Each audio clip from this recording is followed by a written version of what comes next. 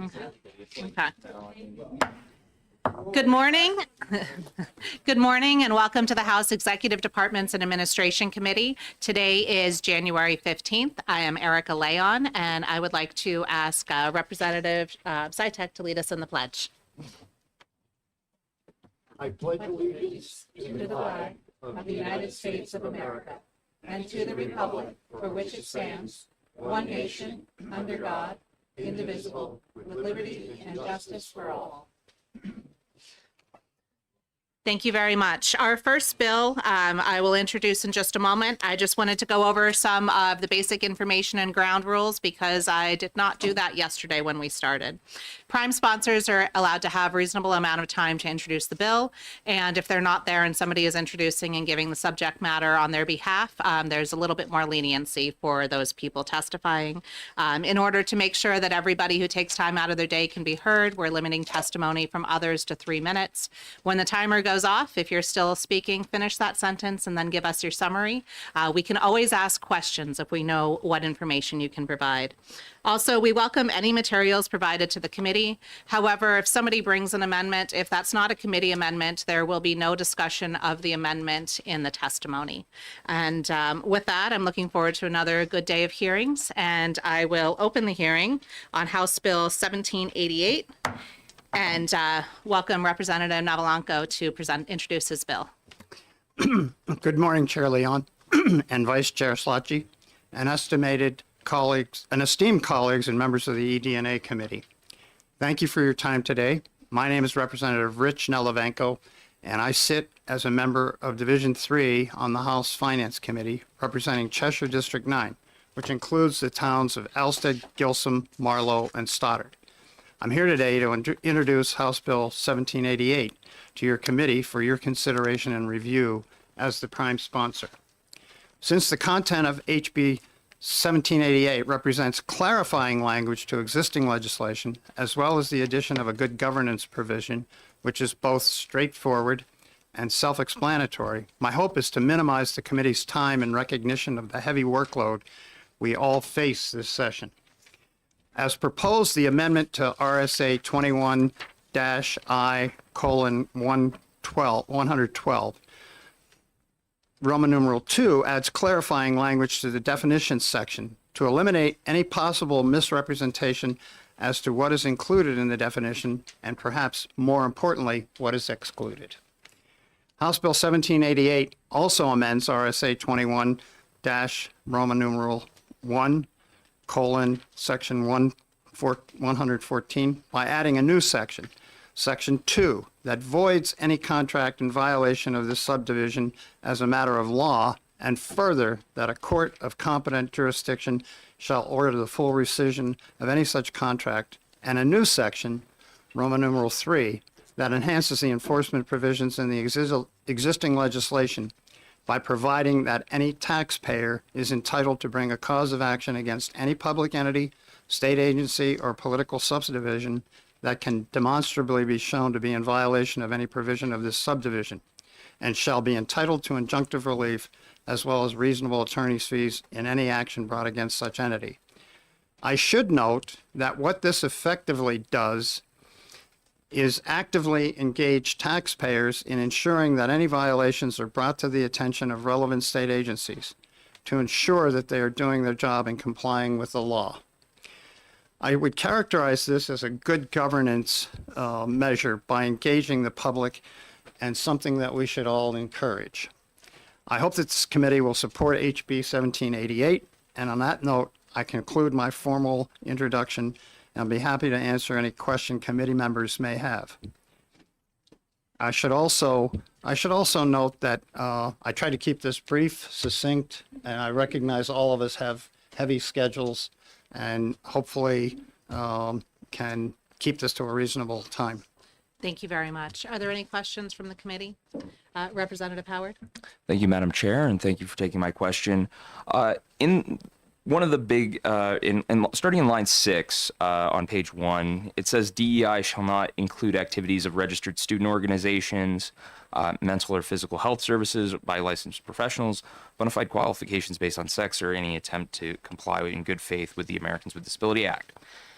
My question is in regards to student organizations, because currently the way that the University of New Hampshire and the university system in New Hampshire works, oftentimes a lot of these student organizations are student-driven and student-led. They are the ones who are putting forward the proposals to form these organizations in the first place.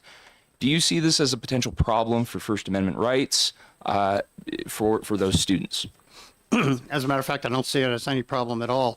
And one of the other provisions in that section, I think, dealt with the disabled. And one of the, in the original legislation, one of the complaints was, oh my God, this is going to, somehow involve disabled people. And it was clear, anyhow, we thought it was clear that the ADA does not have disabled people as like a distinct characteristic. They don't have similar characteristics. So it doesn't, in the base case, run afoul of the law. And that's why I said this is a clarifying definitional section. Okay, thank you. Thank you. Representative Bailey? Thank you. I'm not a lawyer, but some of the bills we go through, they have a sort of severability concept to them, that if some element of the bill is found to be unconstitutional or illegal, the rest of it still holds. Are these contracts, do you allow for that the DEI element doesn't knock out the buying of the fuel or whatever the subject of the contract is? Or? Yes, in direct answer to your question, my career, I dealt with a lot of contract law, and usually there are provisions in most contracts that say if one portion of the contract is deemed to be invalid, it doesn't knock out any of the other provisions. So I would say the answer to your question is that's not a significant issue. Thank you. Representative Slotchie? Thank you, Madam Chair, and thanks for taking my question. I think I understand a bit of what Representative Howard was alluding to in lines 6 through 8, and I think there might be just a bit of a confusion or wording issue. And I'd like to clarify, if it's possible, the intent of what you're adding here. Is the intent here to exclude private groups, student groups from enforcement under the statute? Yes, because that gets away from what the concern is that Representative Howard raised about free speech rights. Thank you. And this bill, it both clarifies the language on DEI in the current statute to exclude those private organizations and student-led organizations. And then it gives an opportunity for taxpayers. If the state is not following existing law, it gives the opportunity for taxpayers to sue the state if they're not following our own laws. Is that correct? That's exactly right. And I think, as I said in the prepared remarks, that one of the things that you try to do is engage your constituents, my constituents, and taxpayers in general in taking an interest. And oftentimes when they take an interest, they're frustrated by the fact that, if you try to take it to court, it's extremely costly.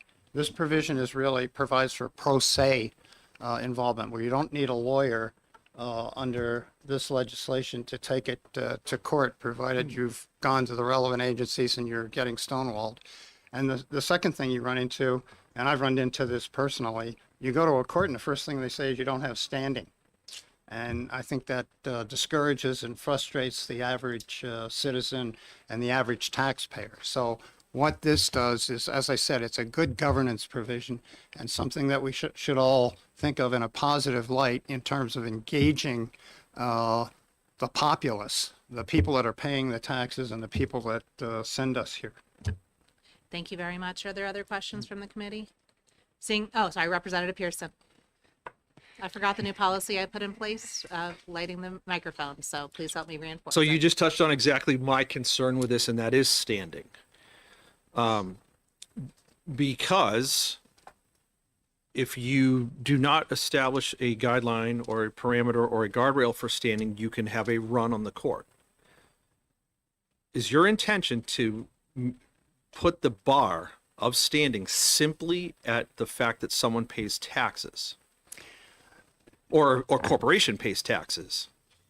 No, it's not. The point there was to provide so that you don't have a run on on the courts, okay, you have a provision here that really is common sense. You have to first demonstrate that the agency or whatever, number one, is aware that there's a violation of the law.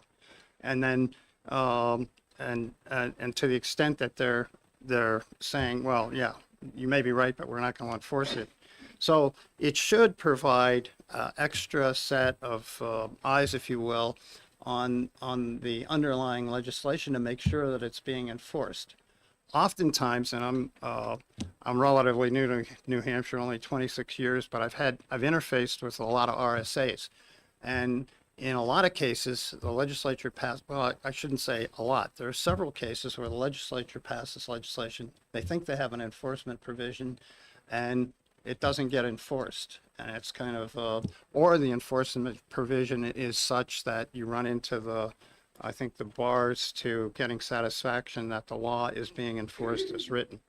So I would say it's actually counter to what your concern is, that it has mechanisms in here, common sense, that prevent a run on the judiciary. Can I follow? Follow up, yes. Sure. Yes. Because I don't read it that way.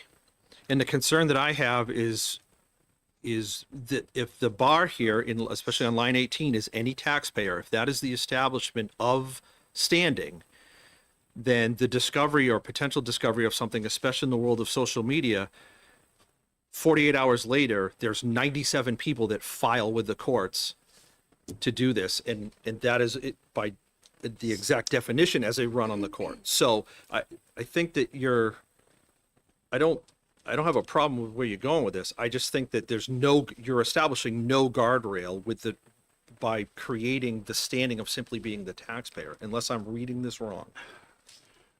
Well, I mean, it's always possible everybody has different interpretations of what it says, but I think pretty clear in my own mind that what has to happen, number one, it's relatively rare, even given the fact that you have social media, that people will take the time to get involved. All of us know that there's a lack of civic involvement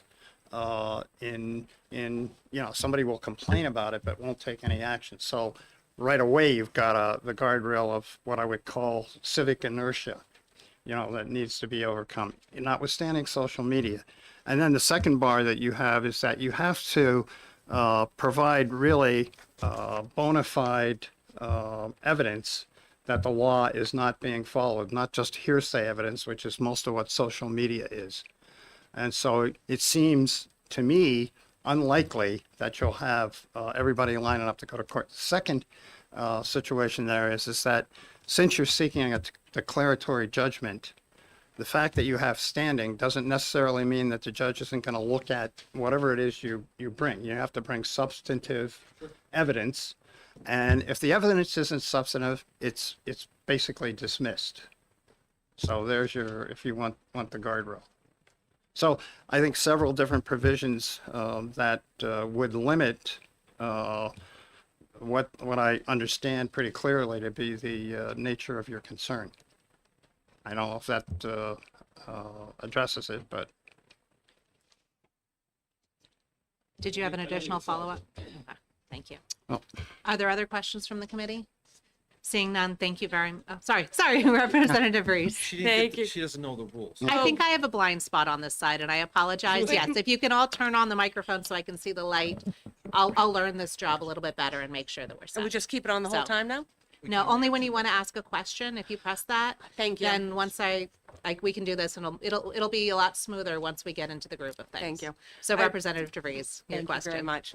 Representative, I guess I have a question about this. Why is it limited to taxpayers? What if somebody is a resident, but they don't actually pay taxes? If they don't work, for example, and no taxes are due, why would you limit it to that? So say, for example, stay-at-home mother doesn't have the right to bring a suit, only the person who's Yeah, and I taxes? think part of that then addresses it, some guardrail, if you will, on the total universe that you're talking about that this covers.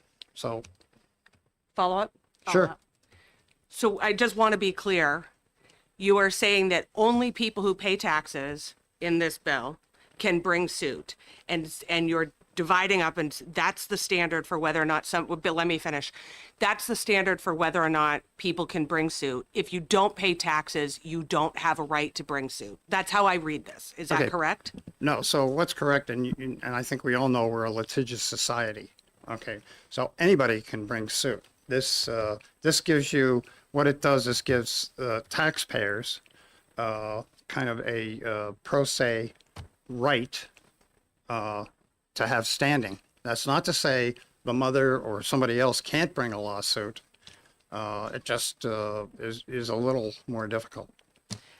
Thank you. I think that this is there's a few areas where we may want to tighten up some of the language around Well, intent. I So, welcome, thank I you. welcome anything that I think strengthens legislation. I Thank think you. that's where I stand as a legislator on the other side of the thing here. So anything that the committee can do to help strengthen this would be certainly welcome.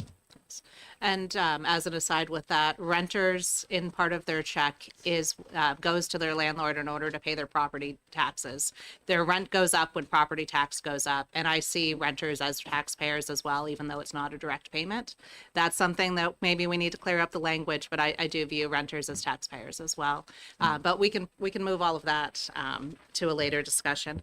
Thank you. Are there other questions from the committee?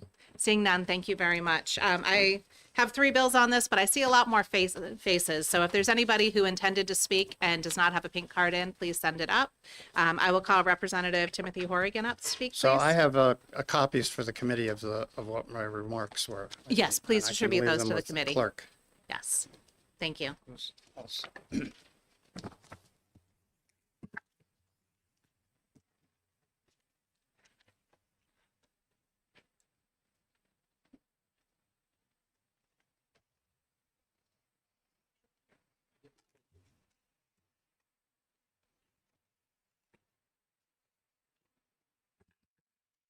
Thank you very much, Madam Chair. So I'm Resident Timothy Horrigan from Stratford County District 10, which is the town of Durham. My pronouns are he/him.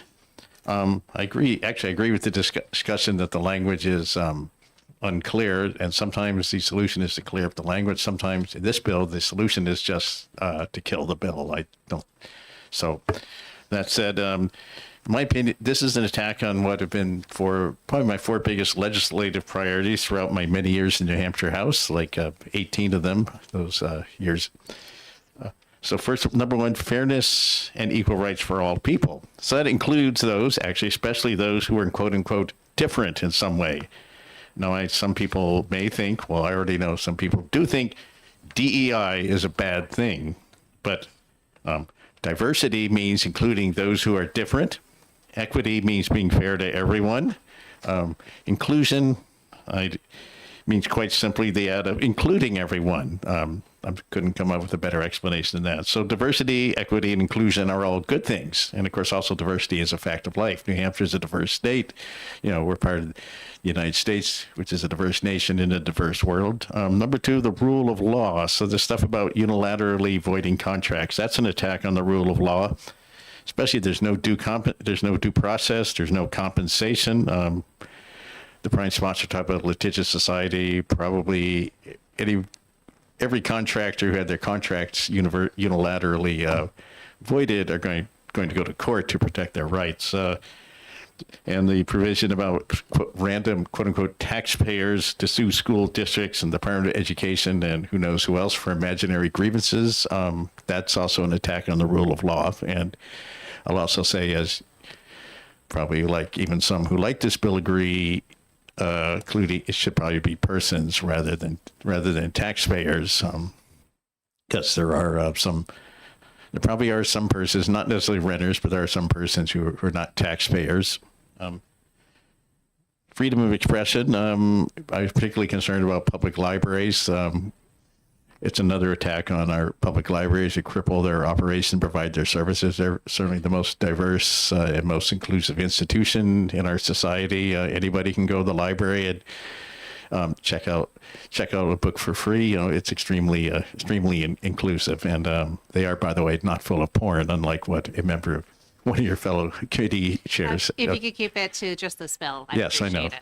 yeah, we're all embarrassed by those comments anyway. So it's also finally disability rights. It definitely would cripple those organizations and agencies which serve the most vulnerable amongst us. And I might also add that the boldface stuff in the first paragraph, just sort of, well, I don't mind weakening it because I didn't like that whole stuff that was added last year to the budget at all. But yeah, it's just, it weakens it rather than strengthens it. So anyway, I recommend simply finding this bill inexpedient to legislate. There's things you can amend, but it's still going to be a bad bill even after you amend it. So thanks.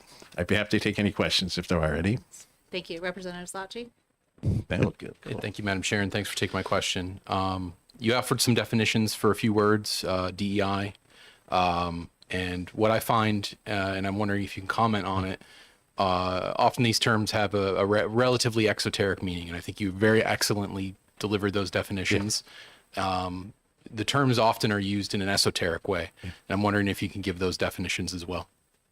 The esoteric definitions, I mean, it depends on, this was a phrase of three things which I think everybody agrees with, and they kind of got put together, and it was a good thing for a while. And then we had, if that's what you mean, then we have like somebody else, person running the country whose values are very different from those who were before. So they decided to like do away with DEI, like, which is impossible. So, I mean, so there's those three basic principles, I think, and probably everybody agrees those are all like basic principles. And I think the programs that are being attacked, I think they mostly did more good than, some of them were, some of them didn't work, but I think all in all, it was generally a positive thing. And I might also add, we're talking about taxpayers. The taxpayers are a very diverse group. So even people who are quote unquote different, who are not a generic, middle-aged white male like myself and most of the people, those people pay taxes too. And actually probably that provision could also backfire. So it could be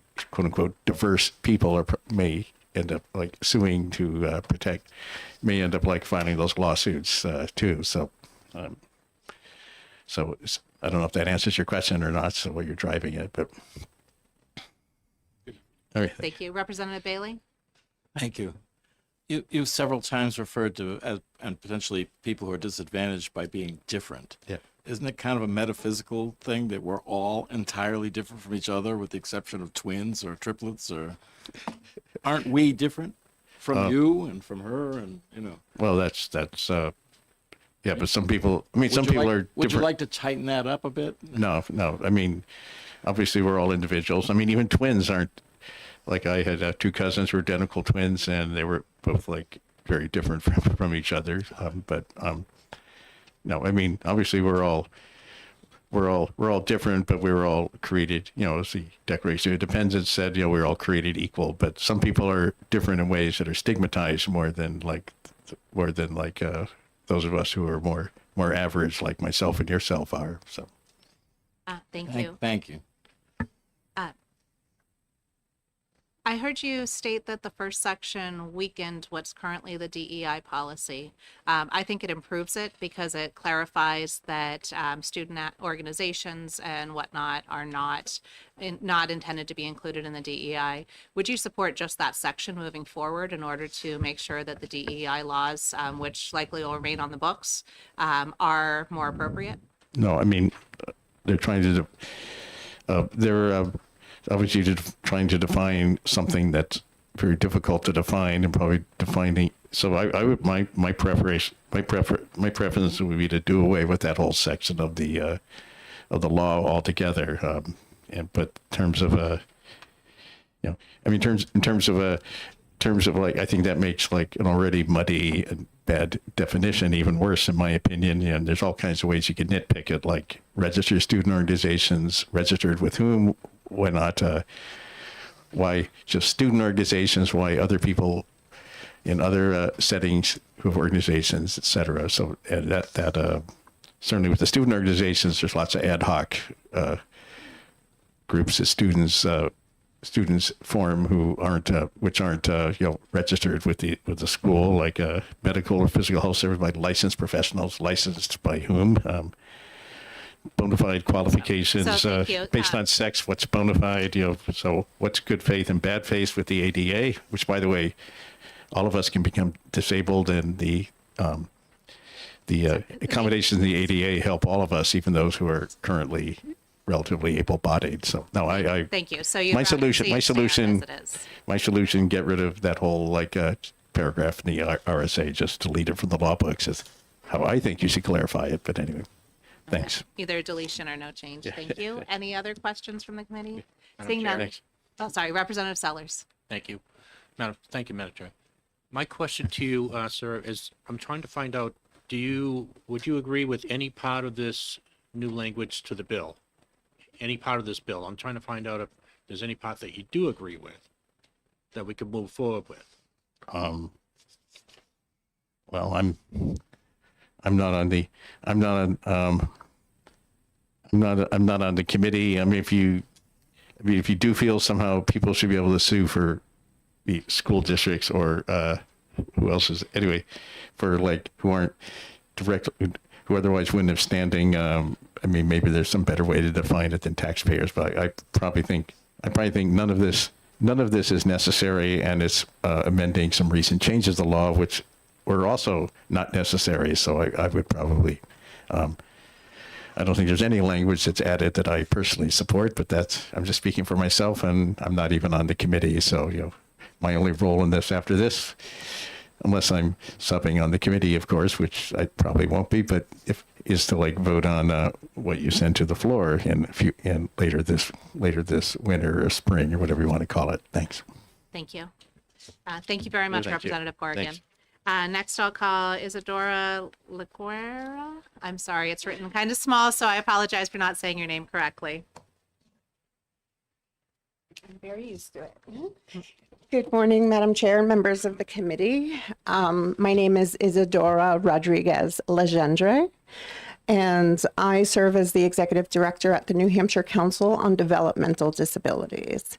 I have written testimony, so I'm not going to read it. I will summarize and let the committee read it on their own time.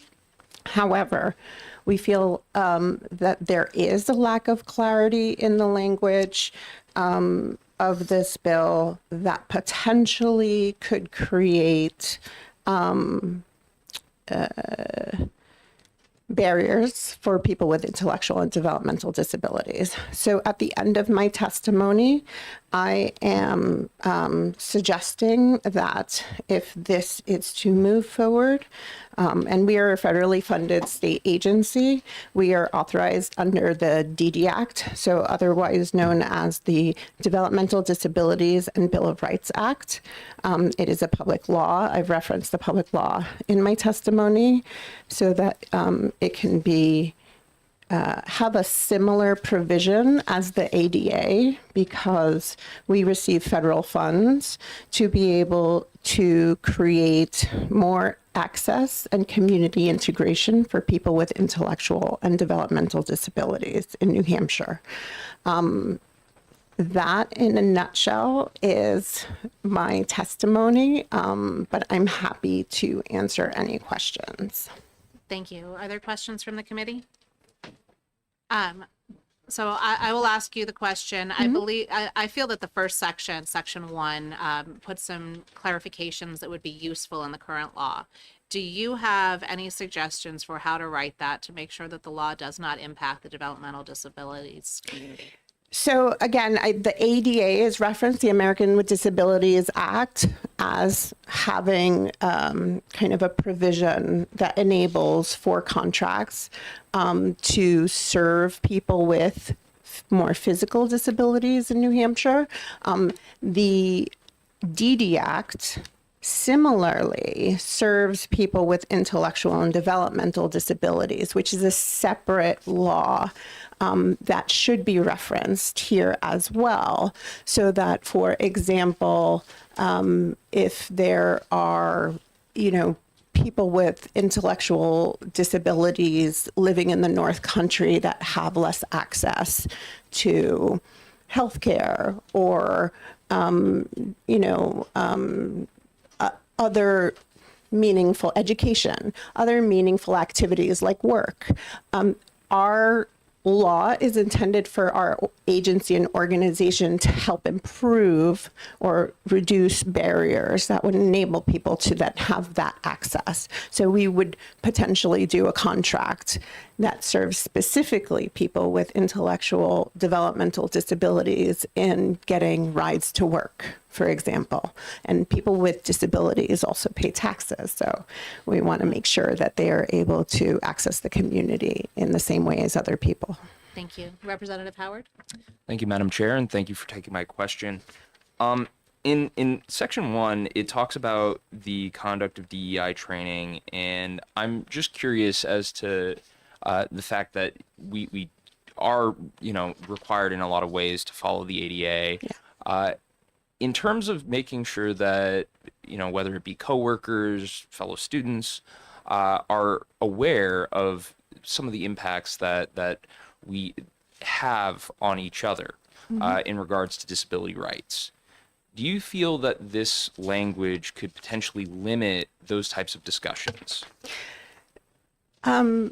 So I would not like to speak on behalf of my organization because, again, we are an organization comprised of people with intellectual developmental disabilities, parents, guardians, and other state and nonprofit organizations that serve people with intellectual and developmental disabilities.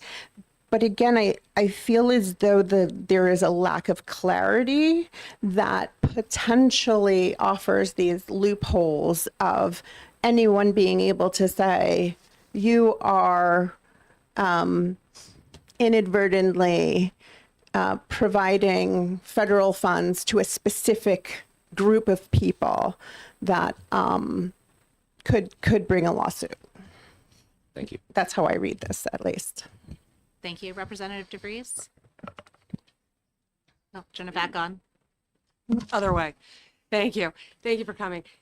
Is your organization so well resourced that you have an excess of time should the floodgates in fact open and you be facing lots of litigation? Would that in any way affect your ability to serve your target population? Oh my goodness, yes. So we're what's known as a minimum allotment state. We receive just over $500,000 a year to be able to create impact in communities.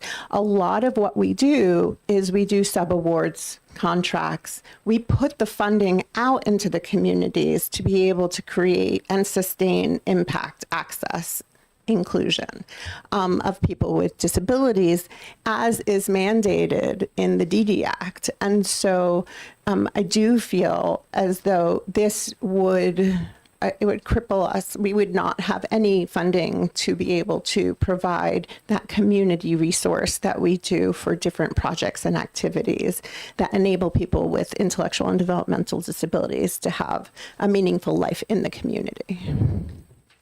Thank you very much. Seeing no further questions, thank you very much Thank for the you. work that you do and for testifying today. Next, I'll call Elizabeth Brown, I believe, to speak.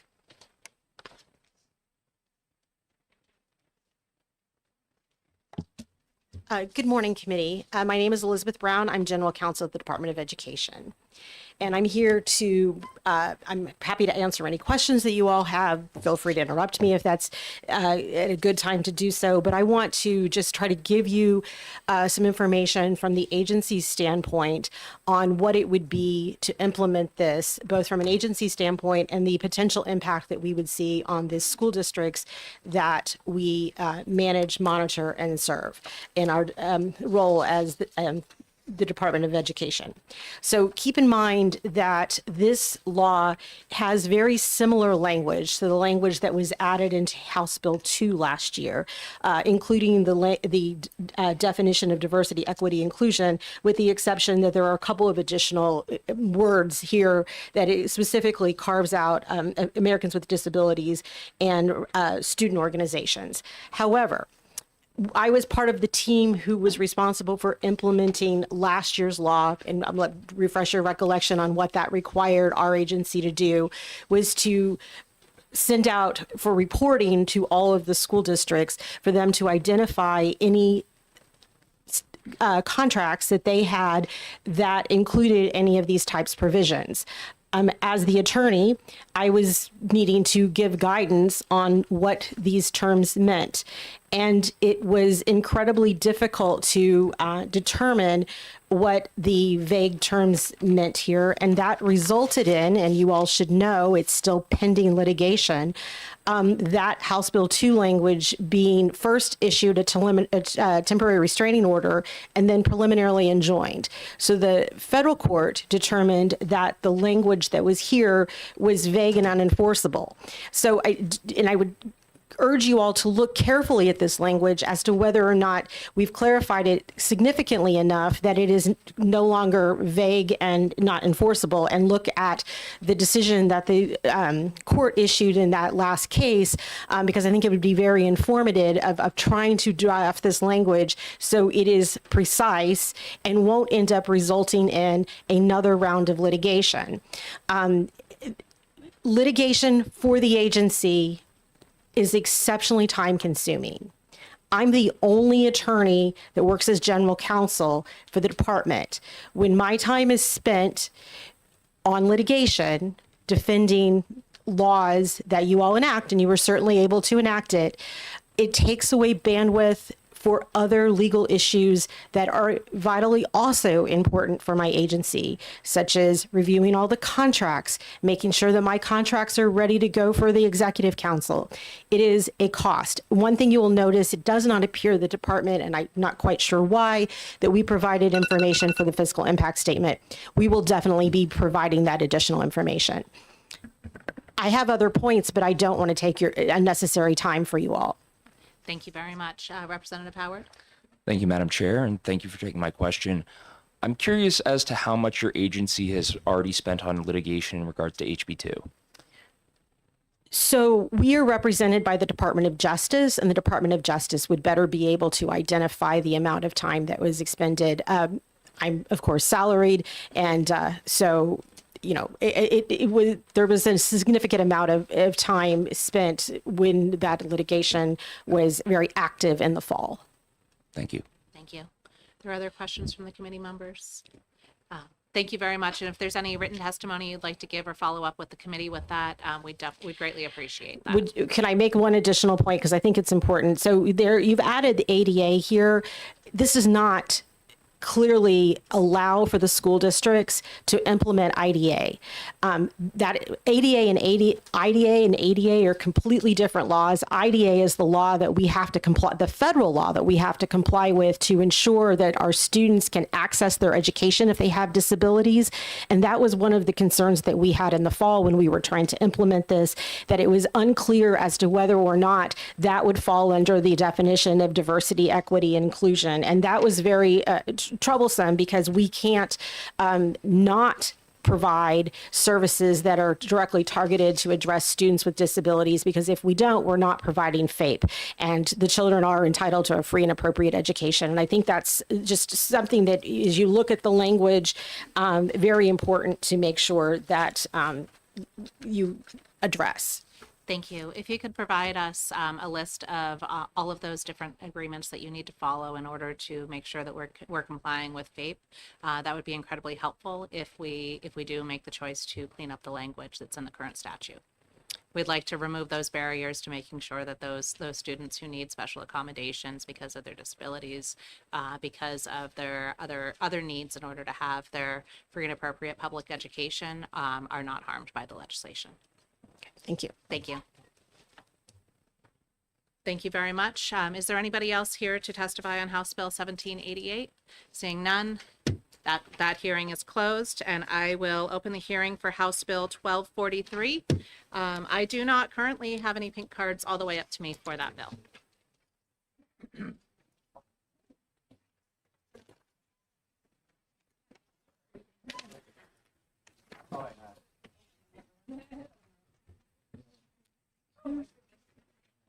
Representative Sabourin Deshwanair, you may introduce your bill.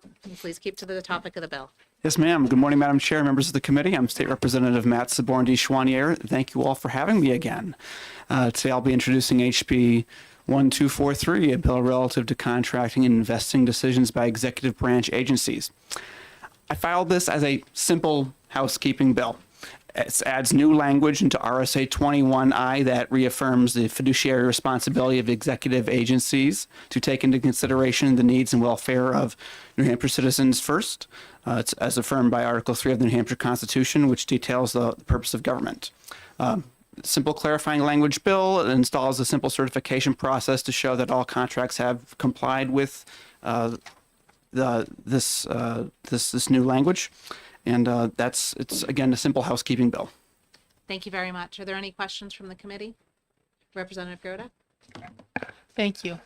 So in the in section 2, the new section, item number 1, it says all contracting and investment actions shall be undertaken solely in the interest of and for the exclusive purpose of providing benefits, services, and goods to the citizens of New Hampshire. Can you give me an example where this is not happening? This is a housekeeping bill that adds new language where I think there should be language. Follow up? Thank you. Okay. Thank you. Representative Bailey? Thank you, Chairman. I was intrigued by the statement of purpose. It seems, I haven't got a copy of the New Hampshire Constitution in front of me, but I believe the whole purpose of government is to protect our life, liberty, and property. Correct. And it's not, this is very transactional. It's benefits, services. It's like you're a company. Okay. Is that what it's all about? No, I wouldn't say that, but I don't think there's anything that's harmful. And do you see anything harmful in? Well, if it rained down from heaven like manna, but you're taking money from people to supply these things, right? These services and goods, are they raining down from heaven like manna? No, they're not. No, the government is taking money from people Yes. to provide these services. Yes. Yeah, so, okay, so it seems a little transactional to me and perhaps overlooks the actual purpose as stated in the Constitution. Yes, but this is also within respect to contracting and investing decisions, Yeah, though. thank you. Thank you. Are there other questions from the committee? Representative DeVries? Thank you, Madam Chair. So I have a couple of questions. Well, let me start with one question. For the exclusive purpose, to Representative Grota's question earlier on lines 10 and 11, for the exclusive purpose of providing benefits, services, and goods to the citizens of New Hampshire, what would happen under this, say, for example, if the state were to contract with a company from Kentucky, and there were, say, for example, a project went out to bid, and a contract, and the lowest cost bidder was from the state of Kentucky, and their employees, in fact, were from the state of Kentucky, but a much higher bid came in from a company that was owned by somebody who lived in the Granite State. In my reading of this, based upon this, if it says that all contracting and investing actions by any executive branch agency shall be for the exclusive purpose of providing benefit, services, and goods to the citizens of New Hampshire, would we then have to deny the bid, the low cost bid from the bidder from Kentucky, for example?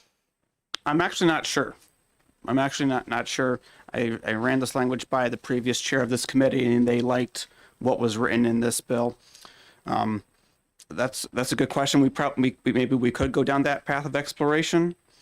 I guess the language perhaps is not specific enough, but again, I'm adding language where I felt just should be. Like there was nothing in that section that stated anything like this. So Follow up. Thank you, Madam Chair.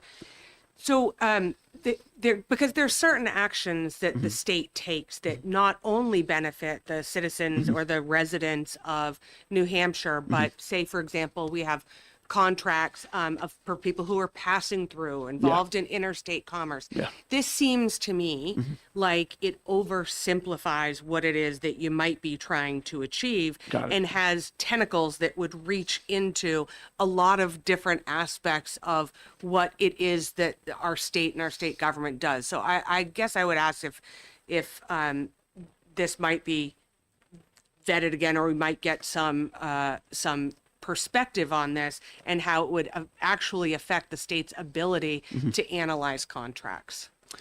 Thank you. Right. Okay. Thank you. Thank you. If you're going to look into that, you can get back to us with anything that you choose to look into. Okay. That's fine. Okay. Thank you. Are there any other questions from the committee? Representative Dargy? Thank you, Madam Chair, and thank you for taking my question. Just to kind of follow up on that, there are some things that the state purchases that are for everybody, like roads. A road can be used by someone passing through. It can be used by a resident, not a citizen. So would you say that we can't pay for roads with this bill? No, that's not the intention. It's language that's reaffirms in this section where there was no language before, specifically just the reminder that there is contract, the purposes of businesses for the citizens. It's just a housekeeping bill it's intended for. I believe that this section should include language reaffirming that. Okay, that's not the way I read it. I read it to say that you can't do anything that helps people that are residents but not citizens, or people from other states. Okay. Well, I don't think that's... Yes, thank you. So is the intention of this bill to state that money raised through taxes or otherwise raised from people in New Hampshire is intended to benefit people in New Hampshire? Yes. Yes. Thank you. Representative Groda? Right. So let me give you a list of examples and tell me whether or not this bill, what your intention would be. So, for example, I'm just going to deal with the State House. Sure. We have services for cleaning. We have services for plowing the garage and icing the garage. We have food services contract. So how would those kinds of contracts, because when you say all contracts, it includes all contracts. So how would those kinds of contracts, which are really directly the state and we, as representatives of our constituents, benefit from those, but typically, but it's not a direct relationship to the people of New Hampshire. So how would you? And there's many. I mean, those are the three that came to mind right away, right? Legal contracts. So how would? I think I understand your intent, but how would you amend the language to get to the essence of what you want to do? I don't have an answer for that right now. Thank you. Representative DeRoy? Thank you for taking the question. When I read this, the way I interpreted it was that we're looking to contract with only individuals who have businesses here in New Hampshire, where it would benefit our citizens that have businesses, because that money goes back to the citizens of New Hampshire. Am I way off on this? So all contracts, like road contracts, plowing contracts, all of it, attorneys, should be used in New Hampshire primarily because they benefit the citizens of New Hampshire. Well, ideally, we want to take advantage of the resources available to Right. us. Yes. So is that what this is, or?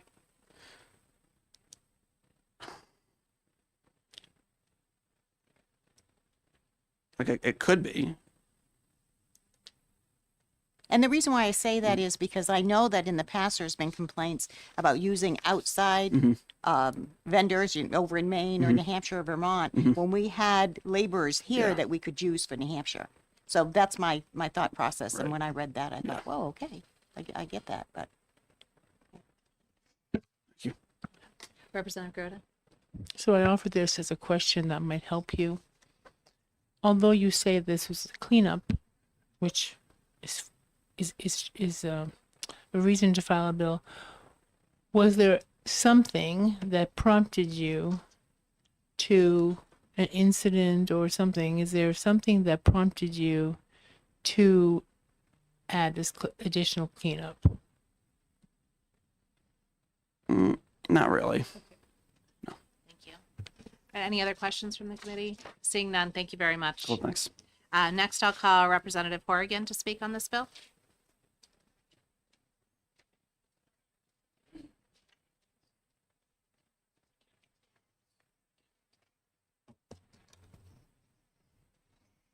I'm Representative Timothy Horrigan. I'm continuing to be from Stratford County District 10, the town of Durham. As far as I can tell, this bill is I'm listening to the discussion, and I'm still unclear on what it does. I had a general idea reading it, but I didn't hear a rationale of what specifically it would change. So that's one reason to vote for it. It's unclear what it does, and it's unnecessary. The government of the state of New Hampshire, with the contract, the investment decision, it does what's right for the state of New Hampshire, and they're not always perfect, but they generally do a pretty good job. So I don't know what type of contracts we're preventing state agencies from entering into, what type of investments we're trying to prevent the state from making. But insofar, I think they should. So I think they should do what they're already doing. They should do a better job. But I don't think this bill. So I'm not sure what this bill is trying to prevent.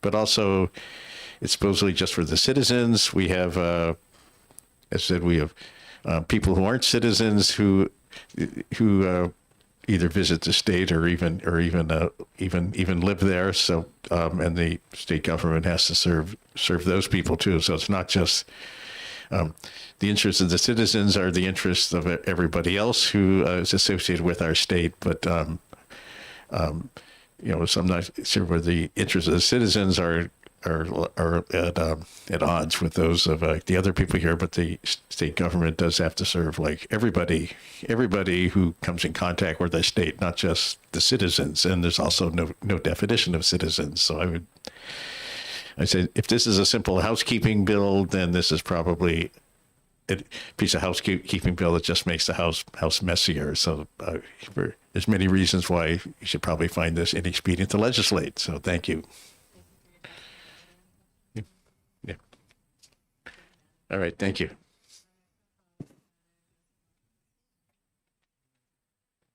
Sorry, thank you very much. I had turned that off to take a sip of water. Thank you, Representative Horrigan. We'll call Representative Joe Barton up to speak. And you weren't here when I stated it earlier. We're keeping testimony to 3 minutes. So if the timer goes off, finish your sentence and thoughts. Thank you, Madam Chair. I'm a co-sponsor of this bill, and hopefully I can clear some up of the language up that the prime sponsor wasn't real clear on. I want to focus my testimony on lines 12 through 19, where there seems to be confusion between the questions here, and how I understand the bill and its purpose. In line 13, it says, unless the primary and exclusive purpose. That exclusive purpose is relative to the contract, not to who it serves. So I don't believe a contract for roads, for example, has to be only New Hampshire citizens can use these roads. No, it's to the benefit of New Hampshire citizens, but not exclusively. But the contract is exclusively for that purpose, for the enjoyment of our citizens, but not exclusively of our citizens.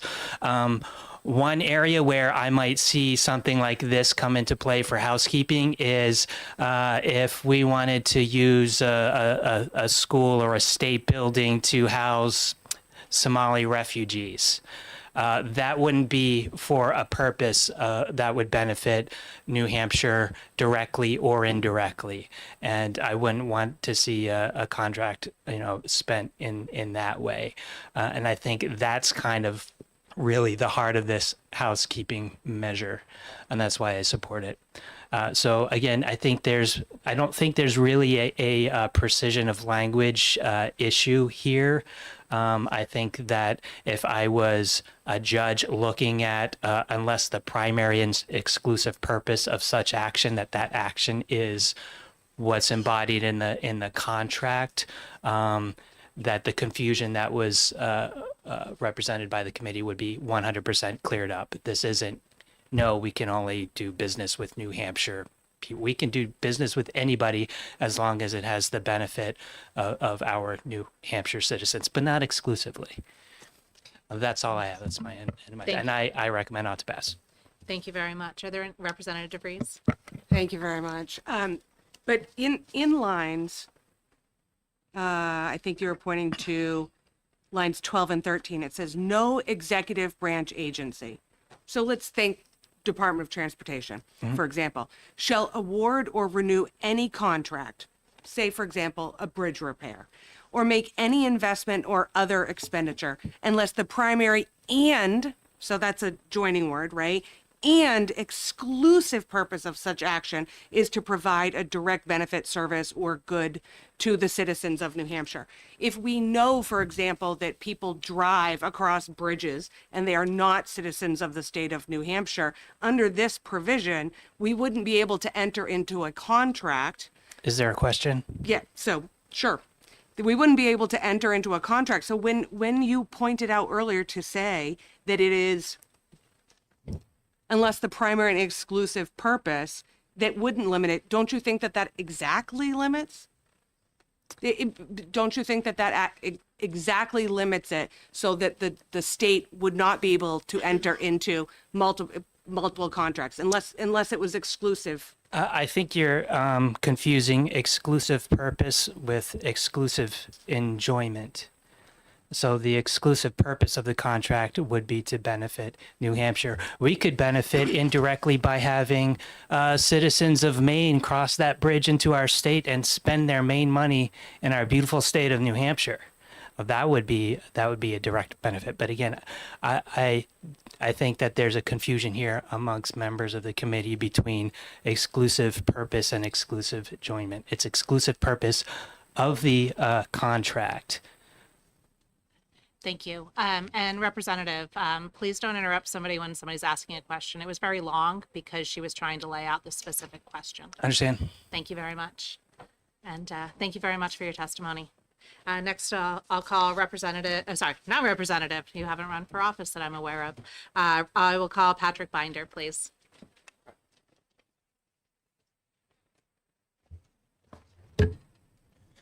Hello, thanks for having me. Patrick Binder of Manchester. I'm here representing myself and New Hampshire First. We are a Citizens First organization, and I agree with Joe Barton there that a major word that's being overlooked is the purpose. We build roads and the whole governance. If we look at Article 3 of the New Hampshire Constitution, Part 1, the reason for society and government existing is to benefit the people that come together to make this government. And that isn't the citizens of Kentucky to get to contracting with people outside of the state. But not to say that this is limiting that. I don't think it's limiting contracts as long as the purpose is to benefit the citizens, right? So, as was also mentioned, if it was a Somali housing complex, that would be to benefit Somalians, foreigners, non-citizens. And this government is made up of citizens, not non-citizens, to benefit citizens. That's pretty clear in Article 3A. So I think this is just clarifying what Article 3A is telling the executive and clarifying the fiduciary responsibility that the executive has, that every action they take should be benefiting New Hampshire citizens. We shouldn't be doing any action. The fact that people can come here and use our roads and enjoy them is secondary to the fact that the roads are here for New Hampshire citizens. We don't build roads going from Maine to Canada. We build roads going from New Hampshire to Canada. And that's so that New Hampshire citizens can access Canada, not really so necessarily so Canadians can come here. It's secondary that they can, and we benefit from their them spending their money here. But I don't think that's the primary purpose, and it never should be the primary purpose of government. Their primary purpose should always benefit the citizens of New Hampshire. As far as the comment that citizen is not defined, it is defined. Citizens of the United States that live in New Hampshire are citizens of New Hampshire. That's what the 14th Amendment of the United States Constitution says, and we follow that here in New Hampshire. As far as Representative Bailey had brought up manna from the sky, this doesn't change or recommend any change to how contracts are done currently. It's just adding purpose, a fiduciary clarity that the purpose has to be for New Hampshire citizens. It can never be for anyone else. And so New Hampshire First and myself are in support of this, and I'm willing to take any questions. Thank you. Are there questions from the committee? Representative Schmidt? Thank you, Madam Chair. So the word exclusive means that's the only purpose. That's what the word exclusive means. The only purpose.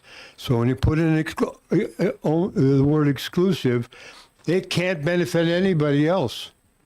So I think the word exclusive is either a poison pill or it's a self-inflicted wound. Again, as Joe Barton and Representative Barton said, the word you're kind of skipping over there, though, is purpose, right? So the purpose of any contract has to be for New Hampshire citizens. That's not to say there's going to be any secondary effects of a contract. Exclusive means there's no other reason. 100%. It should be exclusively for the purpose. The purpose of any contract should be exclusively for New Hampshire citizens. If this government is writing contracts to benefit citizens of Great Britain, that is not what we are here for. That is, in my book, treason. So this is just housekeeping. This is just defining what the purpose of government is, and telling the executive this is what you're here to do. And it's really, like I said, it's really mimicking the language of Section 3, Article 3 of our Constitution, that defines why you guys are here in this room doing this today. It is to benefit the citizens of New Hampshire that come together to make this government. We don't come together. No citizen in New Hampshire came together to make this government to benefit Somalians or British people or someone in China. No one did that, right? Like, I'm not here for that, to benefit foreigners. I'm here to benefit my citizens, and I would hope that you guys are all too. Thank you very much. Did you have a question? No. Representative Sitek. Mr. Bender, you apparently keep a close eye on state government, including the executive branch. My question to you is, do you see excesses or policies in the executive branch that make this necessary? Absolutely. I live in Manchester, and there's so the contracting thing. I actually don't think this changes it. I think we do need language that says that they can't contract with foreign corporations. But the benefit part is to get to Representative Bailey's point, is already very loose in the interpretation of New Hampshire law. For instance, in Manchester, there's an apartment building being built, right? It's, I think, just completed or about to be completed. The developers are California developers, and the architects are New York architects, and they got federal funding, state funding, city funding, and a city tax deferment. And I don't see how all that going to a foreign company is benefiting the people of New Hampshire. You could argue, but there's new houses. Where's this money coming from, right? This is New Hampshire citizen money. I don't think the state should be doing stuff like that at all. But this at least would say that if you're going to do it, you have to go through a simple process of getting it certified that it's actually can show a benefit to New Hampshire citizens. And to me, that's just providing fiduciary clarity to the executive. And giving them a process, because currently I don't think there is a real process to certify that any contract is exclusively benefiting. The purpose of any contract is to exclusively benefit citizens of New Hampshire. So it also creates a process for this, which I would think the executive would like, because then it's like, okay, here we got it certified, right? It's certified that, and in these ways we can show that this is benefiting New Hampshire citizens exclusively, and we're not doing it actually to benefit Somalians or British citizens or anyone else, or citizens of Maine or Kentucky. Thank you. Representative Sellers. Thank you, Madam Chair. So as going through reading this again, this action is to provide a direct benefit. It has to at least provide a direct benefit to the New Hampshire residents, right? Mm-hmm. Taxpayers. I agree. Thank you very much. I thank you for your testimony. I don't think I see any other questions from the committee. Is there anybody else here to testify on House Bill 1243? Seeing none, the hearing on House Bill 1243 is closed. I will open the hearing on House Bill 1500. I do not have any pink cards for that yet, but I'm sure it's on its way. I'm sorry. And you can, I'm out of practice. You can give that to us after you testify. I apologize. We know you're good for it. Thank you. I apologize, Madam Chair. Thank you.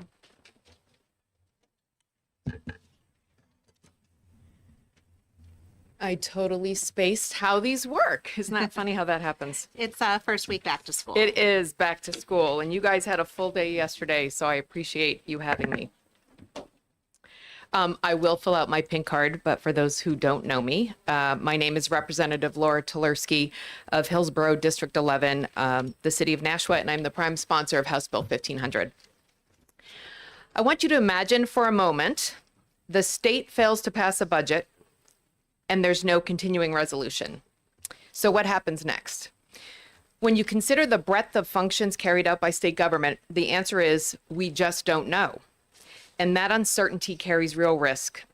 So let's consider a few scenarios of what could happen. You call 911 in an emergency.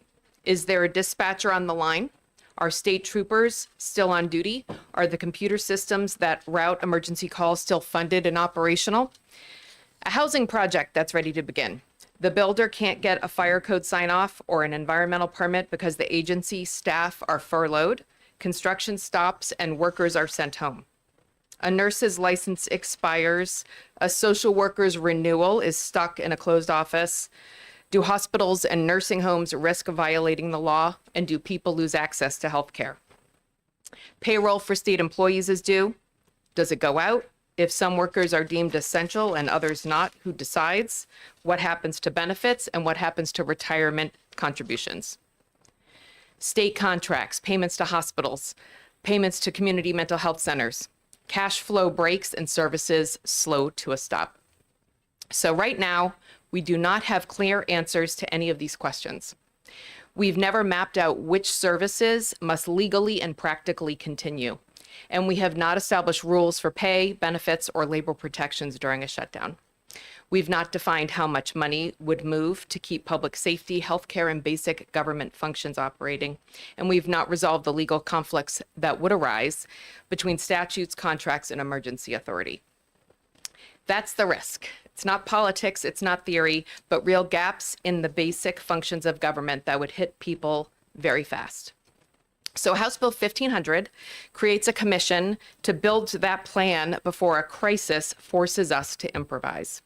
It brings together the people who would be responsible in real time, members of eDNA, all of you who oversee core operations, licensing, and retirement systems, members of finance and ways and means, because crisis spending and revenue control determine what can actually stay open, senators to ensure that both chambers are involved to shape the response, the governor's office, because executive authority drives emergency action, the treasurer to manage cash flow and debt, the secretary of state to safeguard elections and vital records, the AG to resolve legal conflicts, administrative services because they handle payroll, facilities, and contracts, state employee representatives because the workers carry out the response, community action agencies because they see the first impacts on our families, and business and industry because economic continuity affects every household.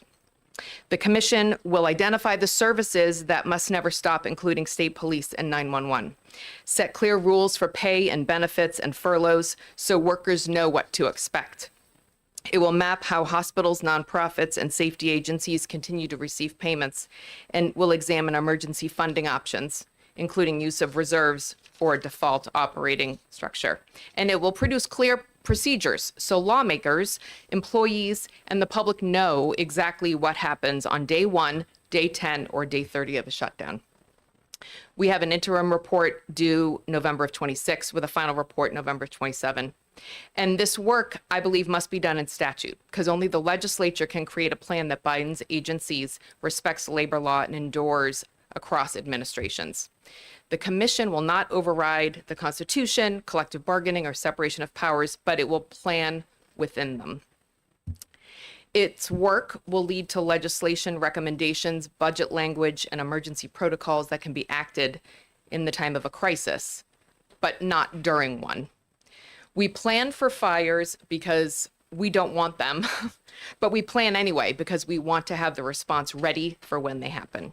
So for these reasons, I urge you to recommend ought to pass on House Bill 1500. And I thank you for the time. Thank you. Representative Schmidt? Thank you, Madam Chair. It first blush, this certainly seems like a laudable goal and a good thing, but doesn't the governor already have extraordinary powers in the case of an emergency to act in a way that the legislature, for example, can't, it's the legislative process is by design and certainly by, practice, very slow and methodical, trying to get at the base of everything and figure everything out. Whereas the governor, in the case of an emergency, and a shutdown certainly would be an emergency, doesn't the governor have the authority to basically run the government until the legislature until the emergency is over, basically? So doesn't the governor already have the kind of powers that you cite as being, suspended by that emergency? Thank you for the question, Representative. Yes. I think during COVID, we saw some of this conflict between the legislature and the governor. And the question remains, when there is a lack of a continuing resolution, what actually would happen? What we do know is we do not have state employees labeled officially as essential employees. What we think would be the fallback is RSA 913D, which is in regards to a civil emergency where the governor, with the advice and consent of the fiscal committee, can authorize expenditures. And the governor can determine if this civil emergency exists based on peril to public health, safety, welfare, inhabitants of the state, et cetera, et cetera.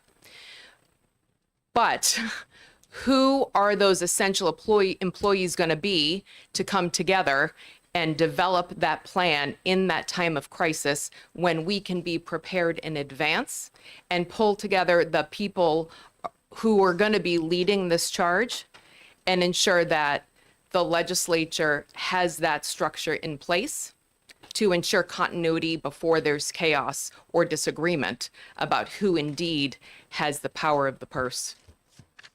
Follow up? Thank you, Madam Chair. So again, this seems like a laudable goal, but it's kind of a Herculean task because you're trying to imagine a whole series of possibilities and to provide. And are you telling us that the state of New Hampshire has no provisions for this already that are automatic? So I'll tell you what I do know from research and the fact that we got a little close to this in June. This is where the idea of this bill actually came about. Last June, we were very close with our budget. We know that the budget failed at the beginning by one vote, and then we came back after some time and it eventually passed. We also know that there was not full agreement on a continuing resolution. You need a 2/3 supermajority to suspend the rules to bring in a continuing resolution. So being on finance, we started to talk about what actually is going to happen if we don't get the budget over the finish line and if we don't get a continuing resolution. The reality is the answers were murky and we really didn't know. The history shows us that this has happened twice in modern times. 1959, the state went 2 days without any authorization for spending.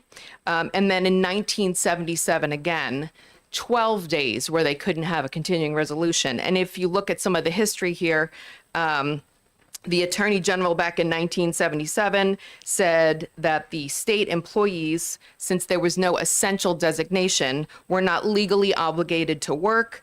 There were threats to the state's credit rating, considerable uncertainty about what services could actually continue. Now, this is what this bill hopes to address, is to try to clarify some of that uncertainty and chaos before we get to that place. We know that in the end, we were able to get a budget over the finish line, but I have to say, some of us weren't so sure what that would look like and if we would actually get there.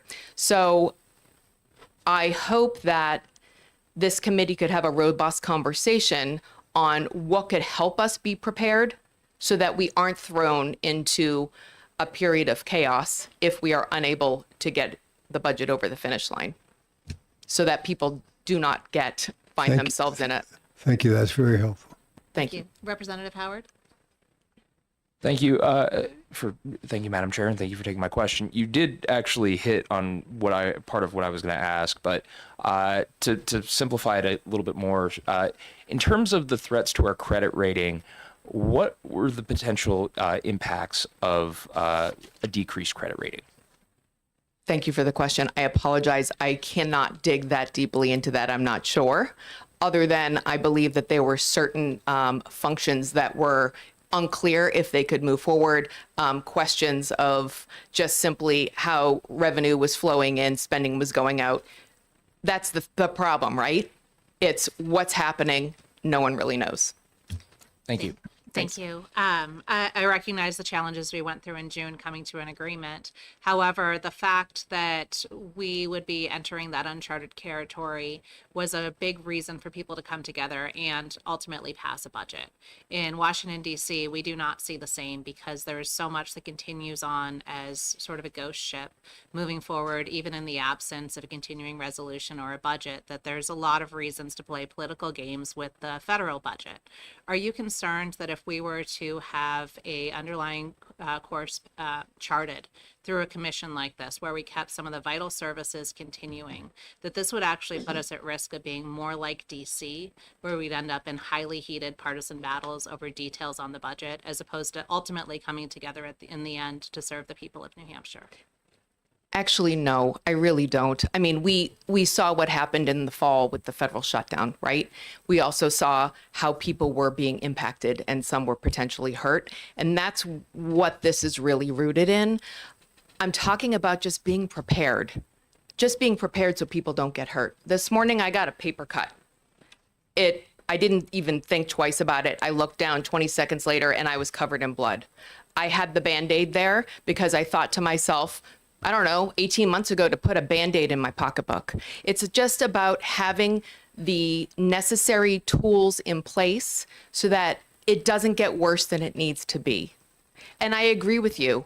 We ended up coming to an agreement. And yes, maybe that did push some people to end up supporting a budget. However, should we really lead like that? Shouldn't we lead with the hope of making sure that Granite Staters are not going to be thrown into a period of chaos where there's uncertainty on if they're going to, be able to have their grandmother who's in a nursing home get the services they need?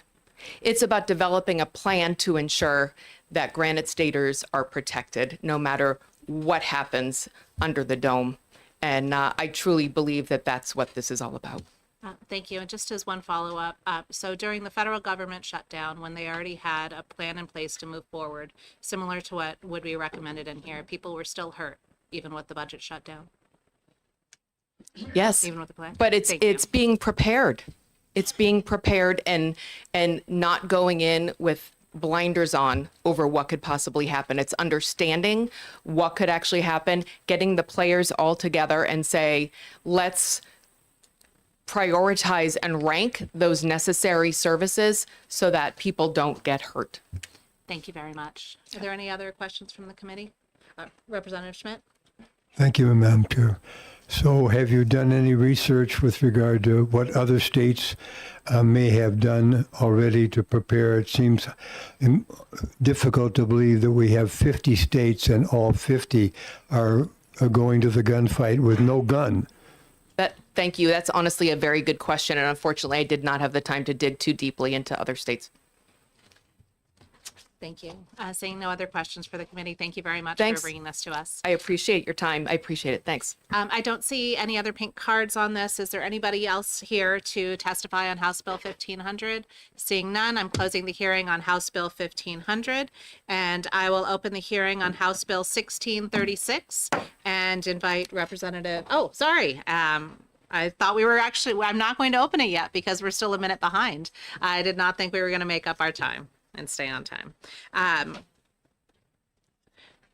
There was three fiscal notes that we requested yesterday as a committee. I distributed the fiscal note for House Bill 1170 last night because I did not get it handed out while we were all here. That fiscal note is $269.6 million. We also have the fiscal notes, which I will pass around on House Bill 1727 and House Bill 1471. Both of those fiscal notes came back as no fiscal impact. And I will distribute those to everybody. Now that we are officially at 11:20, now I will go ahead and open up the hearing for House Bill 1636. And welcome up Representative Opal.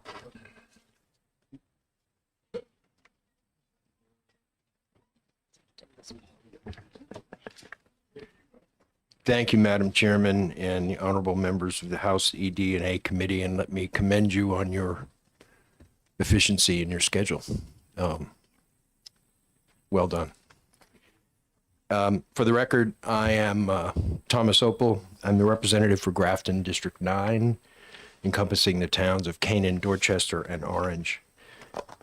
And I introduced House Bill 1636 because our constituents face an economic crisis regarding their property tax bills. Public school funding in many cases is the single largest component of local property taxes, but New Hampshire ranks last among the 50 states in state support for public schools. And there are 3 decades of court decisions finding that the state's education effort fails to meet its obligations as outlined in our Constitution, state Constitution. Last year, when this legislature was crafting and then passing a biennial budget, we often heard that painful cuts had to be made to balance the budget. But that was only true because of 10 years of tax cuts that largely benefited ultra-wealthy corporations and individuals, while many costs were downshifted to local property taxes, especially in public education. It's as if a family were told one day by the chief breadwinner that they've decided to only work part-time from now on. And as such, the children are going to have to skip half the meals every week. The people of New Hampshire deserve and demand services that are critical to their health and prosperity, and our children deserve the opportunity for the same public education system that frankly has been a chief contributor to making our nation the most prosperous in human history. The answer is not more cuts, and the answer is not artificial caps, which have consistently been rejected by voters across the state. The answer is a revenue system that does not lean most heavily on those who have the least. The answer is a revenue system that assures that those with the most pay their fair share. House Bill 1636 seeks to find that system by turning to the revenue experts in our state, the Department of Revenue Administration, to develop options that create that fairer system, to finally meet the obligations outlined in 3 decades of court decisions, to appropriately fund our higher education system, to deal with the housing crisis, and to assure the health of our citizens.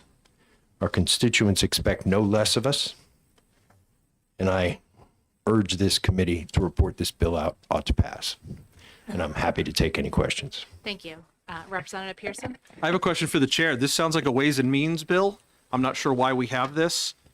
This seems off of the intent of this committee to do this. So you know what I mean? It just seems like. It may seem like a Ways and Means one. This is one where it's looking at requesting the Department of Revenue Administration, which is why I believe that it most likely was sent to us, because we've scheduled and heard the bill. It's ours, and we can't vacate it to another committee now that we've had a hearing. However, I do believe that we can give appropriate consideration to this. Okay. Okay. You sure on that limit? As far as sending it to Ways and Means. We can have a discussion with that and see what makes the most sense. With the clerk, yeah, okay. Thank you. Okay. Are there questions from the committee? Representative Slotty?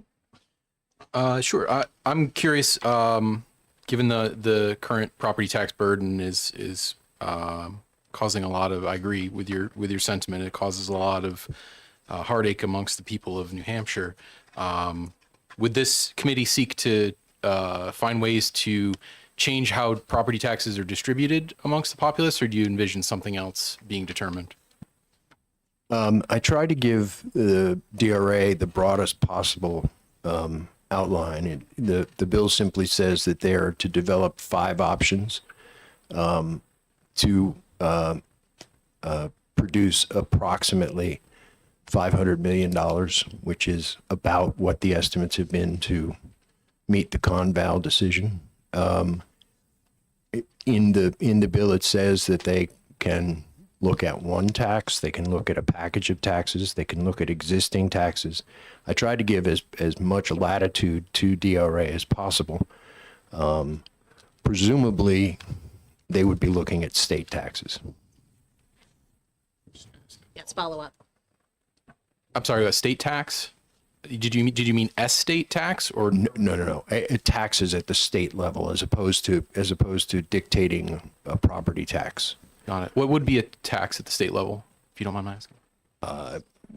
They can look at existing taxes. They could look at taxes that don't currently exist. In my opinion, I think we should consider restoring the interest and dividends tax. I've made that case before. But what I'm saying is, I don't think DRA I would hope DRA doesn't come back with further burdening local property taxes. One more follow up. I guess I'm not following. The IND tax, in my understanding, would most weigh heavily on seniors, would it not? No, I think every study. I'm sorry. I don't mean. Do you mean just like a sales income tax? Is that what you're really the underlying purpose of this bill? I don't have a particular tax in mind. That was the point of asking DRA to come back with a package. Representative Groda. Thank you. You mentioned $500 million, but yet you don't have that limit, I think, in the bill. So is there a number that you have in mind?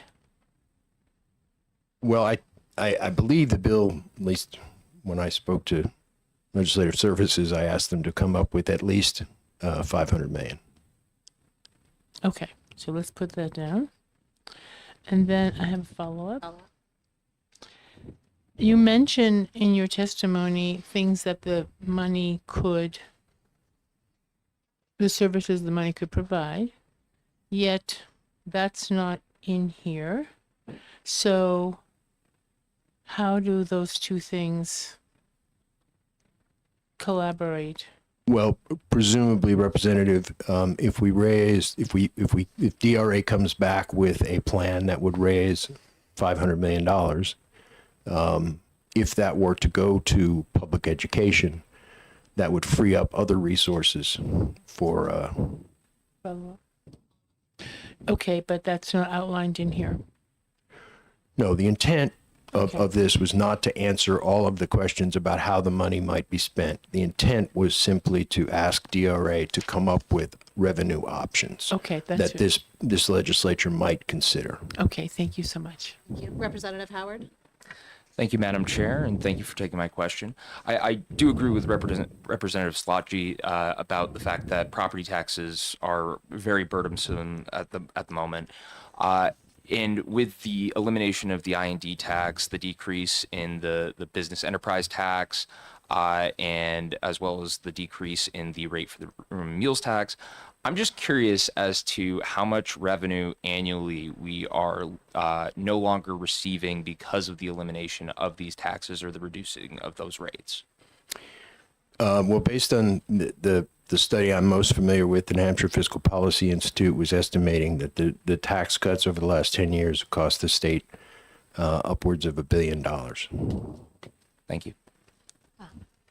Thank you. Representative Sellers. Thank you, Madam Chair. So regarding that question, what does that really have to do with the study? They're two different things. What we did yesterday is what you're trying to find out what we should do tomorrow. I don't understand what they have to do. I mean, over the last 7 years, the state is giving $162.8 million more to the school districts, which is almost a 30% increase just in the last 7 years. And still nothing seems to be enough. So I'm not sure what, even if we gave our past legislation to reduce taxes on certain tax revenues that we've raised. I don't know what that has to do with this. Am I missing a point someplace here? This is a study to ask the DRA to say, come up with ideas. Well, thank you for the question, Representative.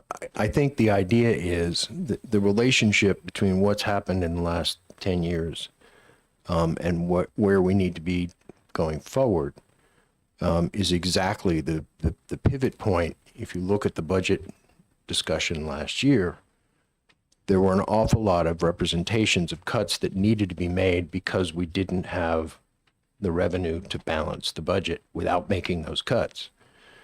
So what I'm asking DRA to do is say, okay, is this a revenue problem? Are there options to consider that could include restoration of some of the cuts that have been made, restoration of the I&D tax, for example. It could include ideas on new taxes. It could include ideas on raising existing taxes that are still on the books. The idea was to give DRA the broadest possible latitude to come back to this legislature with options that might assist, first of all, primarily in meeting our legal obligations, our constitutional obligations, as outlined by 3 decades of court decisions, most recently the Conval and Rand decisions. So that's the relationship. Representative Slotchie and then DeVries. Yeah, thank you, Madam Chair, and thanks for taking an additional question. One of the concerns I might have with this is that without a direction, you're asking for 5 solutions. One of them could be kidnap Bill Gates or something like that. There's without a binding principle. It's like there's well, it's some people think it's a great idea. I imagine. I wouldn't try it. Is there a way to put certain guardrails on? Like, give me 5 options at random is pretty. We might not get anything back that's usable with this. How would you go about? If you agree with me, how would you go about constraining this legislation to ensure that the options that come back are somewhat feasible? Well, thank you for the question, Representative, and I hope the committee will forgive this little slight departure, but back in 1981 or 82, I was a reporter for United Press International here in Concord and was covering a budget conference committee between the House and Senate, which was pretty contentious, and they had a gap to fill. And they took a recess at one point because we didn't know when the conferees were coming back. All of the reporters sat there and waited. And to pass the time, we decided to come up with our own solutions on revenue. And I came up with what I thought was sort of the quintessential New Hampshire solution, which was to create a non-residence tax and send everybody in the world a bill for $1. And, based on patterns, people would, we would have raised so many millions of dollars. I trust the people at DRA to come back with solutions that are both legal and workable. And in fact, the DRA analysis, as I understand it, I think has been passed out to this committee, has asked that they might call in the folks from administrative services and even the Department of Justice to make sure that that they were within certain bounds. I understand your concern, Representative. I wanted, when I proposed this bill, I wanted to give DRA as broad a latitude as possible. So I didn't think about kidnapping Bill Gates or, other solutions. I felt I trusted DRA to come back with reasonable solutions. Thank you. Representative DeVries. Thank you very much. So just to clarify, Representative, this bill itself doesn't raise taxes and it doesn't obligate the state to alter tax policy in any way, shape, or form. It is simply saying present the legislature with 5 potential solutions that would result in $500 million more in revenue, which would allow us, the legislature, to meet our financial obligations to adequately fund public education. Is that correct? Thank you for that clarifying Thank you. question. You're absolutely correct. There is no obligation to raise taxes or pass any tax bill. There's no obligation on the part of the legislature to act. It is simply a research project, if you will. Thank you. Representative Pearson? I have a question for you, and I have a question for the sponsor. Is DRA, do they have a card? Are they speaking on this? I don't see one. Okay. There is a fiscal note where they talk about the need to hire outside consultants. So my question for you, sir, is it sounds like you're asking DRA to recommend policy to the legislature. And I think that's an inverse relationship here, because it's really our job to set and decide policy, and it's the DRA's job to tell us how that potential policy is going to do what we think it is or is not going to do. So this kind of seems like the horse is pushing the cart a little bit with this. And did you speak with the DRA to the extent that they were, one, willing to even undertake this, and two, if they thought that this was an appropriate way of using the DRA's time and effort to create policy for the legislature? Thank you for the question, Representative. I did not speak to DRA. I did not speak to anyone at DRA. I would disagree somewhat in your characterization in saying that this is not about DRA setting policy. It is simply about providing information to this legislative body on potential options. This legislature obviously will have the ultimate authority to say yay, nay, maybe, whatever they decide. But it was simply an effort to use a resource of the state that has expertise in revenue administration, as obvious from the name. And as I say, I think DRA, in an analysis that I believe has been handed to the committee, and you probably haven't had a chance to read it yet, I got a chance to skim it before the hearing started. And I think they have on their own already talked. My understanding of that analysis is that they believe that they might need outside help. And they have apparently spoken to at least 2 different potential consultants and gotten estimates on what that might cost. They've also apparently talked about reaching out to administrative services and justice, as I mentioned. So I think, in my view, I felt like DRA was a great place to start. I have no problem with them, with this committee, amending the bill to include references to outside consultants or to, the bill actually says that there's gives them authority to pursue outside consultants. Obviously, that's a budgetary question that would have to go to finance, but. Thank you. This is to study 5 different ways of raising $500 million a year, so $1 billion a biennium. Of the things that have already been mentioned, I&D tax return has been mentioned, business enterprise tax has been mentioned, business profits tax has been mentioned, property taxes. We already have a statewide property education tax, so if that was increased from $363 million across the state to $863 million across the state, that gives you a 4th solution. If you look at the fiscal note where they state, where they give the different parts, they say that they would need to evaluate the impact on residents and households by income group. So to me, that reads that the 5th one is going to be an income tax. If we already see the way that they most likely would evaluate this if they were to do it the lowest cost. And if we're looking at $175,000 to $600,000 to study what already has an easy, well-worn path to determine how to raise the funds, do you think it would be prudent to give some greater guardrails on what you're actually looking for them to evaluate, as opposed to just leave it to chance? This is not a bill to establish an income or a sales tax. This is not a bill to do any of the things that you just spoke about. Respectfully, the idea behind this was to seek out options that could include any of the ones you mentioned, but might not. There may be another option that has not been considered. I guess maybe that's hard to believe, but I think having the option to consider a full range rather than sort of saying, okay, well, what would an income tax do? What would increasing the SWEP do? Rather than sort of dictating the options that they should look at, I wanted to give them a full latitude to come back and say, hey, here's an idea that hasn't been thought of.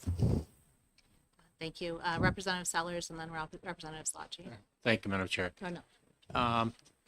To Representative Pearson's point, it almost seems like giving DRA the task of doing this is putting the cart before the horse. Did you think about maybe having a study committee with legislators and maybe DRA included and maybe several other people, at that point?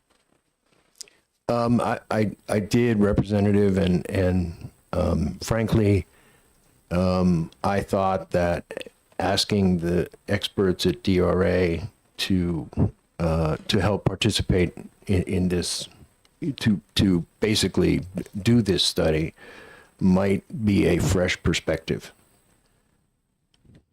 Thank you. Are there any other questions from the committee? Seeing none, thank you for spending so much time with us answering our questions. Thank you for taking the time to hear me out. Absolutely. Thank you. Next, I'll call Representative Schomburg up to speak. Oh, sorry. And I do have a card from the DRA. I have a pretty thick stack, so I had missed that one. Oh, Still got some athletic ability. I think we have a gravity hole there. You're not the first person to trip in that zone.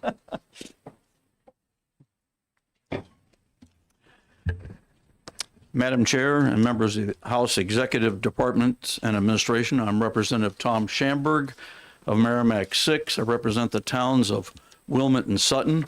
I am presently serving my 10th year on House Ways and Means. I am here in support of House Bill 1636 because it provides a clear, data-driven path to meet the constitutional obligation for public education funding. This bill does not mandate any tax changes. This bill doesn't pick winners or losers. It simply requires the Department of Revenue Administration to study and present at least 5 distinct options, each capable of raising $500 million annually. If House Bill 1636 were to move forward from this committee, it would give New Hampshire lawmakers and the public transparent information like projected yields, legal and administrative considerations, how each option would affect households and businesses. The administrative costs of this study by the DRA should be seen as an investment in transparency and sound policy. It would provide a strategic roadmap for legislators with actionable insights ahead of fiscal year 2027 budget cycle. This bill is about responsible governance. This bill is about fulfilling our constitutional obligation to New Hampshire students. This bill ensures that lawmakers have clear, data-driven options to close the funding gap while considering fairness, economic impact, and administrative feasibility. The results of this bill will allow for informed debate rather than speculation. Thank you very much, Madam Chair. Thank you very much, and thank you for the briefness of your remarks. Are there any questions from the committee members? Representative Slotchie? Yeah, I thank you for taking my question. Thank you, Madam Chair. I'll ask you this similar question. The constraint that I see in the terms of what we're asking them to demonstrate the feasibility of is a constraint of 5 ideas. Are there any other constraints that you might offer to this legislation that would give the DRA the ability to focus on any particular avenue of revenue generation? Thank you for the question, Representative. I think the DRA's report should include at least 4 bullet points. 1, detailed revenue estimates for each option. 2, legal and administrative considerations. 3, distributional impact analysis by income level and housing status. And 4, comparative evaluation of equity and economic effects. I appreciate that. That's what each of the bullets would contain. My question is more around how would they choose which bullets to focus their efforts upon. So if they are presented with the universe of options and have to select 5, how are they driven through this legislation to select those 5? What criteria do they use to select which one would be the best? And how do they move forward in pursuing any one individual source of revenue? I believe that thank you for the question again. I believe that the leadership of both parties should be involved in a discussion to put forth their opinions of what they feel should come forth to protect the neutrality of this report. Thank you. I don't see any language in the bill that would say that. Representative DeBreeze. Thank you. Would one of the constraints of this be all 5 options would need to generate $500 million?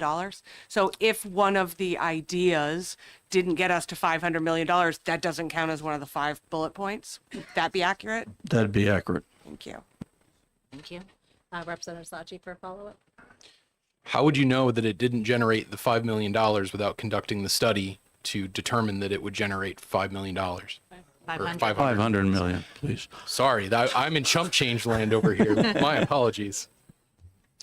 I don't know. I think the DRA would have to give you an answer on that. Thank you. Any other questions from the committee? Thank you very much. Thank you, Madam Chair. And I'll call Jennifer Ramsey from the DRA, please.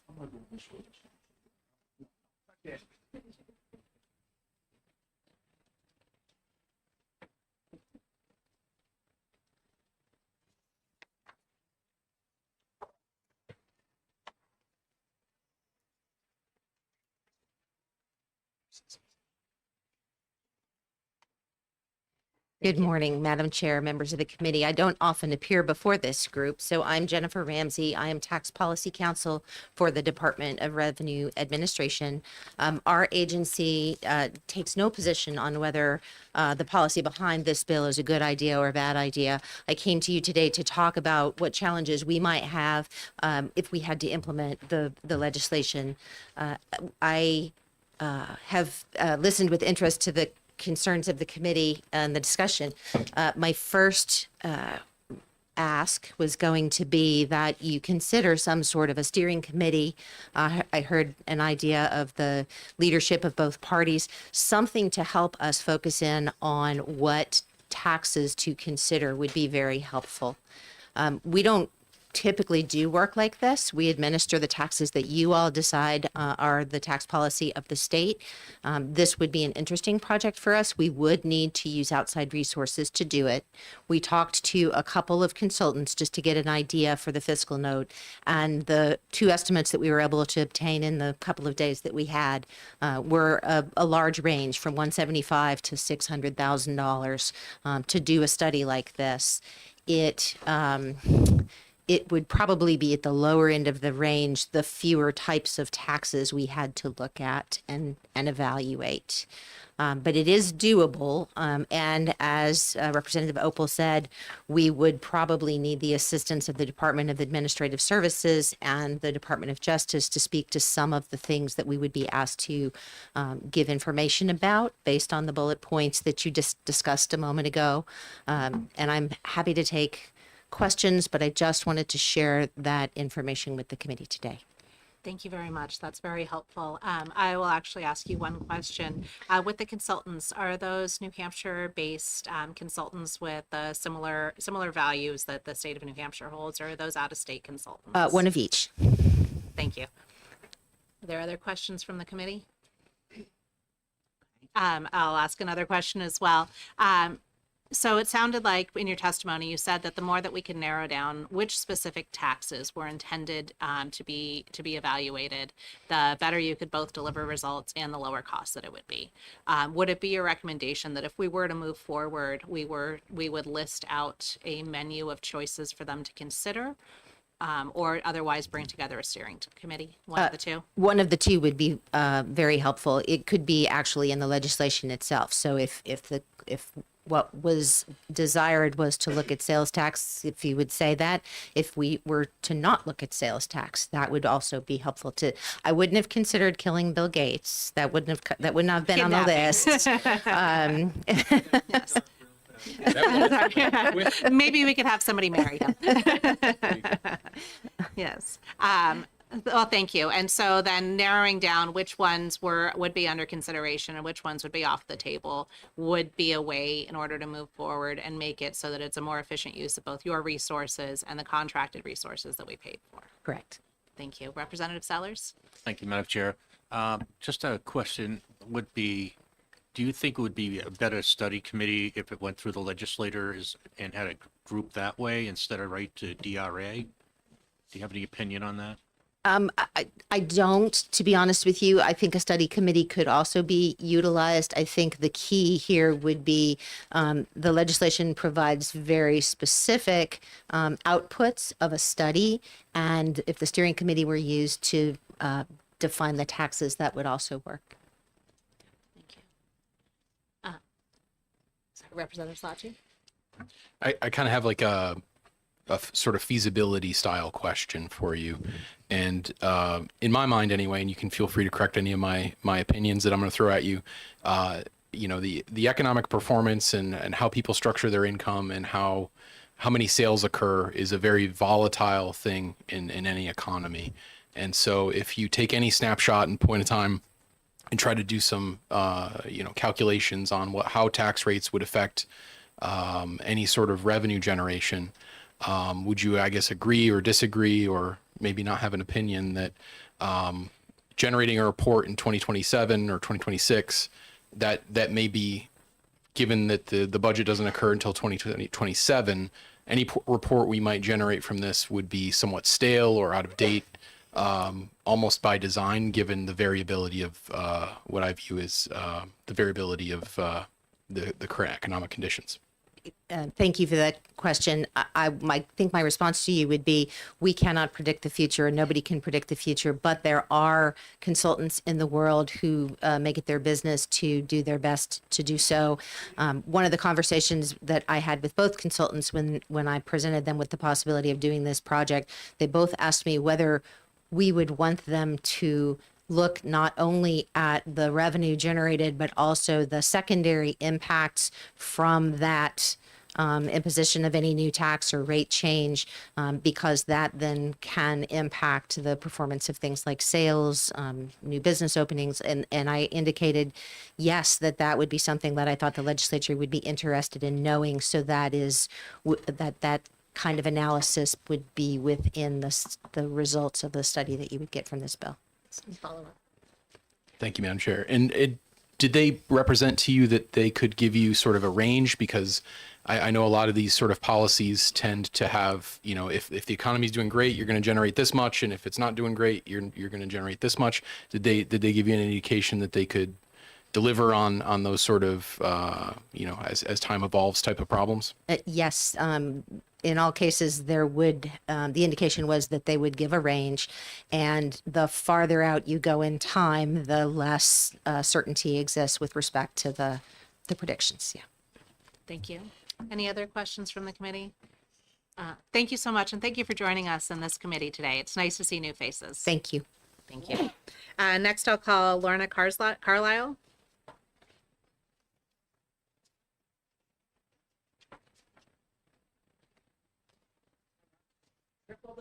Yes. And before you speak, if you push the button, the red light will tell you that it's on. Yes, please. Okay. Thank you for the opportunity to speak in favor of House Bill 1636. I'm Lorna Carlisle from Salisbury. I serve on the town's budget committee, and also I'm on the Merrimack Valley School Board. Most importantly, I'm a taxpayer who has seen a continual rise in property taxes. The state of New Hampshire has a responsibility to adequately fund education. Personally, I don't like the word adequate, as it implies good enough. I feel we should give our students the best opportunities to succeed. It is for the common good that we do this. House Bill 1636 would allow the public and our legislators to see all the revenue options.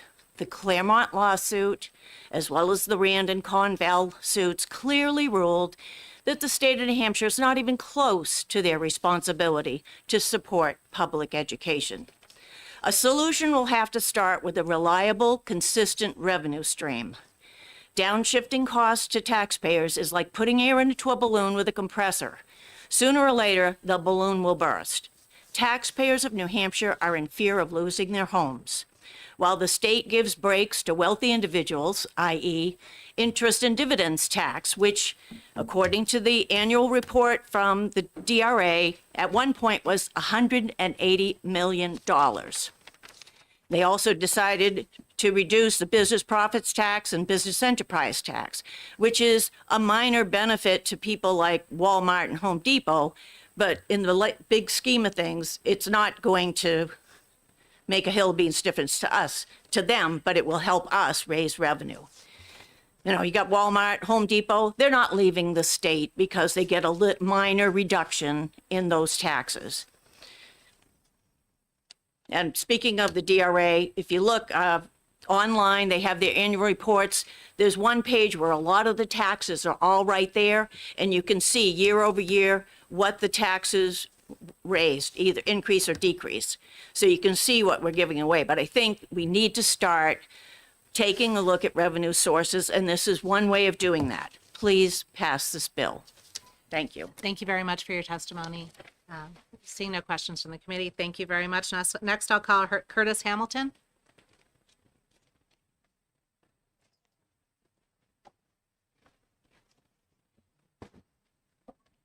Hello? Hello. And so if you state your name, introduce yourself, I do have a 3-minute timer. So if it goes off, just finish up your thought and conclude. Thank you, Madam Chair, members of the committee. My name is Curtis Hamilton. I serve as the Vice Chair to the Conval School Board, representing my town of Greenfield. I'm here today speaking for myself, but from the perspective of a local district that is trying year after year to meet its obligations while operating within the limits of the local property tax. I want to be clear about what HB 1636 does and does not do. It does not raise taxes. It does not select a revenue source. What it does is direct the DRA to present the public and this legislature with a clear menu of revenue options and to show plainly who would pay and how those impacts would fall. For local school boards, this is not abstract. These questions come up every year when we are setting budgets and explaining them to our communities. In Conval, we hear regularly that school spending is out of control. But when we actually examine the data, a different picture emerges.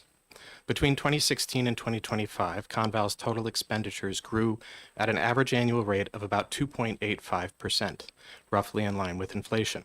And by any reasonable measure, overall spending growth has been controlled. What has not been controlled is the share of that spending borne by local property taxpayers. Over the same period, the total district assessment, or the portion funded by property taxes, grew at nearly 4.75% annually, far outpacing inflation. And as a result, taxpayers covered about 66% of Conval's expenditures in 2016, but nearly 80% in 2025. And that shift did not occur because spending accelerated. It occurred because state support failed to keep pace with fixed district costs. Conval's adequacy aid and unrestricted state aid remained essentially flat over the decade, even as required expenditures continued to rise. Regardless of management or local circumstances, districts across the state are becoming increasingly property tax dependent, and this is why HB 1636 matters. At the local level, we talk about spending constantly. At budget hearings, deliberative sessions, and town meetings, what we rarely talk about with the same clarity is revenue. When state funding does not keep pace, the debate stays local and focused almost entirely on spending decisions, even when the pressure is coming from the revenue side. HB 1636 begins to correct that imbalance.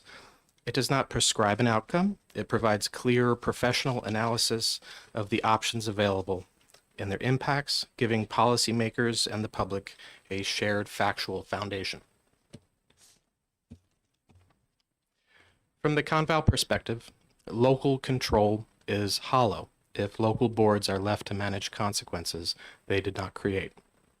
This bill strengthens governance by making state revenue choices more explicit rather than leaving their downstream effects to be absorbed entirely at the local level. I urge the committee to recommend HB 1636 as ought to pass. Thank you very much, and thank you for coming for such a presentation. If you don't have multiple copies, would you be able to leave a copy of that with our clerk? Absolutely. Thank you. And then also, I believe you probably heard the earlier discussion. This is going to be more effective and more cost effective if we have if we set a specific menu of taxes to consider. Which of the following are there any taxes that would be off the table for you as far as the consideration, or would you be open to any kind of new taxes to raise this revenue? Thank you for the question.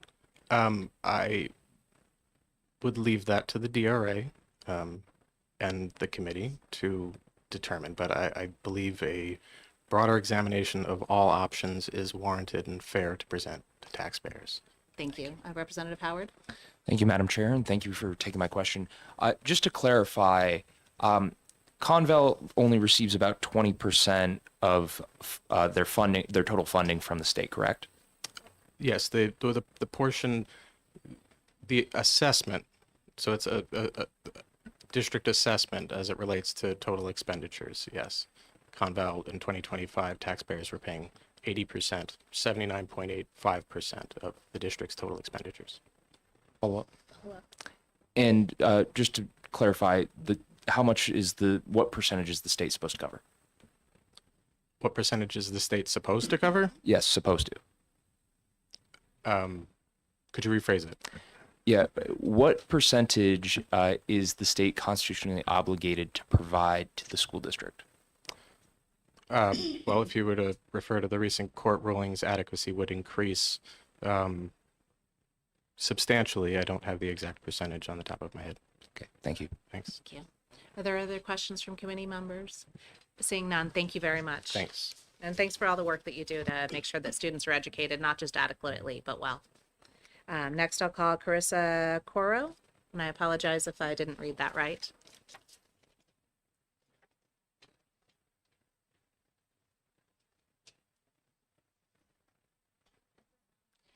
When the light's on. In this place, red means go. Means go. Okay. Carissa Cora, I'm from Pennacook, and I'm a lifelong New Hampshire resident. I feel like we're skirting around some language here. People are afraid on both sides on this conversation to say sales tax or income tax. And I think that's because of the pledge, or I know it's because of the pledge, which is, as you know, a staple of New Hampshire campaign promises. It wasn't just a pledge to limit discourse on possible revenues like sales and income tax. It was a pledge to ever so slowly downshift costs to local municipalities and homeowners, a pledge to underfund education, a pledge to pit wealthier communities against those with less. In essence, the pledge is just peer pressure from dead people. I'm in favor of this bill. It forces an honest look beyond the tools that our 1900s lawmakers wanted to use and all the resources in our 21st century toolbox. Thank you very much. Thank you very much for your testimony. And let's see, next I will call Michaela. Oh, did you have a question? Sorry, Representative DeVries, you weren't fast enough with that. I know, slow on the draw. Yeah. I'll work on that. Do you have copies of your? Oh, I have one. Yes. Could we have a copy of that? Thank you very much. For the Thank you. clerk. And Thank you. I actually do plan to put some procedures here so when people come into the committee, they know what we're looking for so that we don't have to keep explaining it. But thank you. know for I like asking. a procedure. Yes, Thank you. I think it's an Erica trait. Thank you. Next, I'll call Representative Michaela Demeter. Demeter. Okay. Okay. I'll hold on to it, and if with hearing's still going when she's here, then yes. Next, I'll call Patrick Binder. Mr. Clerk. Can't hear his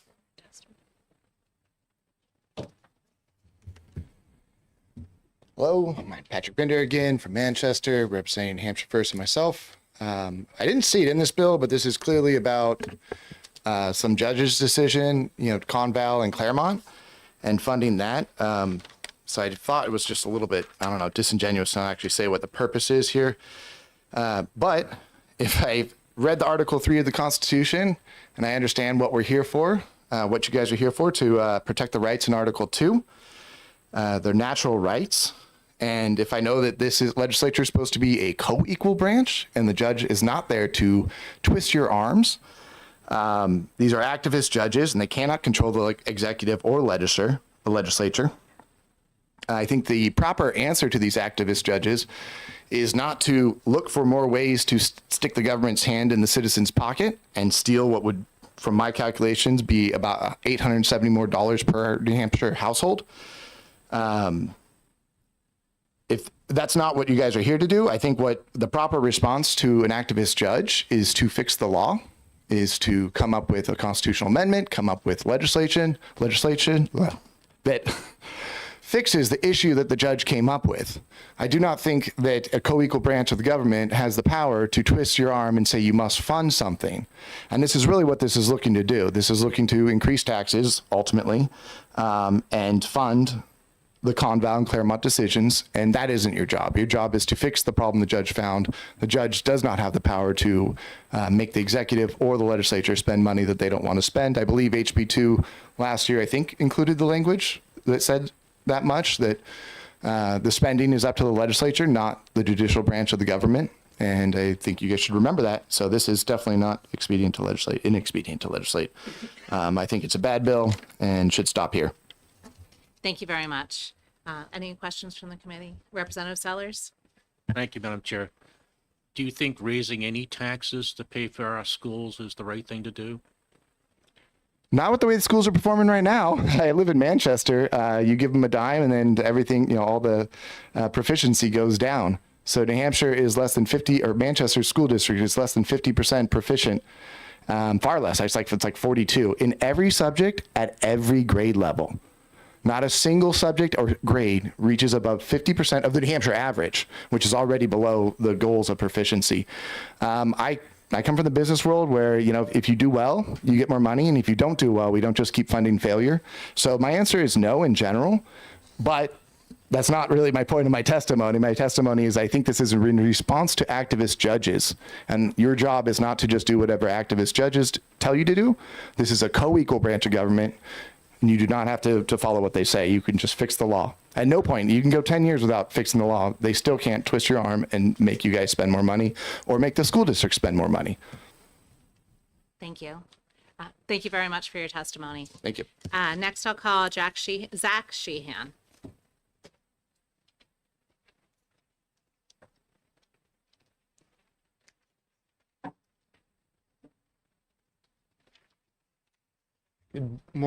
Good afternoon. Members of the committee, my name is Zach Sheehan. I'm the executive director of the New Hampshire School Funding Fairness Project. Is it a 2-minute time limit? 3-minute time 3 limit. minute, thank you. We are a nonprofit organization that does work educating folks about how schools are funded in New Hampshire, the reliance on property taxes, and trying to come up with some solutions to both reduce reliance on property taxes and make sure all of our students have access to an excellent public education. We spend a lot of our time talking about the education system, and HB 1636 is a really interesting piece to add to this puzzle. Just provide a little context to some of the conversations that have been happening so far and for this bill. The way we see this bill is, it obviously doesn't change any policy, provides you all with specific options that you can move forward with just so you have data, or not move forward with, but that you have more data to inform your decisions. But why does it matter how we raise revenue? So a little bit of context, and we have lots of information on this, but for example, in the most recently available data, local education property tax rates ranged in this state from $15.22 per thousand in Brookline to 25 cents per thousand in Newcastle. And they actually went down even lower than that to a negative 78 cents per thousand in Dix Grant. Yes, a negative local education property tax rate. We have them in this state. It's pretty wild, set by and approved by the DRA. So that's the range of local property tax rates that we think is largely driven by lack of funding from the state. But whether or not you agree with that and whether or not you agree with what the court ruling said, that is a pretty significant disparity. And looking at revenue options that could shift $500 million roughly, is what this bill is looking for, from local property taxpayers to the state, and then answering the questions that the bill tries to lay out. Who would pay more? How much would lower income folks pay? How much would primary resident owners pay? Would someone in Massachusetts who owns a home in Wolfboro, would they get the same rebate or exemption as a primary homeowner in Milford? Right? Those are the types of questions that looking at revenue generation and looking at which literal individual people in Granite Staters versus out-of-state folks versus business owners, those are the kind of nuanced data points that I think that HB 1636 can help bring to light. I think that, mentioned a few of the other testimony talking about taxes in New Hampshire, I've been here my whole life, is generally a taboo topic, especially in the legislature and kind of in politics in general. And having a State Department come up with that menu of options, I would hope would provide the legislature some good data from your own department, from the State Department, that could then be taken piecemeal. You could take elements of it. You could, for example, how many primary homeowners are there in New Hampshire? How many people in New Hampshire own more than one home? What percentage of North Conway is owned by folks from out of state? So getting those questions answered to come up with some good options, I think is really the point of this bill. I'm happy to answer any questions. Thank you. Representative DeVries? Thank you. Is it your opinion that if the New Hampshire legislature moved forward with this and the DRA did this study and they came back to us with 5 options, that this could actually be a tool for us to build potentially, I mean, I don't see a lot of it in the New Hampshire House, but maybe build consensus around how it is that we could reduce property taxes? In my opinion, the entire emphasis of the Conval lawsuit, the Conval ruling, and this bill is to answer that exact question. Not necessarily how do we increase funding for public education, how do we shift some of the burden so that not 70% is picked up by local property taxes. So how do we shift some of that burden from local property taxpayers to other sources, which other people and other businesses would pay those taxes, but who and how much is what this bill answers. So short answer is yes, I see the primary purpose as providing specific data-driven options about how we would shift and reduce local property taxes. Thank you. Representative Bailey? Thank you, Madam Chair. I'm intrigued by this fact that, stated fact that somehow or other Dick's Grant is paying property holders 78 cents per thousand. Where is that money coming from? That's a great question. So what that is the result of, and in theory that should be phased out soon due to a Supreme Court ruling, but let's see if I can explain this quickly. The statewide education property tax, otherwise known as SWEPT, was enacted in 1999 as a new tax to increase funding for education. So a brand new tax increased revenue to the state by about $800 million. They paired it with a new adequacy formula to send out that money. Reduced local property taxes on average by $4 around the state. 10 years later, a group of largely wealthy communities came up with the term donor towns. Are you familiar with that term? Where they said, we don't like that more of our statewide property taxes leaving the community than coming back in. So they got the law changed 2011-ish. So the statewide education property tax now no longer goes to the state. It hasn't for about 14 years. The problem is that tax can only be used for educational purposes. So a place like Dick's Grant that doesn't have any students technically has to levy the statewide education property tax, but that stays local because we changed the law 14 years ago. So they have this ever-expanding fund of local revenue that they can only spend on education, and they don't have any students to spend it on. So they're technically raising the state tax with one hand, but then they set their local education tax rate at a negative rate to offset it. So they're technically raising the state tax, but then they offset it locally, so it zeroes out their funding. So it's the byproduct of a state tax turned into a local tax, and it's pretty wild, I guess is the short answer, but that's just from DRA. It sounds like a definition of dysfunction. Yes, thank you. Thank you. Representative Howard?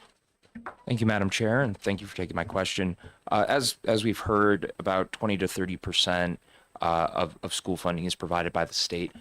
What percentage is the state supposed to be providing?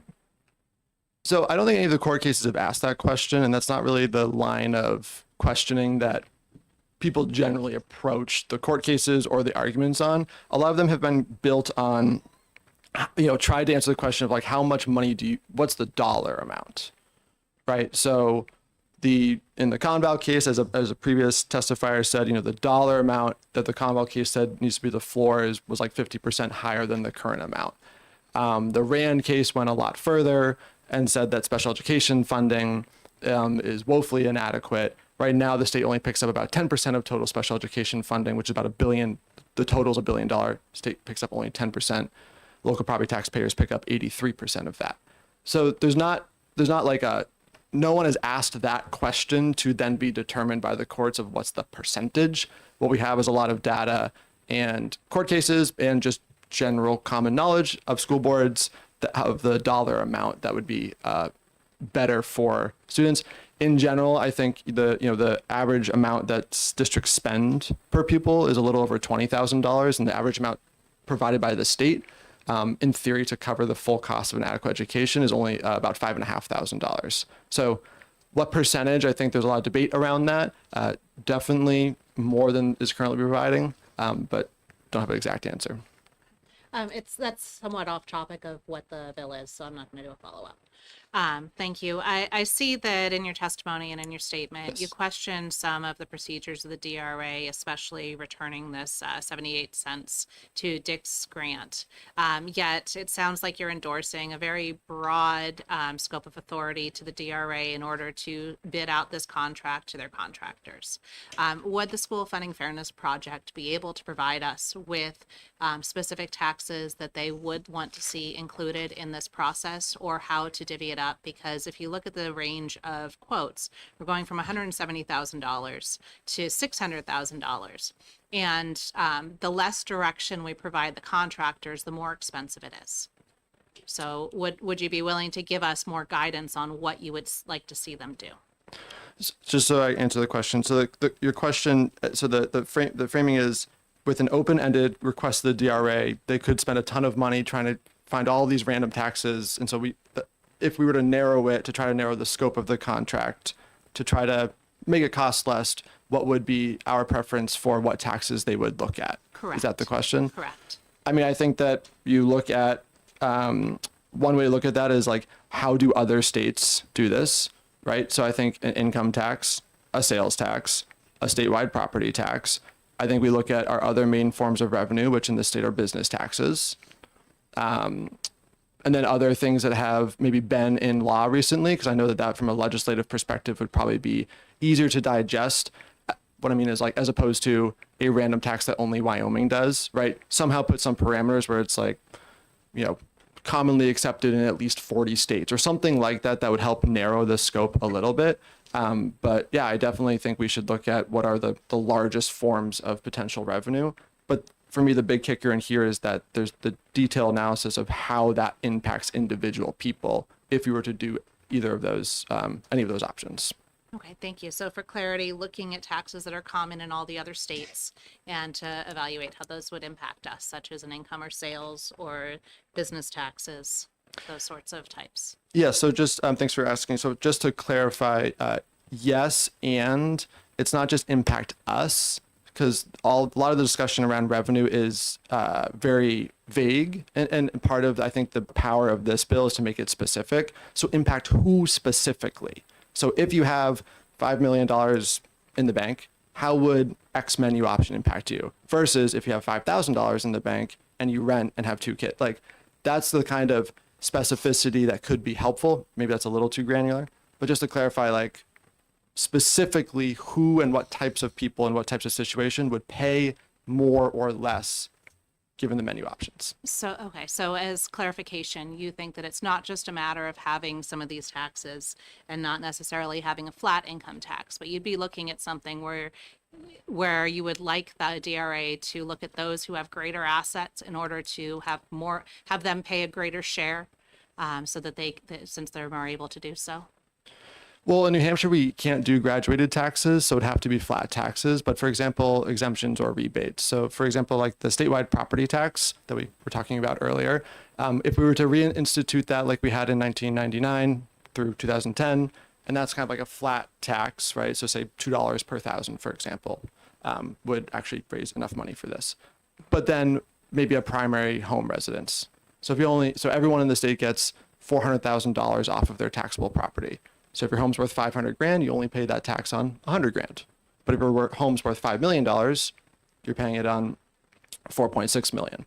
So yes, it would shift to people who have, in theory, higher incomes or more assets. But I think that's the nuance of this bill, is making sure that, for example, someone who's been living in Portsmouth for 30 years and is now retired and living on a fixed income might live in a house that's valued a lot, but they don't have a lot of wealth. So how do we take that into account to make sure that any tax changes don't impact them negatively, even if they happen to live in a community that maybe on average has higher wealth? Thank you for providing all of that insight. I know that the School Funding Fairness Project has spent a lot of time on this issue, so I appreciate this. Welcome. Representative Sellers? Yeah, thank you, Madam Chair. This more to the chair, and I'm just kind of curious. I thought we had a bill last year that does not allow donor towns to keep or offset their taxes on the swept. Thank you. It's one of those areas where it's moving back and forth, and sometimes I don't remember exactly where we are on it. But yes, I'm happy to. Sorry, Representative DeVries. Thank you, Madam Chairwoman. Let me reveal, while I am not in favor of limiting this for the DRA, since we are now talking about providing more guidance potentially within this bill, would you include possibly exploring estate taxes as well? Because, dead people don't feel a lot of harm. I think that, we're not really opposed. In my mind, I think it'd be helpful to have it as expansive as possible. I was just trying to answer the chair's question relative to, narrowing it for the sake of, potentially reducing the cost or making it a little more manageable. So we're not like opposed to examining taxes. I think looking at taxes that either have been in New Hampshire or that other states use. So yeah, not opposed to that. Thank you. Representative Slotchie?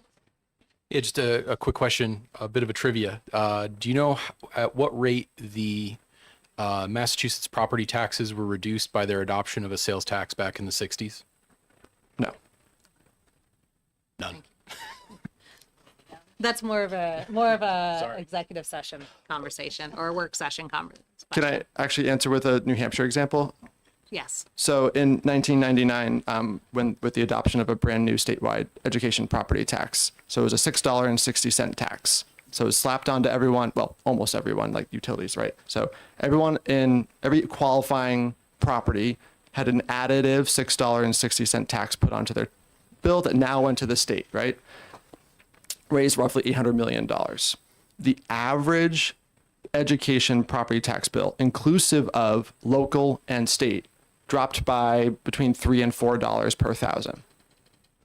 So we add $660 to everyone's bill. The average bill, inclusive of that $660, dropped by $3 to $4 per thousand, because it was paired with a distribution of that funds that went towards communities with excessively high local education tax rates. Like, as I referenced in my testimony, a community, for example, like Brookline, might get more than a community like Newcastle, which helps decrease it. So in New Hampshire, we have a pretty recent example of a new and additive and increased tax actually decreasing average rates, and some communities decreasing them by a lot. Thank you very much. Welcome. Thank you for your testimony. So I do have two more cards, one person who had stepped out and one that was just passed up. It is also 12:20 and we will be starting again at 1 o'clock. So if there's anybody who needs to eat so that they are able to continue to function, we understand that. But I know I'll be here and I think a few of us will still be able to continue with this. So I just wanted to give that disclosure since they were either late or had stepped out as well as we may need to. But I'd like to welcome Michaela Demeter up to speak. Thank you. Thank you all. Members of the Executive Departments and Administration Committee, my name is Michaela Demeter. I'm testifying today on behalf of the Dover School Board, where I'm currently serving in my third term. The Dover School Board supports HB 1636 because it represents a good faith step toward identifying feasible and fair revenue streams that will start to provide more for our state's constitutional responsibility to fund an adequate education. In recent litigation, the New Hampshire Supreme Court affirmed the state's existing funding formula is constitutionally insufficient and established a minimum conservative threshold for base adequacy funding that the legislature must respect. While the court deferred on timing for compliance, the legislature now faces the responsibility, excuse me, to develop a realistic plan to close the $500 million gap between current adequacy and what the court says is necessary to ensure all students receive a constitutionally adequate education. HB 1636 is a practical and thoughtful approach to that challenge. Instead of ad hoc or reactionary proposals, the bill requires the DRA to produce a systematic analysis of revenue options and clear objective information about their anticipated effects. Excuse me. What a terrible time to have phlegm. That time of year. Right?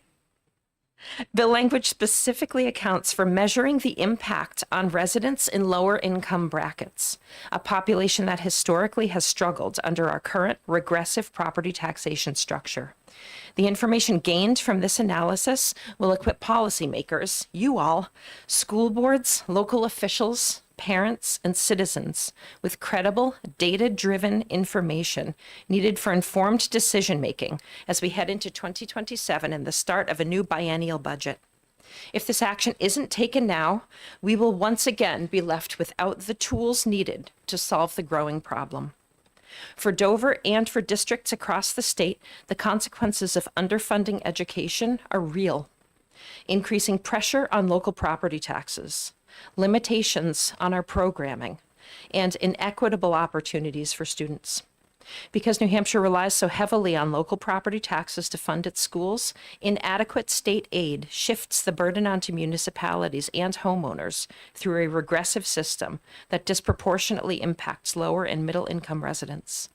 Ensuring adequate state funding is therefore not only about meeting our constitutional obligations to students, but also about providing meaningful relief to local property taxpayers who are carrying a growing share of the cost under the current system. A thorough, transparent study of revenue options, one that considers tax burdens on businesses and residents in all tax brackets, is an important step toward addressing these burdens fairly. For these reasons, the Dover School Board strongly encourages the committee to support HB 1636. Thank you. Thank you for your testimony. Representative Sellers. Thank you, Madam Chair.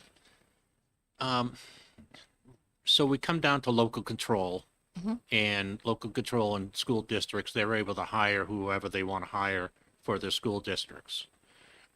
Do you feel that they should be raising more of the taxes in the state? I'm just trying to find out how this study might work and putting more of the burden on the homeowners versus the Representative? state. I understand where the question is coming from, but that's pretty far outside the topic of the bill about how much should be coming from the local towns and how much should be from there. This is about the perspective of the Dover School Board on how best to raise an additional $500 million. If you wanted to change the Agreed. question. I'm just trying to find out if there's any if the person speaking is saying that taxes being raised from homeowners is off the table when it comes to this study. That's what I'm really getting at. Thank you. That's a clearer question. I cannot, for this answer, I can't speak on behalf of the school board because what they authorized me to say is what I've already said, but I can speak on a personal standpoint. I believe there are many options for raising taxes, including local taxes and including state taxes. And I believe the purpose of this bill was to explore all the options. Thank you very much. Any other questions from the committee? Seeing none, thank you very much. Thank you. And last, I'll call Representative Elberger to speak.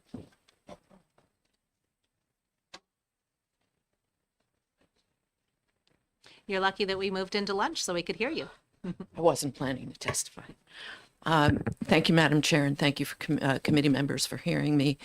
I'm Susan Elberger. I represent Hillsborough 5, which is Nashua Ward 1. Two very quick things. A couple of years ago, I was in New York on a weekend.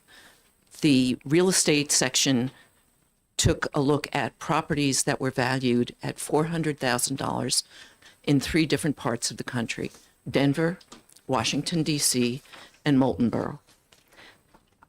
I was not interested in what the $400,000 bought, but I was interested in looking at the tax burden on each of those.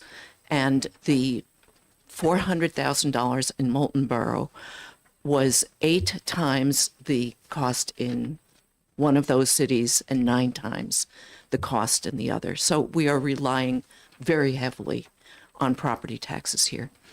The other thing I would urge is to not limit the range of sources, whether taxes, fees, whatever it might be, because somebody else may have a different idea. If you limit the definition of what people can look at, you get fewer options. I'll give an example. If you say that there are too many children in a classroom, class size is too big, your only options are to change the rules and say we're going to keep the class size too big, or we're going to have another classroom.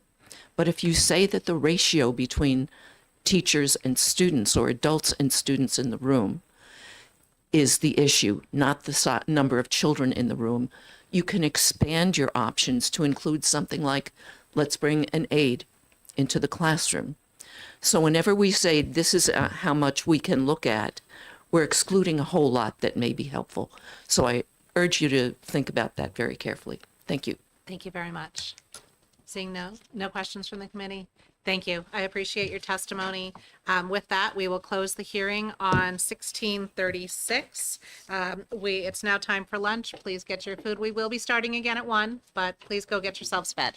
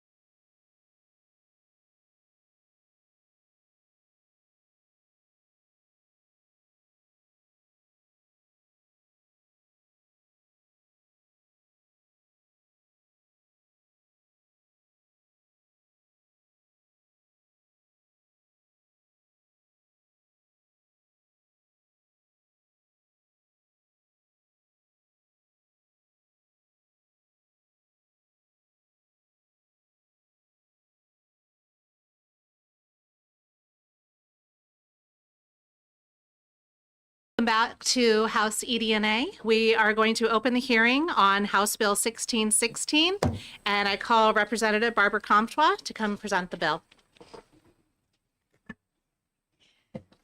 Thank you, Madam Chair and honorable colleagues. For the record, my name is Barbara Comtois, and I represent Center Barnstead, or Barnstead and Alton.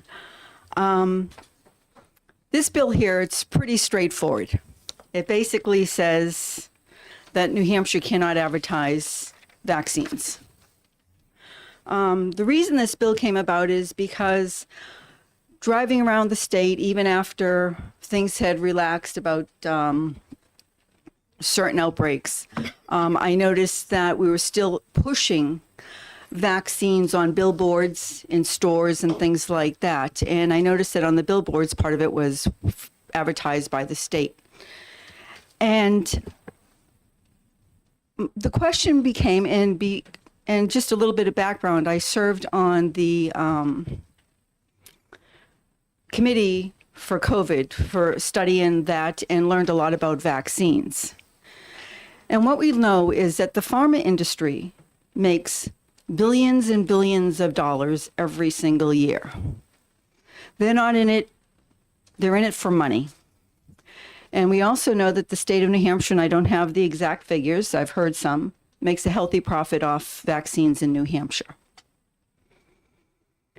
In my mind, I do not believe that the state of New Hampshire should be advertising for any private company at all, not just regarding vaccines, but for anything.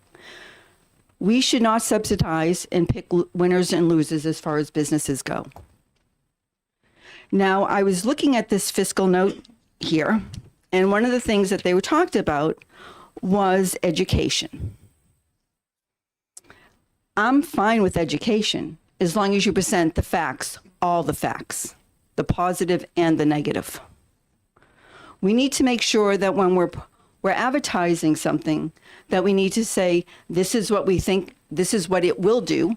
And I'm hoping that those facts are based on studies that have been done, that there's relevant scientific data backing up those studies, which should be for anything that happens. But also, we need to also list the negative effects. Because everything, there is a side effect to most anything. And people need to make informed decisions with their lives and with their lives of their children. I am not an anti-vax person. My kids were vaccinated. I am not anti-vax, but I don't believe that the state of New Hampshire should be in the vaccine business. I think that is up to the private industry and individuals, and not the state and taxpayers, no matter if the money comes in through grants, through state tax dollars, through property taxes, however it comes in. At the end of the day, any money that comes into the state is based on tax dollars because everyone here pays federal taxes. So I just want to understand that we have an industry that makes millions and millions, billions of dollars that does not need the state of New Hampshire pushing something. I know we're going to say it's for the health, and there's in here, well, there could be outbreaks. We take a risk every single day driving our car to work or crossing the street. There's risk in everything. If people want to do education, and like I said, both positive and negative, education represents both sides, not one side. And I'll open up for questions. Thank you. Other questions from the committee? Representative DeVries? Yeah, thank you very much, Madam Chairwoman. Do you believe in a thing called herd immunity? You said you believed in vaccines, so I'm Representative, I think you're getting outside of the idea of advertising. No, actually, it actually goes to that question because advertising may be a larger uptake, and that so that we achieve herd immunity. So I just want to understand. Yeah, she was speaking to. So you missed part of her testimony talking about the important. Were you here the whole time? Yeah. No, I heard it. I heard somebody else walking. No, okay, that's fine. But this is a legitimate question. I want to understand. Do you because you said you believed in vaccines, you said you may believe in their efficacy even if they have side effects. My question to you is, do you believe that there is such a thing as herd immunity? So I am not a doctor. I'm not going to speak to that because I am not a medical professional. I do believe that people have the right to informed consent, and I believe that people have they don't have the knowledge that they need to make informed decisions. And regarding, whether it's herd immunity or not, people have responsibility for their own selves. And I can attest to, if you would like me to speak to some things when it comes to herd immunity, there are a lot of people that have adverse effects to some of these things that would help herd immunity because they're allergic to them or they get severe reactions. But because the inert ingredients aren't listed, it is a health hazard for some people. So whether it is good for everybody, we could also be harming people detrimentally. So I don't think that we should be looking at it from a herd immunity standpoint. Representative Slotji? Follow up? I'm going to let it calm down a little bit before any follow-ups. I have an interesting question, I think. Isn't advertising vaccines in New Hampshire somewhat we're advertising our own stock? Because if I'm not mistaken, I believe there's a semi-government agency who's responsible for purchasing all of the vaccines in New Hampshire. Is that accurate? And are we advertising on behalf of a pharmaceutical company, or are we advertising on behalf of ourselves? Well, thank you for that question, Representative.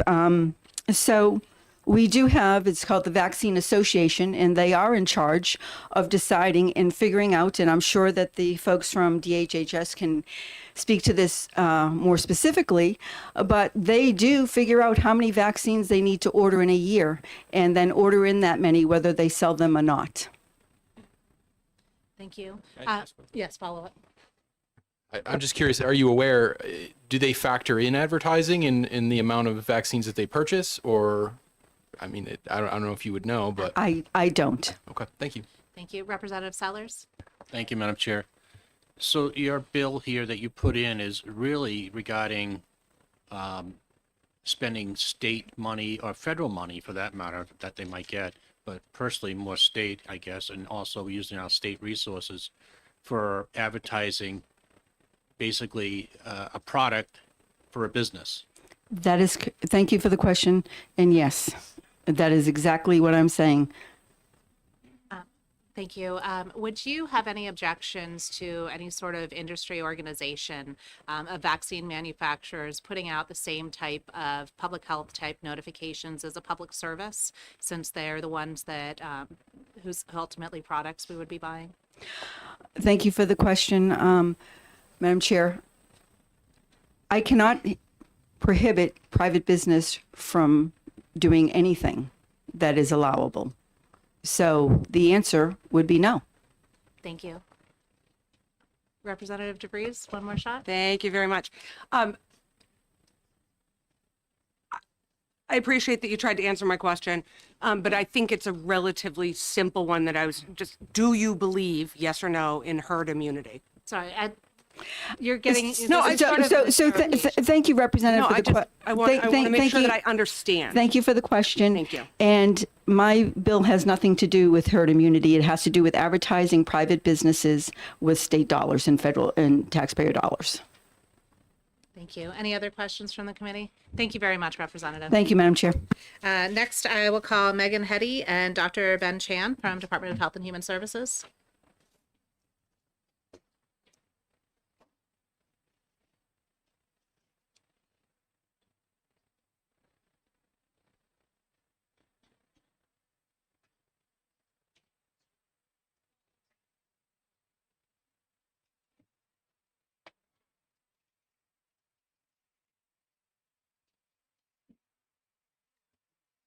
And we do have a 3-minute testimony limit other than the prime sponsors. So if you're still speaking when the timer goes off, just finish the sentence and conclude.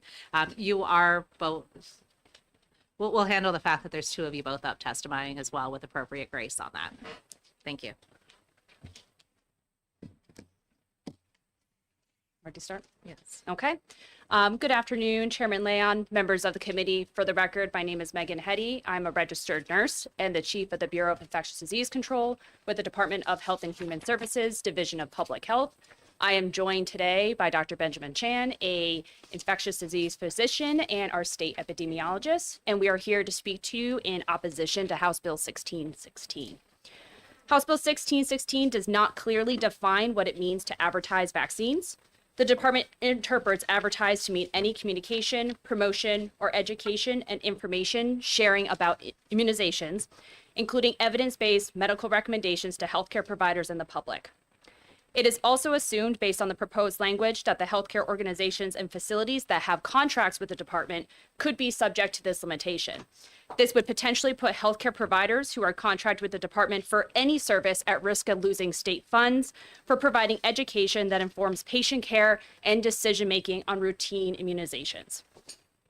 Additionally, language regarding political subdivisions and the state could prevent entities like the Manchester and Nashua Health Departments, New Hampshire Hospital, Glencliff Home, and other entities from informing residents, staff, and others about access to and information regarding routine vaccinations.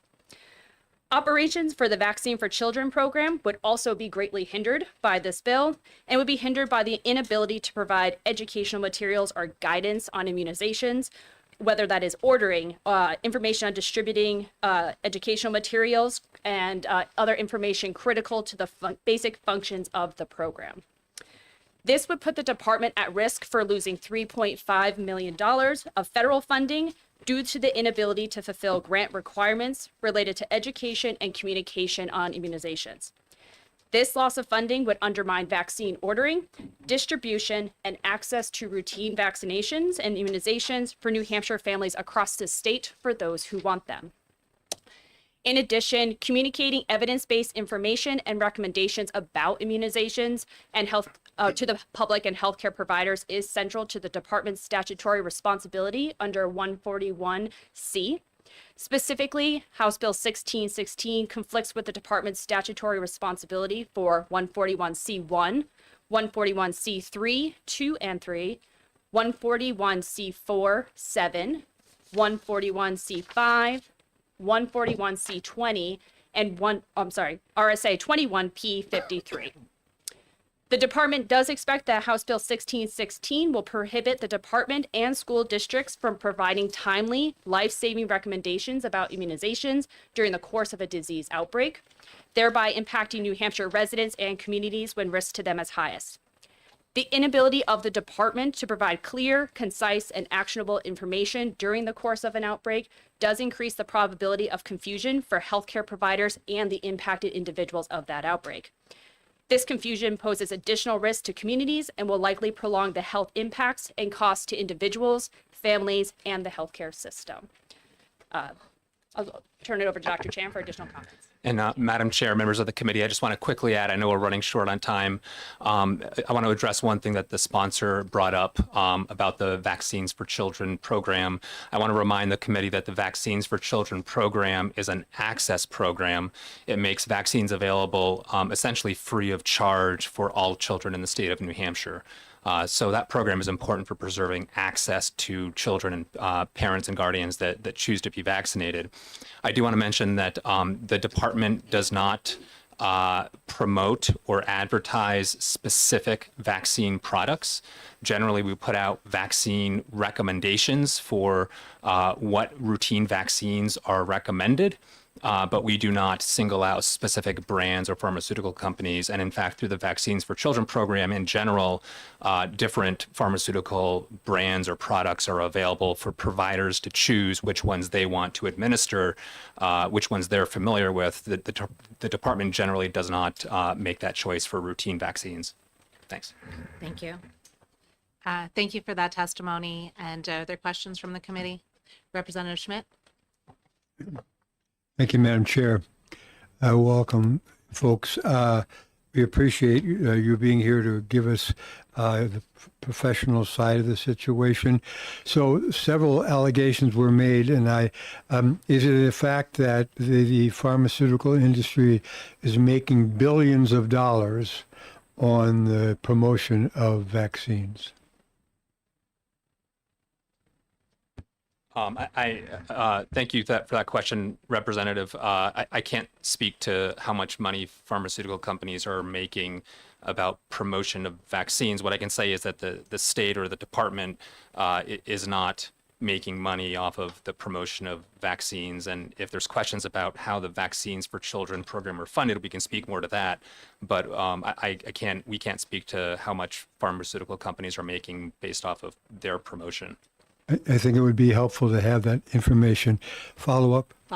So, and I do tend to pay a lot of attention to the traffic and the roads when I'm driving, so I can perhaps be excused for not having seen any of the advertising that was alluded to by the sponsor with regard, she said, I believe that she had seen ads kind of very frequently in her travels.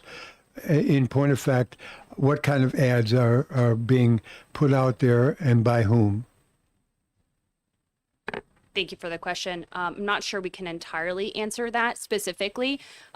We, as the department, do provide educational information to healthcare providers, and so they can choose to also promote vaccine, whether that's through social media or flyers, any other versions that they deem as appropriate for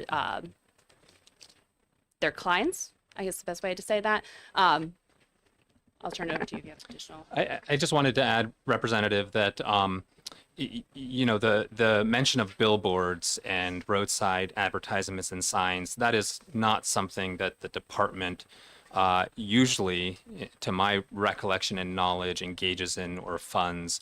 I think some of those references were relative to signs and advertisements coming out of the COVID-19 pandemic, which was maybe an exception to that statement, where there was advertising. There were funds during the pandemic to contractors, I believe, to help advertise.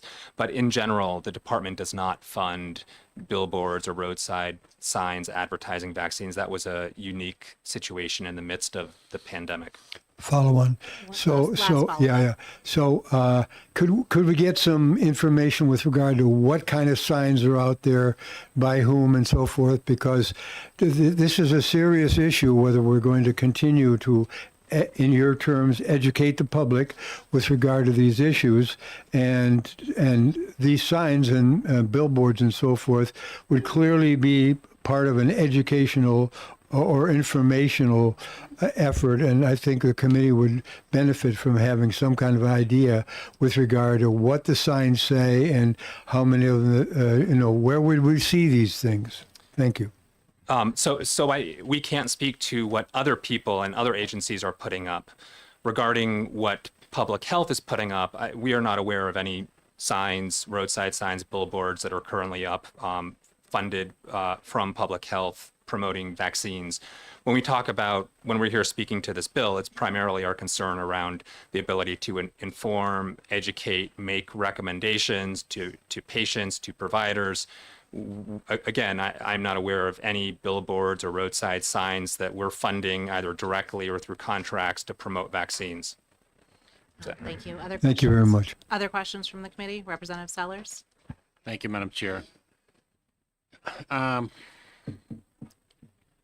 So you just said only during COVID there were PSA announcements basically for that time period. Yeah. So would you be against this type of bill to make sure that our state does not advertise by PSA announcements?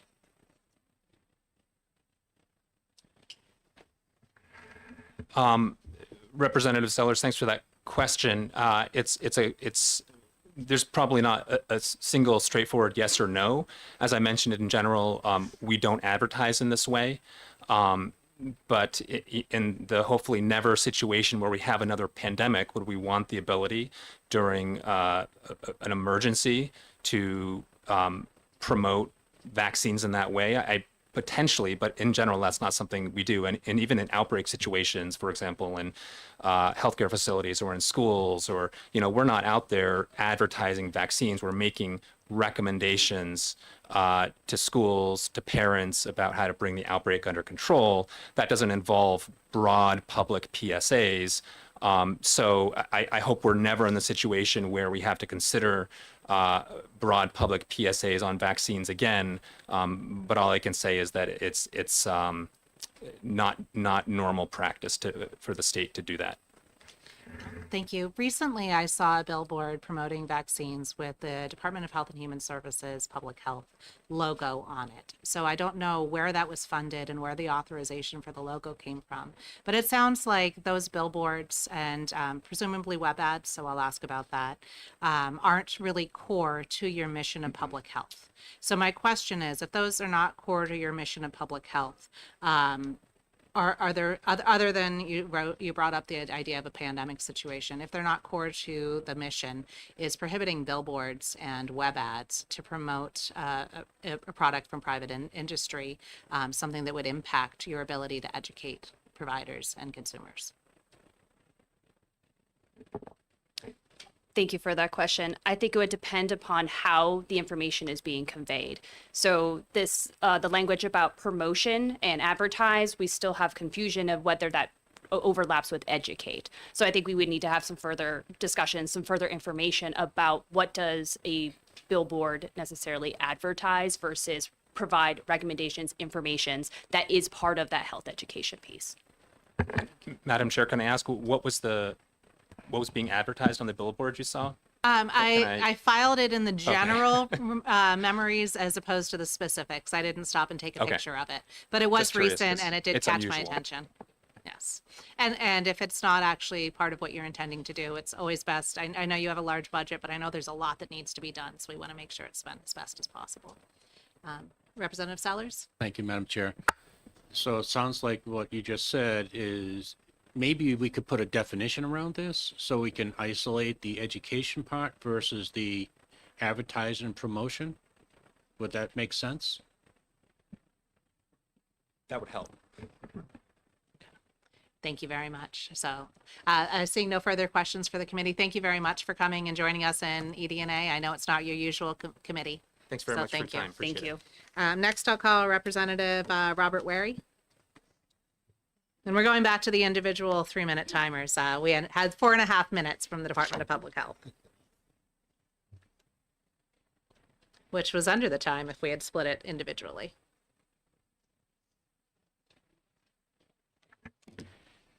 Hi, good afternoon, Madam Chair and honorable committee members. For the record, my name is Robert Wary, and I have the privilege of representing Hillsborough District 13, the great town of Hudson. If I could speak briefly on my credentials for this topic, I have almost 43 years experience in the pharmaceutical, biotech, and medical device industries, have some experience in advertising of prescription pharmaceuticals, having led a regulatory operations group for several years. That function was responsible for filing various submissions and applications, including advertisements to the FDA and other regulatory agencies. A few reasons make the state agency advertising, and by that I mean promotion. The education component is fine with me, but it's the promotion of vaccines. I think that there are factors that make that unnecessary and undesirable. So current vaccine manufacturers are earning billions. A simple Google search on vaccine revenue will get you that answer. And if you want to drill down onto the entries that come up, you can look at their annual corporate statements, as well as there's another IRS form that I'm not familiar with that you can find out the details of that. And it is billions, not millions, of dollars in revenue. If these vaccines require additional advertisement, these manufacturers have the wherewithal to fund their own advertisements. They do not need additional help from state agencies. New Hampshire revenues are down. Vaccine manufacturer revenues are up. I say let the manufacturers foot the bill for advertising.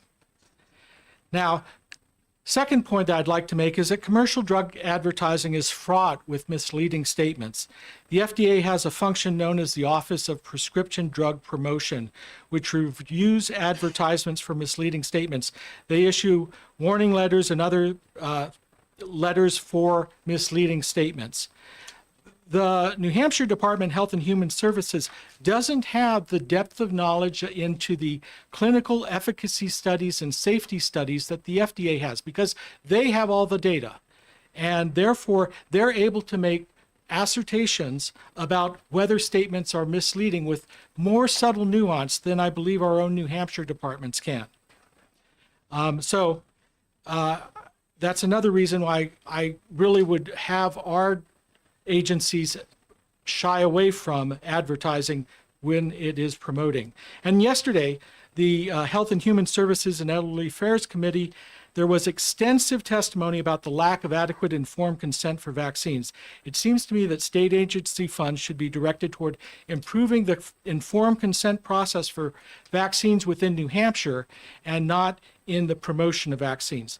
So with that in mind, I kindly ask the committee to support this bill. Thank you for your time. I'd be happy to try and answer any questions you might have. Thank you. My first question is going to be clarifying one of your statements. You said that the FDA has more information than the New Hampshire Department of Health and Human Services. Yes. Are you referring to a lot of the private information that's part of the approval submission that never becomes public? Yeah, in a new drug application or biologic application, BLA, NDA, BLA, companies submit truckloads of information, and the FDA has access to this information, and should this office or other offices that review promotional materials have questions about the accuracy or the nuances of a statement made by an advertisement, they would have the ability to look that up precisely. Thank you. Thank you. Representative Schmidt? Thank you, Madam Chair. So, Representative, you, I'm sure, have carefully read the bill, and at the very least, the title thereof says prohibiting state agencies and political subdivisions. So, and you've testified that there are, in fact, as the sponsor said, billions of dollars of revenue involved on behalf of the producers of these vaccines. So, to the degree that we would pass this bill, recommend passage, of course, in this committee, that would actually prohibit state agencies and political subdivisions. If the manufacturers are making billions, won't they just replace whatever advertising the state agencies and subdivisions have been doing? Supposing you're correct, what's going to be the benefit to the public of doing so if it's just going to be replaced by private advertising? Well, thank you for your question. I think, as we heard as was heard in testimony yesterday, there are concerns that the public has about informed consent and other educational aspects about vaccines. I don't see the bill as requiring any reduction in funding to the agency. I would just prefer that any funding that is currently directed toward vaccine promotion in turn get directed toward education about vaccines, and specifically informed consent education. I think that is desperately needed in this state. Thank you. Follow up. So would you then support an amendment that would go in that direction? Because it seems to me that I don't quarrel with your desire to see more education, more informed consent, and so forth. When I was in the Marine Corps and got a shot in each arm, 2 steps forward, 2 more shots, one in each arm, and 2 or 3 repeats of this procedure, so that I felt like a pincushion at the end of the vaccination process. And here I am at age 88, and my brain is still working. So I think I'm grateful for the fact that I didn't get malaria or something like that. But informed consent of the public, I think, is absolutely vital. I totally support that, but I don't think that's what this bill is going at. Thank you for your question. I feel your pain in terms of the pincushions. I've gone in overseas travel. I've had similar experiences and have been inoculated to prevent diseases. I see nothing wrong with that. In terms of rewording or amending the bill in order to be more precise and nuanced in terms of what's directed, I have no objections to that. I think this committee has the wherewithal to do that. I would encourage you to do so because I think there are positive steps that can be made. Thank you. Thank you. Representative DeVries.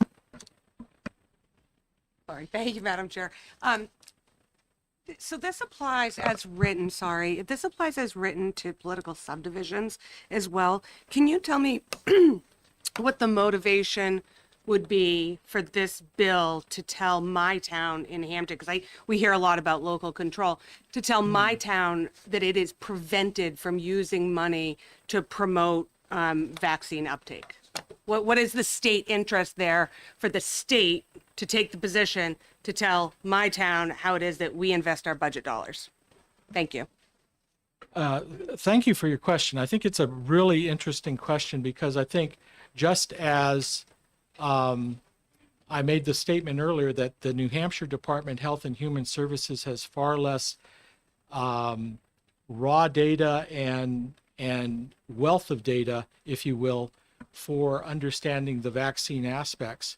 I think the local, if that's true, certainly the local control and local political subdivisions have far less information about it than the New Hampshire Department of Health and Human Services.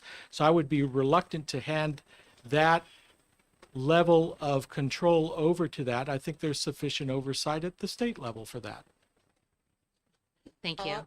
I think we're sort of beating a horse at this point. So we can ask you. We're trying to make sure that we get the information, but we're not necessarily interrogating the people that are here. Yes. It's one that we can explore in discussion as a committee. Thank you very much for your testimony. Next, I'll call Representative Boschman.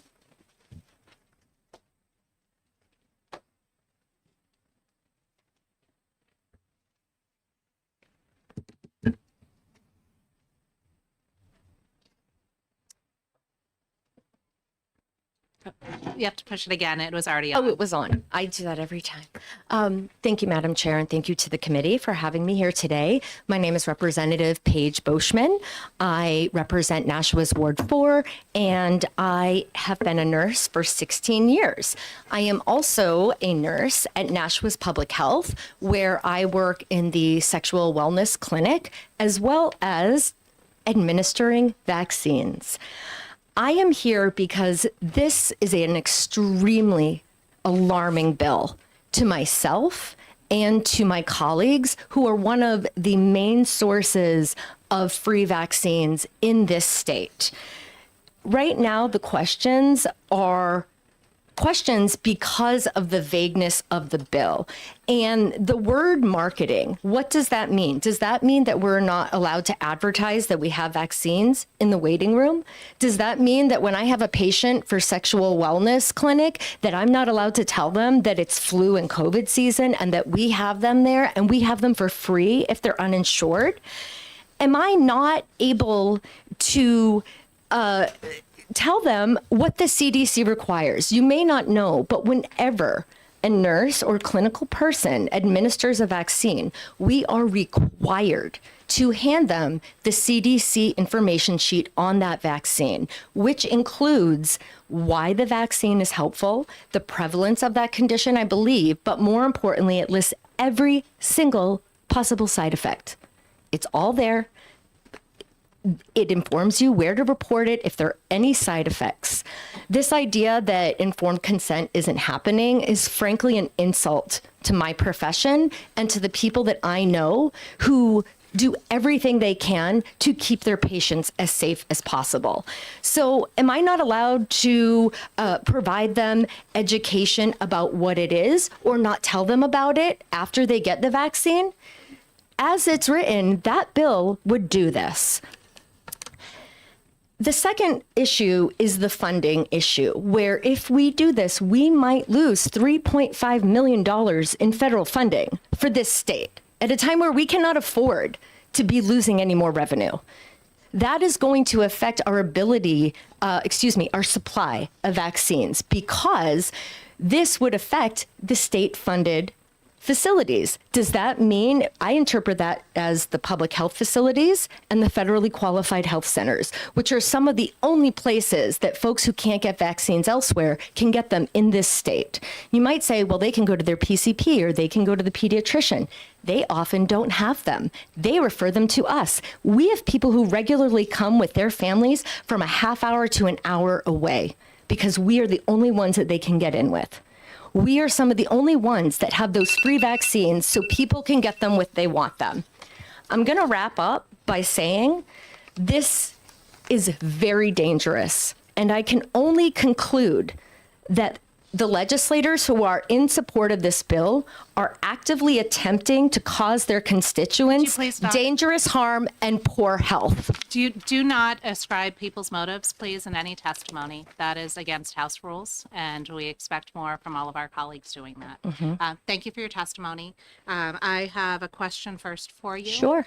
Does the city of Nashua create or produce advertisements either on a billboard, on the website, or in any other media to promote vaccines? So here's the thing.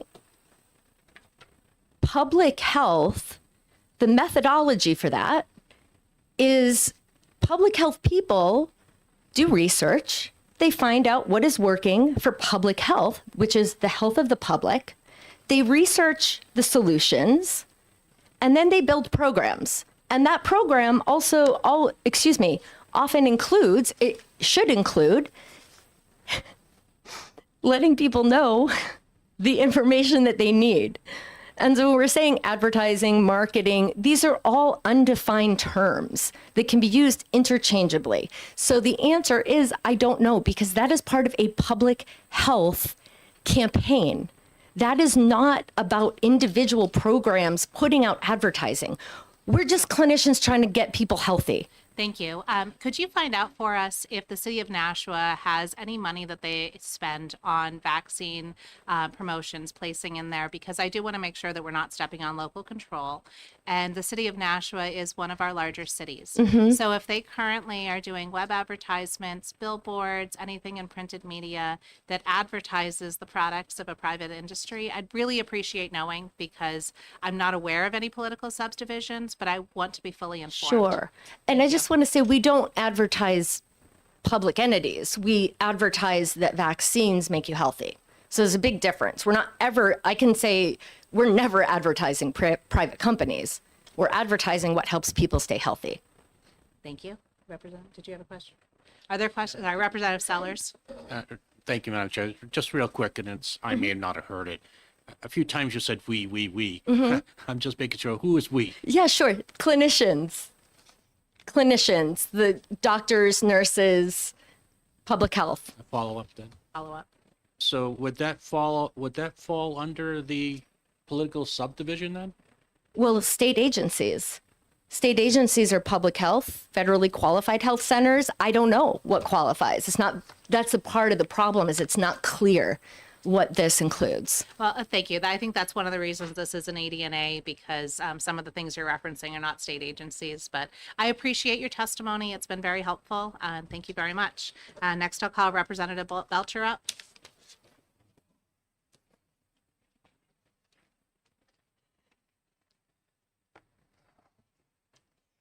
Thank you, Madam Chair and members of the committee. I am Mike Belcher, representing Carroll District 4 of Wakefield. I had the pleasure of being a part of the COVID investigative committee that we conducted a couple years ago.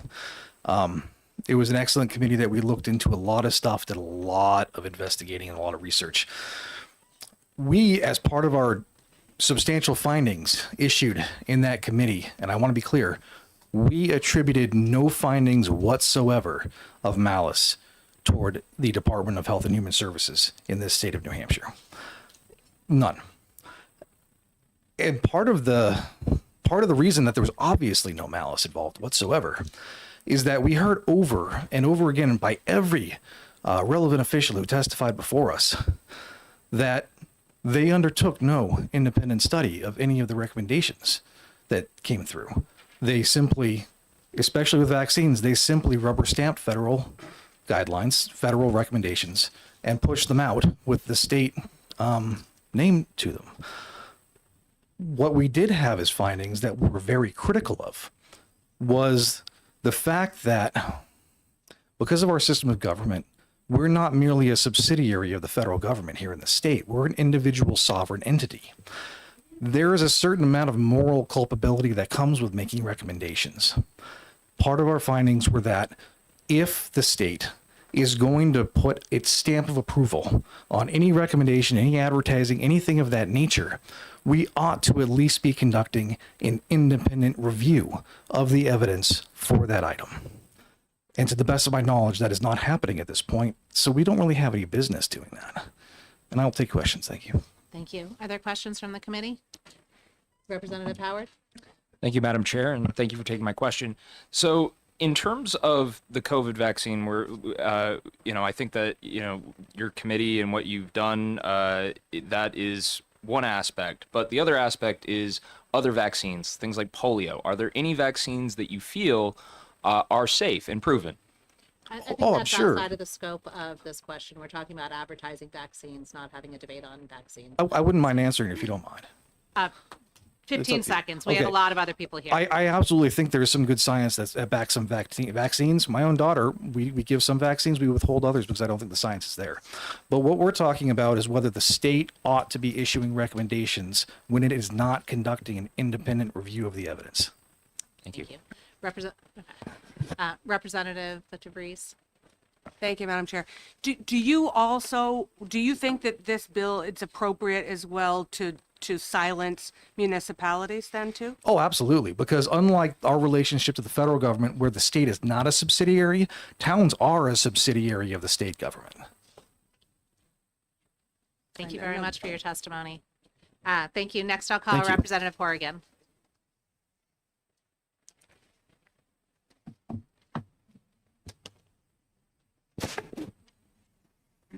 So I'm Representative Timothy Horrigan from Stratford County District 10, which is the town of Durham.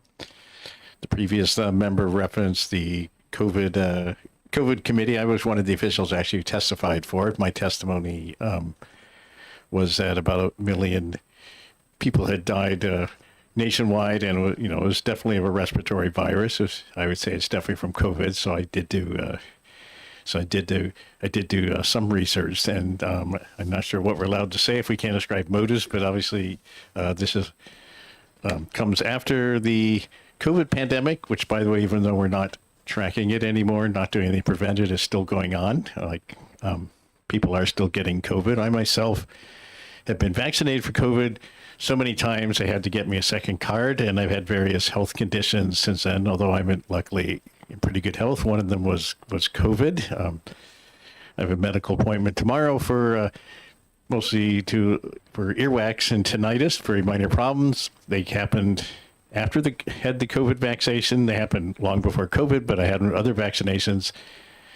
None of these the vaccines are not 100% effective or 100% safe, but they are. It's for most people, for the vast majority of people, it's better to have them than not have them. And certainly any health issues I've had since 2021 are just, it's not because I got the COVID vaccination. They can all be ascribed to other causes, and that's true that's true of all of us. And certainly, and also certainly there's a lot of, I described myself as middle-aged in the previous hearing. I'm 69, almost 70. I remember when they had the vaccines for childhood illnesses, measles, polio, and such as measles. They mentioned polio. Those in before my lifetime were much worse, killed many more people than they do today. They're almost not even noticeable anymore. And the same is true for COVID. 1 million people did die. Some of them were actually vaccinated, but it was not because of the vaccine. And in fact, the vaccine, without the vaccine, many millions more would have died here in the U.S. and worldwide. So I think we should not be preventing state agencies or towns or cities or other political subdivisions from supporting vaccines. I'm not sure why it just says advertising. I'm not sure why they're singling out advertising when there's other things these agencies do to support vaccination efforts. But I think this is a bad bill. So the officials running those agencies should do what they do see fit for public health, and public health is helped by vaccines, not hurt. So, thanks. Thank you for your testimony. Question? Any questions? No, thank you. Next, I'll call Carlene Ferrier. I'm sorry, I should have listened better when you were introducing yourself before, so I wouldn't mess up your name. Thank you, Madam Chair and members of the committee. Carlene Ferrier. I've been a nurse for 37 years, primarily taking care of patients in New Hampshire. I've administered thousands of vaccines. I believe in the safety and effectiveness of vaccines. I'm a nurse representing the New Hampshire Nurses Association. And my concern around this bill, or our concern, is the challenge of this bill is the difficulty of discerning what's the difference between education and advertising and who decides that. So almost probably every person in this room has been a patient. And so you know one of the most important jobs of nurses is to educate their patients. And we don't have the time to create our own materials. We use materials provided by the Department of Health and Human Services, which we know are based on scientific data and findings. So we're concerned that this bill will impact nurses' ability to educate their patients.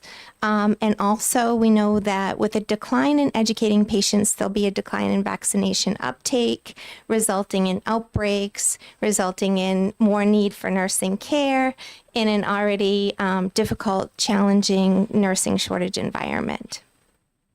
Any questions? Thank you very much for your testimony. Thank you. Thank you. Next is Kate Fry from New Futures. And all the rest of my pink cards are for the next bill. So if there's anybody else on this bill, please get it to me before we're done.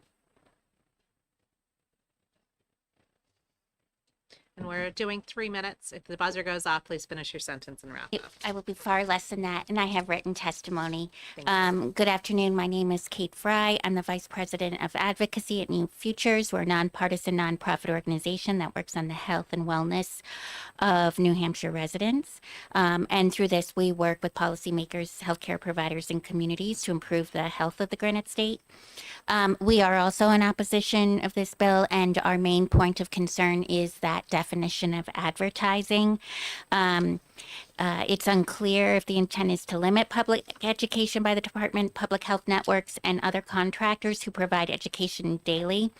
More alarmingly, this bill could limit the department's responsibility and local community responsibility to provide life-saving vaccines during outbreaks such as hepatitis A, which I have to say my first introduction to public health is when I was working at the public health department in 2004, and there was a concern of a hepatitis A outbreak from a Taco Bell at that time in Derry, New Hampshire. And there was extensive public education to inform folks about a clinic for hepatitis A to make sure people got access to that vaccine.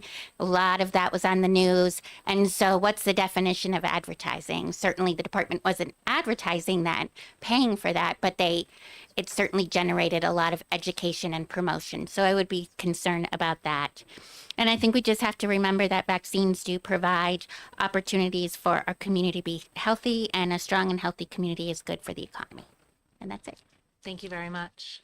Thank you for your testimony. I appreciate you being here and the work you do. And with that, I am going to close the hearing on House Bill 1616 and open the hearing on House Bill 1609. I will be doing this on the loud stuff so you can actually hear me, because it did not work well on the papers. I'll call Representative David Muse, the prime sponsor of the bill, up to testify. And he may be in the hallway because I know that we are at overflow status.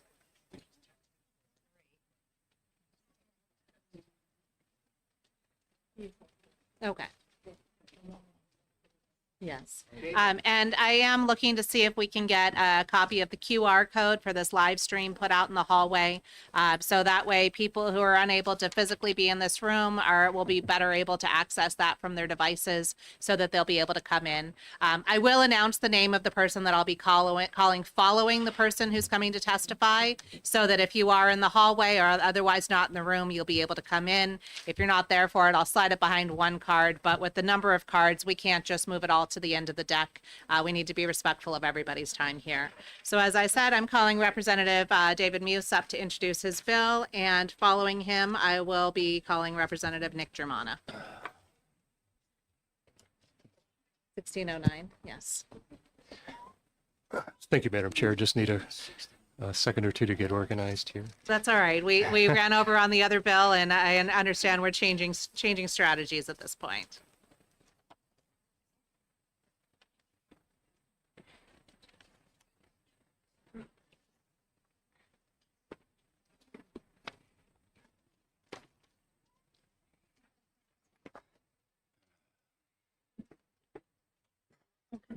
We're ready when you are. Thank you very much. Thank you, Madam Chair and members of the committee. My name is Representative David Muse. I represent the communities of Newington, Newcastle, and Portsmouth. The bill before you today is about two things: the future of mass incarceration of immigrants in New Hampshire and fiscal responsibility. You may or may not consider the $170 billion that Congress has set aside over the next few years as fiscally responsible, especially in light of other priorities ranging from healthcare to economic issues. But one thing that we can agree on is that $170 billion is one ginormous pile of money. $45 billion of that, about 26% of that total, has been budgeted to expand our capacity for immigration detention to a level that will support mass incarceration. At this point, the roadmap for exactly how that will happen is unclear. Last year, we saw the state of Florida build an immigration detention facility in the Florida Everglades at the cost of $608 million that continues to operate despite lawsuits to shut it down. During the time it's been in operation, it's been reported that the people detained there are being held in inhuman and unsanitary conditions, including overflowing toilets with fecal matter seeping into areas where people are sleeping. The lights are on 24 hours a day, and there's a total lack of privacy, including television cameras over the toilets. Alligator Alcatraz operates without federal oversight. In return for their investment, people in a state once known as the winter home of sunshine, spring training baseball, Disney World, and spring break is now known as the home of a national embarrassment. Over the past few weeks, we've seen plans announced to remake immigration detention in the United States by turning cavernous industrial buildings into Amazon-style hubs. These plans include 7 giant regional complexes, each designed for 5,000 to 10,000 detainees, plus 16 smaller feeder sites for up to 1,500 people. One of those feeder sites very well could be slated for Merrimack. But right now, details are scarce, and even the governor, who you think might know somebody in Washington who could tell her more about this, seems to know nothing about what's being planned. So the bottom line is it's as clear as mud exactly how that $45 billion set aside for immigration detention will actually be spent. But something we do know is where a substantial amount of money is already being spent. For years, private prison companies have been a critical partner for the federal government when it comes to immigration detention. ICE contracts with corporations to build and run detention facilities and to transport undocumented individuals in custody. The two biggest private prison companies in the United States are CoreCivic and the GEO Group. These companies are poised to expand their roles as well as their profits thanks to this new influx of funding. So where are we at in New Hampshire? We're now at a point where we have the opportunity to introduce some certainty to our state when it comes to spending New Hampshire dollars on immigrant detention. To be clear, the bill before you does not keep local and county jails from holding immigration detainees. It clearly states that jails operating under 287 agreements can continue to do so and would be exempt from the bill. What my bill would do after a budget year that was extremely difficult for all of us is to ensure that the federal government's plan for mass incarceration of immigrants are not further subsidized by New Hampshire taxpayers.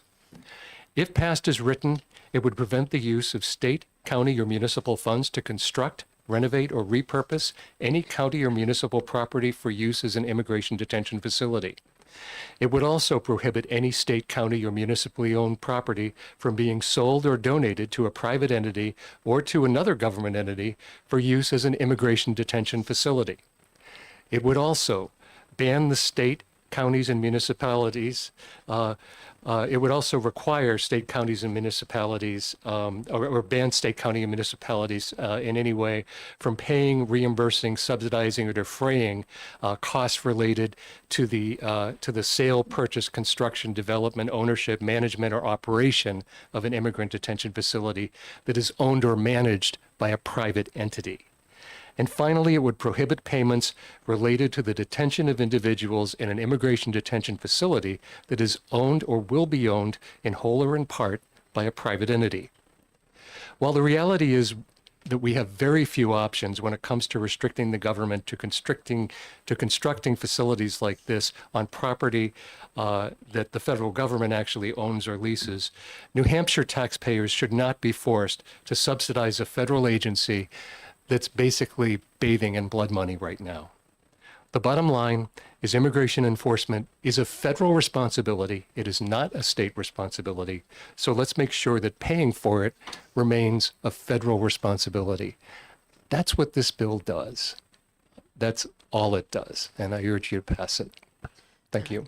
And I'll take any questions you have. Thank you. Representative Sellers? Thank you, Madam Chair. So just like the last bill may need a definition, do you think we should put a definition around immigrant, because I don't know if we're talking legal immigrants, illegal immigrants, all of the above, or those that have, come in and now have become citizens. It's a good point. I think some type of a definition would be helpful if it's not elsewhere in statute. Thank you. Other questions from the committee? Seeing none. Thank you very much, Representative. Thank you. Next, we have Representative Nick Germana, followed by Representative Corrigan, unless the two of you are staying for us the whole time. And if you want to go after the citizens or if you'd like to go before them, just let me know, the two of you. Representative Germana, please go ahead.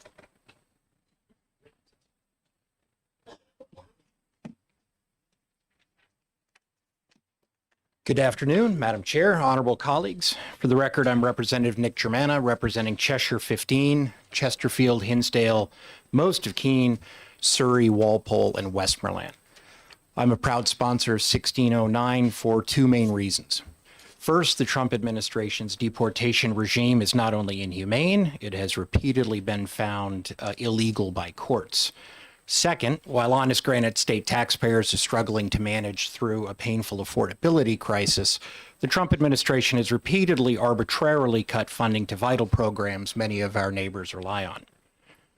When President Trump campaigned for office in 2024, he told us that his administration was going to go after violent criminals who were not in the country legally. The program we are seeing carried out across the country right now, however, is focused primarily on law-abiding immigrants, many of whom have deep ties to their communities, including U.S. citizens, including U.S. citizen partners and children. According to the conservative Cato Institute, only about 5% of people detained by ICE have convictions for violent crimes, and more than 70% have no criminal record at all. Being undocumented in the United States, as I'm sure you know, is not a criminal offense, it's a civil offense. Under this deportation regime, undocumented immigrants have repeatedly been deported without due process rights, despite the Supreme Court ordering the administration to stop this practice. More than 170 U.S. citizens have been detained by ICE. U.S. citizen children, including a 4-year-old who is receiving cancer treatment, have been deported. A number of people who have served this country honorably in the armed services have been deported. How many, we don't know, because the Trump administration has refused to divulge that number despite a request last summer from members of Congress. I'd like to give a more personal example for some of these numbers. There's a member of my community, an individual I've known for years, Madam an Chair, individual. Madam Chair, question. Is this really germane to the bill itself where we're trying to sell, or? I think that it's within the scope of it. There's Representative Germana has about 60 seconds or so left of the 3 minutes, and Okay. we have the time. Well, I appreciate that. So I want to get on to my second point with the time I have. My second point is that Granite Staters continue to struggle with the cost of living. The average Granite Stater pays considerably more income taxes than the national average, and yet the federal administration has made massive cuts to Medicaid that are going to endanger our rural hospitals and nursing homes. Changes to SNAP will dramatically affect Granite Staters. The administration has cut funding to TRIO and Gear Up programs that will dramatically affect New Hampshire public higher ed students. And we have recently seen the reduction in grant funding for programs that benefit families struggling with mental illness and drug addiction. I will find the very end of my comments here. The Trump administration's deportation regime is profoundly unpopular and goes against our values here in the Granite State. This is a federal program. They should pay for it, not Granite Staters. Thank you very much for your testimony. Seeing no questions, thank you very much. Thank you. Sorry. Oh, sorry. Excuse me. Representative No, Howard. this is not a question. It's just a point of order. Just to remind the committee members that under Section 12 of the Masons Manual that Could you please turn the lights back on so that we don't all need to leave the room? Please turn them back on. Thank you. Also, this is part of the reason why it's both a safety issue and some others. We can't have people standing in the way, blocking the doors. So I'm going to need to ask you guys to step into the hall. If there's, there are some seats back there. So we need to make sure that nobody is blocking the doors, nobody is near the lights. If so, we're going to have to get a lot stricter on some of these requirements. We do have a live stream. I am announcing ahead of time. Thank you. referring back to my point of order, I just want to remind the members of Section 12 of the Masons Manual, which covers decorum, and interrupting not only members of the public, but fellow representatives as well. Thank you. Thank you, Representative. I was actually going to address that. As we're doing this, everybody has 3 minutes to speak. I would like everybody to aim to stay on topic of the bill. We will not discuss any amendments or anything that anybody brings to this committee if they're not introduced by the committee. But we will allow people to speak if they are roughly on topic to the bill. But it is limited to 3 minutes. When the timer goes off, please finish your sentence and conclude. This is to be respectful of everybody who's taken the time to be here. Representative Horrigan, followed by Representative Boschman.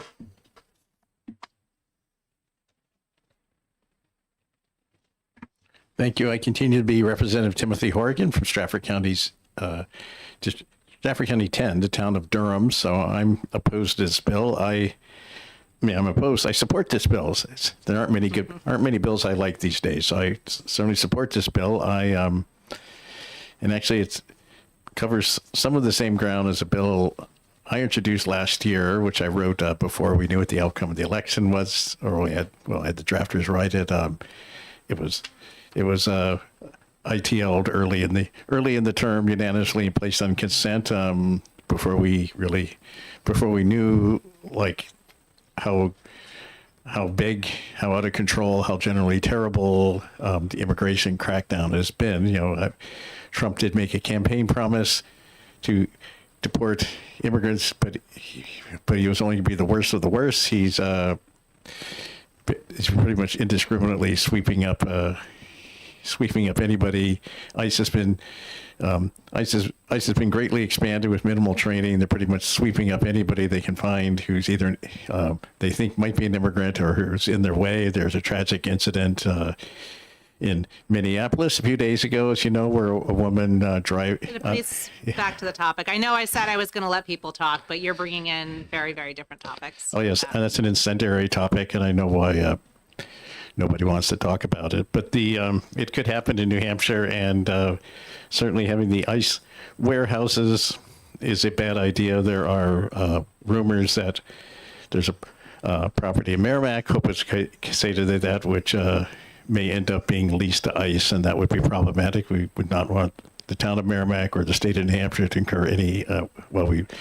I personally prefer not to have the warehouses there, not to have them anywhere. But certainly, if the rumors are true, we don't want the taxpayers of the state of New Hampshire of Merrimack to pay even 1 penny to support something that which certainly should not be Merrimack, probably shouldn't be anywhere in the United States.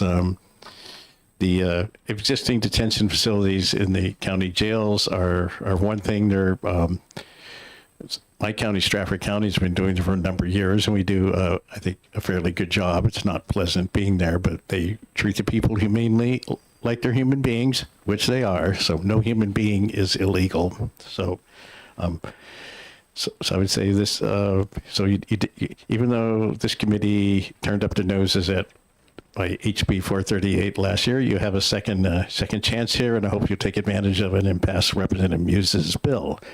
And I might also say that there is sort of an odd disconnect because on the one hand, there's a lot of opposition on one side of the aisle to providing housing for immigrants. We were anyway. So please pass Representative Muse's bill. So I think it's long overdue. So thanks. Thank you, Representative. Thank you, Representative Boschman. And after her will be Victoria Nepris. Not pressing the button this time. Thank you. This will probably be shorter, I hope. Anyway, thank you, Madam Chair, and thank you to the committee for being here. Again, I am Paige Boschman, representative from Nashua Ward 4, and that is specifically why I'm here today. Ward 4 is the second largest Spanish-speaking community in this state. And so I am here specifically to speak for my constituents who are the most affected by the emotional impact of something like this. And I like to think that we also care about the mental health and well-being of our constituents. These folks are the ones who are the folks who are being detained are largely from the community that I represent, not necessarily the people, but their friends, their family. They're this is their community. These are my constituents, my neighbors, and my friends. I'm here because I'm worried. The country is divided. I was at a protest last Thursday, protesting the Merrimack Detention Center. Despite there being 2 other extremely large advocacy events at that time, we estimate there was at least 1,000 people there, and they were upset about this. Tensions are escalating. Bringing a detention center here is just something that a lot of people in New Hampshire do not want. The people in those towns, they don't want the traffic. They don't want the vehicles coming through. They don't want what this represents in our community. This is a symbol for so many. And the symbol is families who are torn apart, violence, and human suffering. When they see this, that is what they think. When they know that it is in their community, that is how they feel about how their town is perceived.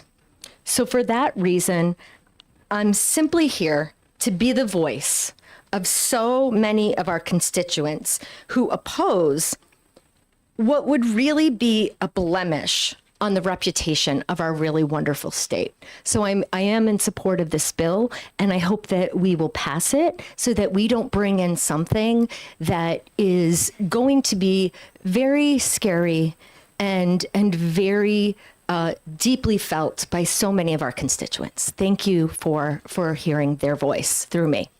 Thank you very much. Thank you. I'll call Victoria Nepris up, and following, I will call Sandy Town.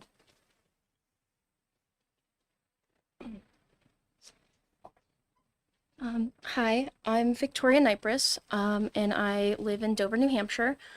I'm here today to testify in support of HB 1609, which would ensure that our public resources are not used for the construction or operation of certain immigration detention facilities. Considering ICE's wildly inflated federal budget, they don't need to take more of our resources that could be used to improve our state.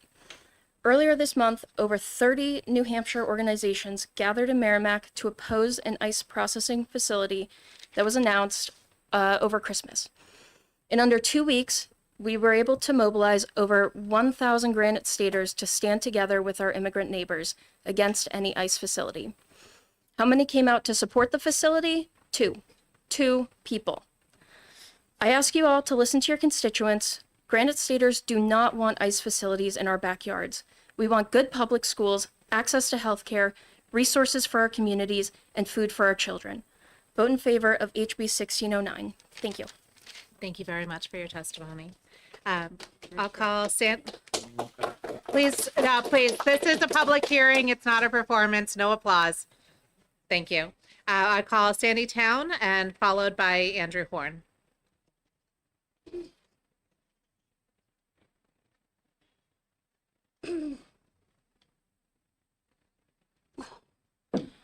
As you most know, dear representatives, I am a non-supporter of ICE facilities as a shareholder. I just found out through Global as a shareholder and through the Hilton what's going on in Minnesota. And as a shareholder, there's many Hiltons here, and I will not support any ICE facility being here. And knowing the CEO of Budweiser, I've contacted, and Shayla is my daughter who is in Africa, which has ties to the Budweiser plant. And I will not support as a shareholder. As I have told the shareholders in Minnesota of those hotels, I would not support my funding of shareholding to represent those ICE officers here, having a Mexican grandson, having a Dominican. I've seen, a lot of you have seen what I put on the internet. I will not support I will not support my tax dollars supporting a racist facility.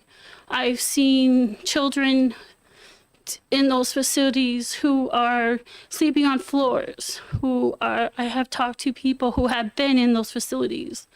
They've been dehumanized, they are just so much poor conditions. I've talked to the wife of one of the husbands that got killed in that ICE facility because of poor lack of conditions.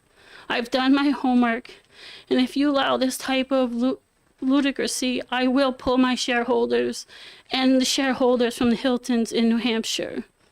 I'm a private nonprofit shareholder, and I have ties to Africa with my daughter who has ties to the Budweiser, who is a CEO. I know many CEOs and many presidents. I may not look like I'm such a rich person because I'm not. But I have a few other shareholders that do I know of Ace Ventura, who in Minnesota, I have talked to him, and he has talked to the warehouses up here. And so haven't I. I will not allow, will not allow that this kind of being, I have grandchildren who come to New Hampshire. I've been living in New Hampshire all my life. And I'm a very silent kind of shareholder. I've had the Hilton shareholders for a very long time, and I don't profit from these.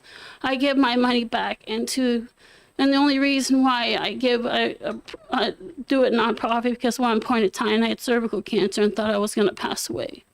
So I took my money and I contacted Global, and I contacted the legal doings of Global Airlines that I do not want them using as a shareholder.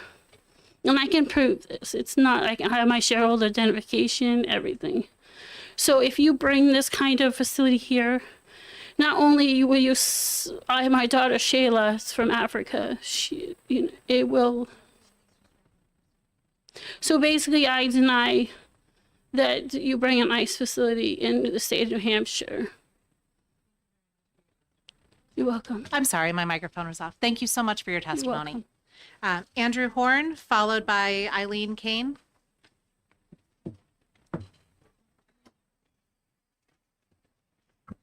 Okay. Hi, my name is Andrew Horn.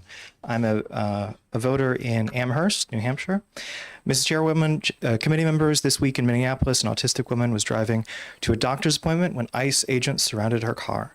They smashed her windows, cut her seatbelt, and dragged her out while she screamed, "I'm disabled. I'm trying to get to the doctor." She wasn't a protester or a threat, just a woman trying to get medical care. This is fascism, not law enforcement.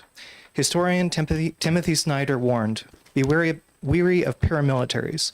When the pro-leader paramilitary and official police and military intermingle, the end has come." Well, the end has come. We must face it with courage. If we don't practice courage now, we won't be able to reconstruct our system of rights and laws. We will never turn the tide.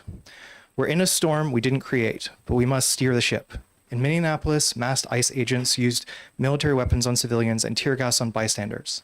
This follows history's pattern. Gestapo targeted disabled people, Mussolini merged state and private violence, Franco crushed local control. Now Washington uses contractors and ICE to terrorize communities. Can we love freedom while funding ICE prisons? HB 1609 says no. No state money for facilities, no county land for cages, no town subsidies for prison profiteers. Our founders built this country on freedom. This bill protects it. New Hampshire refused the Fugitive Slave Act and rejected cooperation with a tyrannical federal system. Today we face the same choice. As an autistic man, I saw myself in that Minneapolis woman. I saw a system that decides disabled, immigrant, and dissenting lives are disposable. We must choose right over easy. I see this in my own life. National Guard patrolling my DC hometown, the malignancy spreading. I wait for the day ICE smashes my window. The future is dark, but we can refuse to assist in this federal lawlessness. Timothy Snyder warns, be as courageous as you can. If none of us is prepared to die for freedom, then all of us will die under tyranny. This bill is our courage. It says New Hampshire won't finance fascism. Our vote today reaches every scared child and targeted family. Let's choose hope over fear. Vote ought to pass on HB 1609. When history asks where we stood, let it show we stood with the Minneapolis woman and with freedom. Granite does not bend to tyranny. Thank you for your attention. Thank you. You did make a statement about what people are willing to die for. You're not making a statement asking people to engage in violence, correct?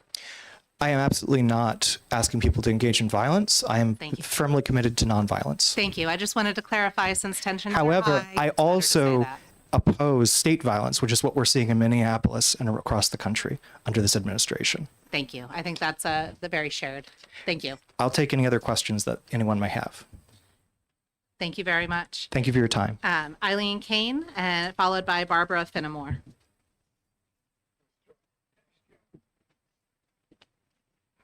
Oops, sorry. And you were well under the 3 minutes. Thank you. Hello. Madam Chair and committee members. I don't know any of you. This is the first time I've ever done this, so I'm really nervous about it. Just talk to us like anybody you'd want to talk to. Okay. I'm going to read my statement here. I support this bill because I think it takes a clear position. New Hampshire public funds and property should not be used to build or operate ICE detention centers. It rejects using taxpayer money or public resources to be complicit in private immigration detention. This bill does not address the policy itself, which I oppose, but the bill doesn't talk about that. ICE detention centers have been linked to serious concerns, and people have talked about those. It's frightening. I'm frightened. I'm frightened for people that I know. I'm frightened for people that I helped get citizenship. So I used to volunteer for that. I'm frightened for them, even the ones who have passed, because Trump has said he is going to look over all of those. These are my neighbors, and I do not want my taxpayer money going to it. Private facilities have been accused of abuse, mean treatment, unsanitary conditions, and violations of constitutional rights. I think those are all important to you. I see people looking down, so I'm not sure you're listening to me. HB 1609 ensures that New Hampshire does not financially support these detention centers. It's important to me. I think it's important to a lot of New Hampshire people. The bill protects taxpayers, preserves state authority, and affirms that detention centers are a federal responsibility, not something New Hampshire communities should be funding. How 1609 is about accountability, constitutional values to me, and the responsible use of public resources. I think it sends a clear message that our state should not be participating in detention of immigrants. I do not feel like these people are getting due process. I do not feel like they are getting their constitutional rights. And so I do not support detention centers in New Hampshire and support this bill. And I hope, I don't know where you all stand politically, but I hope you consider what we as people in New Hampshire want. Thank you very much for your testimony. As a first timer or as a frequent flyer, you did a wonderful job. Well, you have a very engaging smile, so it helps. Thank you. We enjoy hearing from everybody. Thank you. So thank you. And thank you everyone for who's here. Barbara Finnemore, followed by Sandra Could I just, Madam Chair, could I just hear the name of the previous witness? I did not get it. Eileen Kane, Oh, Ware, New thank you. Hampshire. Thank you. Now Barbara Finnemore, followed by Sandra Sullivan. Thank you, Madam Chair and members of the committee. My name is Barbara Finnemore, and I'm a resident of Londonderry, New Hampshire. And I'm here also in strong support of HB 1609. This bill draws an important and appropriate boundary. New Hampshire should simply not spend state taxpayer dollars to fund a federal immigration detention center. That's it. Immigration enforcement is a federal responsibility, as you've all heard, and the costs and the risks of detention facilities, as you've also heard, should not be shifted onto states. Very clean bill. Across the country, ICE detention centers have raised serious concerns about due process, conditions of confinement, medical care, and accountability. Using state funds for such a facility would expose New Hampshire to legal and moral risks without any demonstrated public safety benefit. HB 1609 does not interfere with federal authority. It simply ensures that our limited state resources are used for New Hampshire priorities, such as education, housing, healthcare, and community safety. So I respectfully urge this committee to recommend ought to pass on HB 1609. And thank you for the opportunity to testify. Thank you very much for your testimony. Sandra Sullivan, followed by John Blanchett.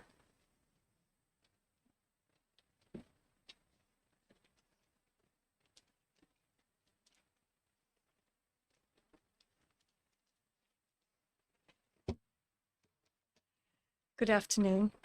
My name is Sandra Sullivan, and I'm a resident of Hudson, New Hampshire.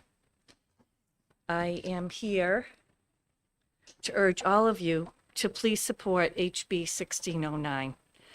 As a New Hampshire taxpayer, I do not approve or agree with use of our state funding to operate or construct immigrant concentration camps in New Hampshire. We must protect public funds, which we need more than ever. Our communities, our children, our families are dealing with the increasing inflation of over 2%. Food prices are rising. Insurance premiums are soaring. If there's available monies, they need to be used to help our families first. I have been a resident of the Live Free or Die state for 39 years. My heart aches, and I am disappointed, distraught over the current events and the cruelty that ICE federal officers are inflicting on fellow human beings. People may accuse me of being too empathetic or sympathetic. I'm a retired nurse, 37 years worked in labor and delivery. I'm too empathetic or sympathetic towards humans who have less than me. But the abuse of men, women, and children who are brown, Latino, is in my view vile, heartbreaking, illegal, abusive, and un-American. In closing, please approve HB 1609. And if you can somehow speak up, share that we as New Hampshire citizens do not approve of the current ICE abuses, killings, and assaults. I plead with you to help those in our communities who cannot fight for themselves. Thank you Thank you very for your much for your time. testimony. John Blanchette, followed by Maggie Fogar. I apologize if I didn't say that correctly. Fogarty. Okay. Thank you. Hello, I'm John Blanchette from Concord. So what has become clear to all of us is that the actions of ICE are fast becoming a stain on our country. Masked agents riding around, pulling people out of their cars, demanding people show them their papers, tear gassing kids, shooting flashbangs at kids, shooting people, and seemingly without any oversight at all. It's clear that very soon we will all see these actions as shameful and wrong. Just like the way we do now with Jim Crow, with slavery, Vietnam War, with putting every Japanese person in a camp back in the 40s. We all agree that these things are shameful and wrong, right? So at that point, which this point is coming very soon, if it's not here already, by the way. You can tell that there haven't been anybody here in not in favor of this bill speaking, right? Because it is embarrassing right now, and it's only going to increase. So at that point, many who supported and aided the actions of ICE, they will pretend that they didn't have anything to do with it. Why? Because their kids and their grandkids will not speak to them anymore. They will think that they are monsters. Conversely, if you support this bill, you will show your kids and your grandkids that you are on the right side. Thank you very much. Thank you very much for your testimony. Sorry. Oh, sorry. You had a question? Mr. Blanchette, you said you were from Concord. Your card says Manchester. Yeah, well, I was born in Concord. I live in Manchester. Maggie Fogarty, please, followed by Donna Cusick, I think.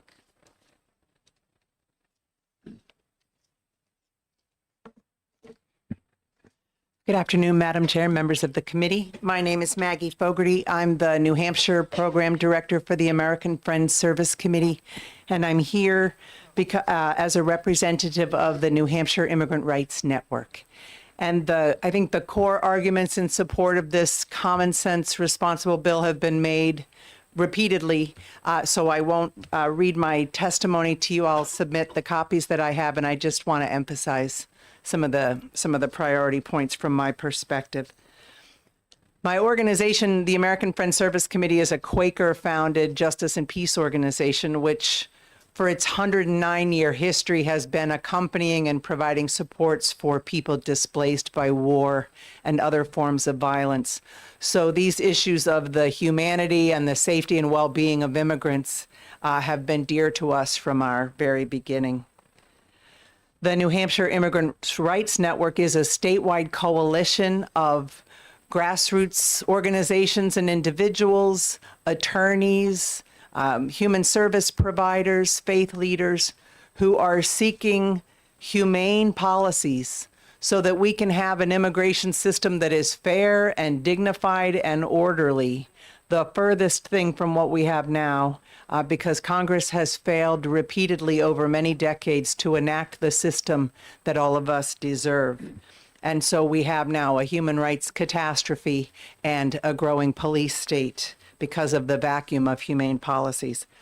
We support HB 1609, which would restrict the use of state and local dollars to fund the federal detention of people accused of civil violations, civil immigration violations. And we urge you to vote ought to pass. This operation that we're seeing nationwide is massive. It's largely unlawful. It's a machine. It is a multi-billion-dollar machine.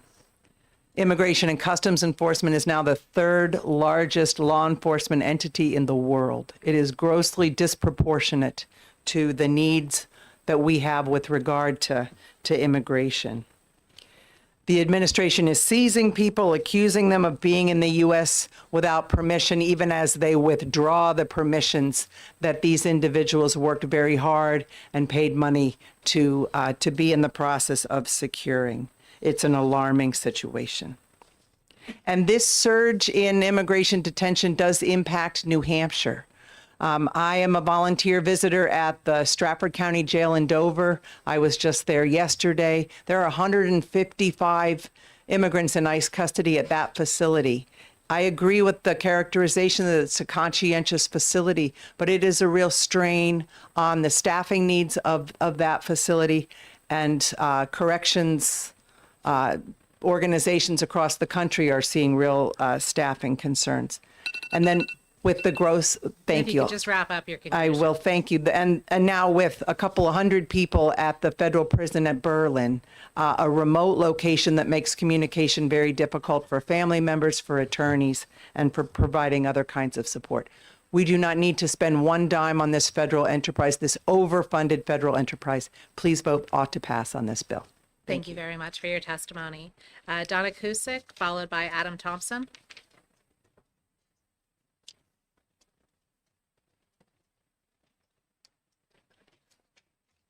Hello, my name is Donna Cusick and I'm from Hudson. I will keep this really short because I agree with what everybody else has said and I'm not going to keep beating a dead horse. I spent 24 years in the Navy and I raised my hand to support the Constitution and I'm seeing that get thrown out the window and destroyed. And it kills me. I adamantly do not want any of my already astronomically high taxes to go to anything that resembles ICE. Not the agents, not the center, not any of it. These places are barbaric. They're not getting proper food. They're sleeping on floors with space blankets. They're dying from lack of medical care. They're having to use the restroom in front of everybody else. This is incredibly inhumane. These are people. These are not animals. I worked for a kennel for 5 years after I got out of the Navy as a volunteer. We treated our cats and dogs better than ICE is treating these human beings, and this is totally unacceptable. So, and now they're rounding up American citizens. Right now in Minnesota, they've got 3 American Native Americans, and they're holding them hostage because Kristi Noem wants to use them as bargaining chips to get access to their land. And that is totally wrong. I do not want that in New Hampshire. I don't want that in the United States. I fought too long for this country to have it destroyed by these people. So no, I do not want any of these facilities here. It's totally wrong and totally barbaric. Thank you. Thank you very much for your testimony and thank you for your service. Adam Thompson, followed by David Holt.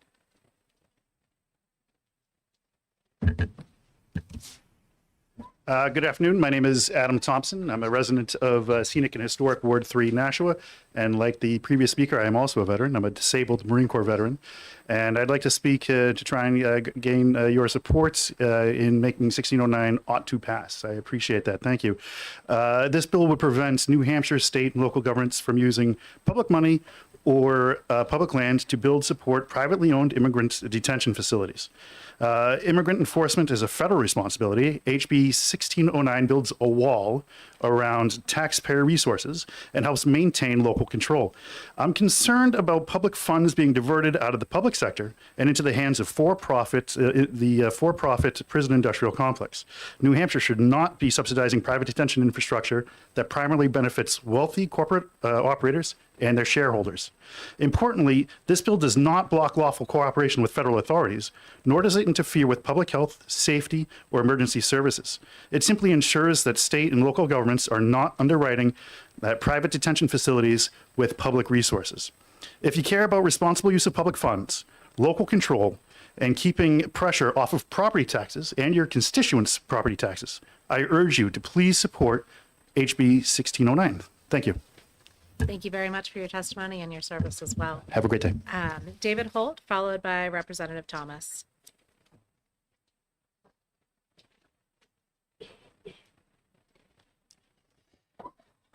Hello, My name is David Holt. I am a citizen of Somersworth, New Hampshire. I was born and raised here in New Hampshire, and I've lived almost my whole life here.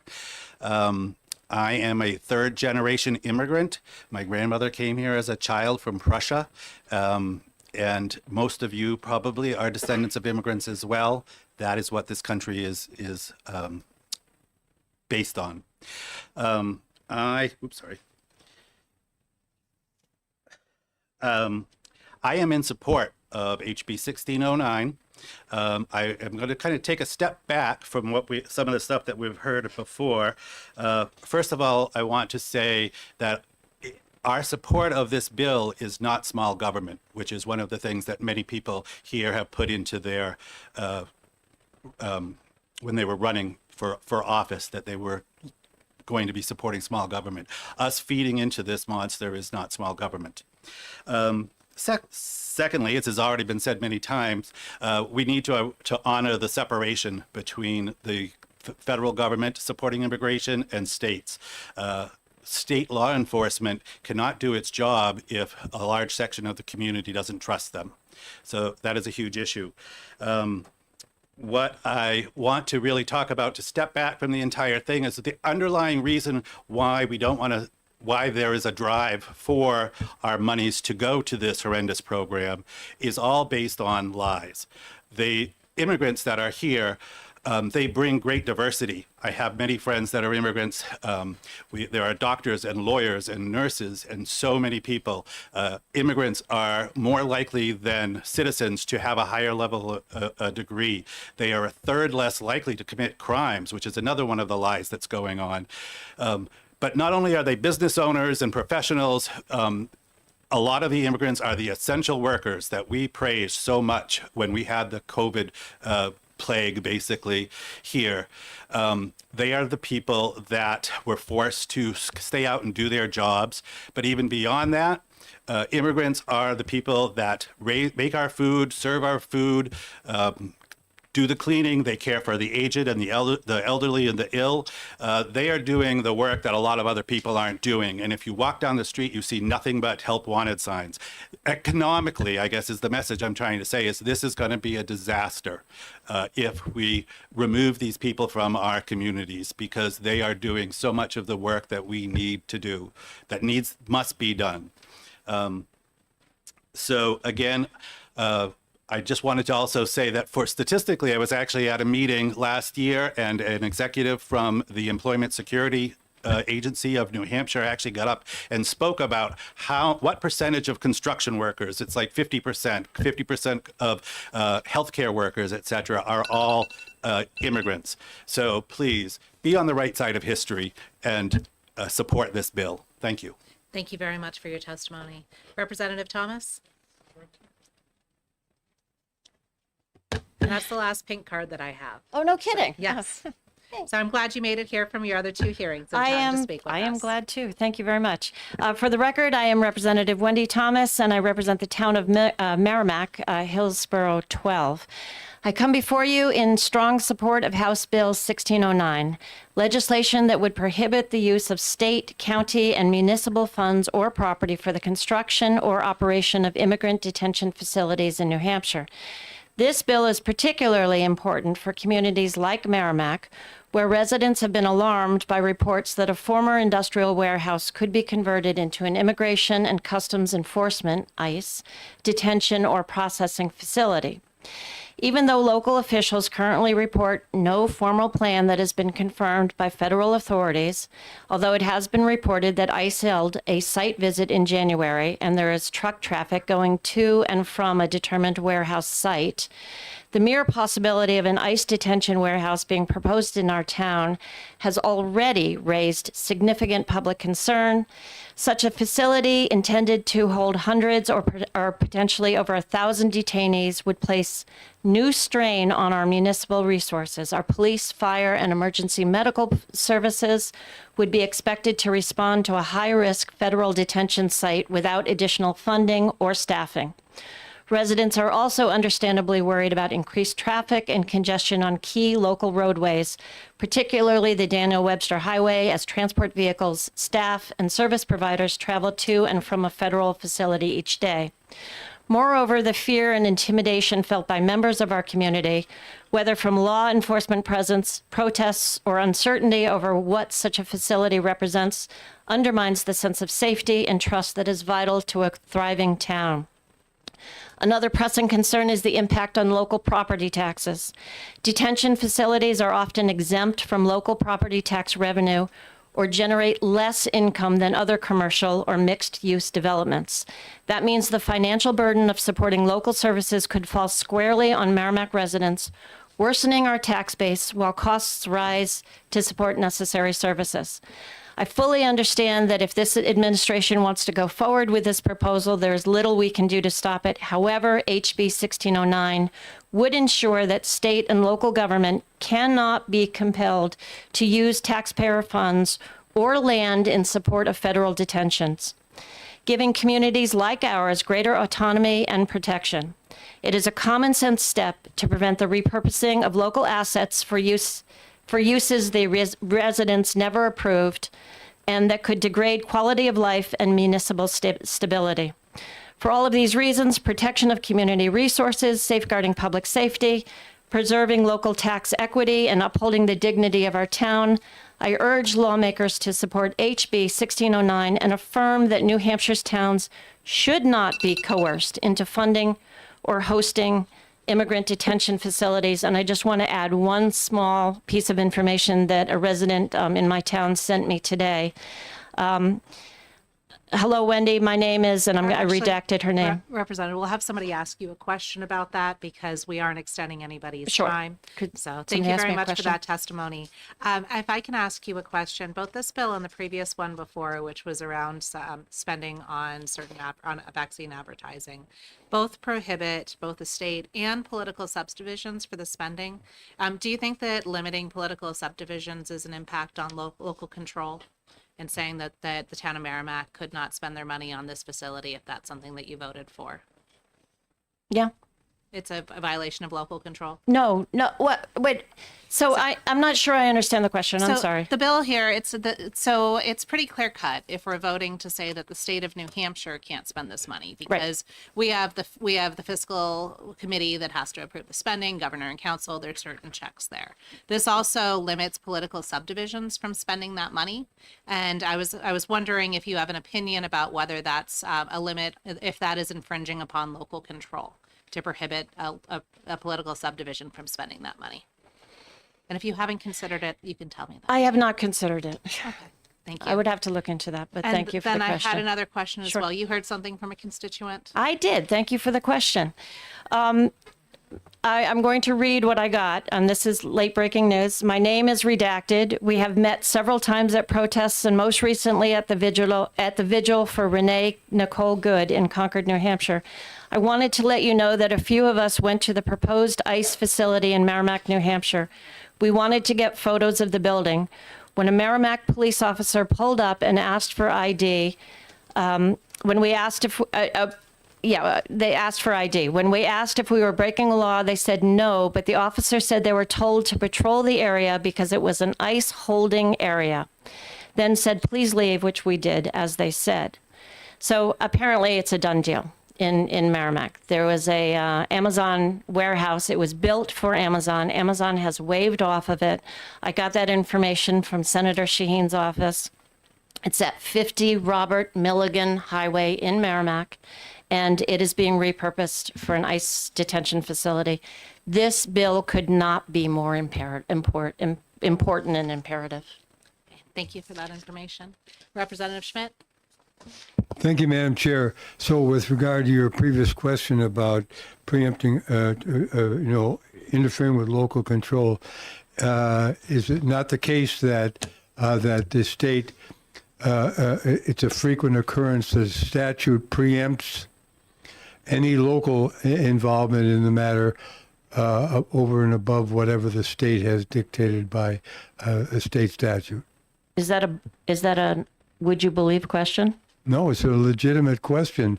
I'm asking you, is it not the case that the state regularly passes statutes that preempt local activity? Yes. Thank you. Thank you. Thank you. Any other questions from the committee? I sing. That's Representative Groda. Would you mind sending us your testimony? Oh, do you want it electronically or do you Yes, want a hard please. copy? If you could send it to the committee. Absolutely, I will. Thank you. Thank you.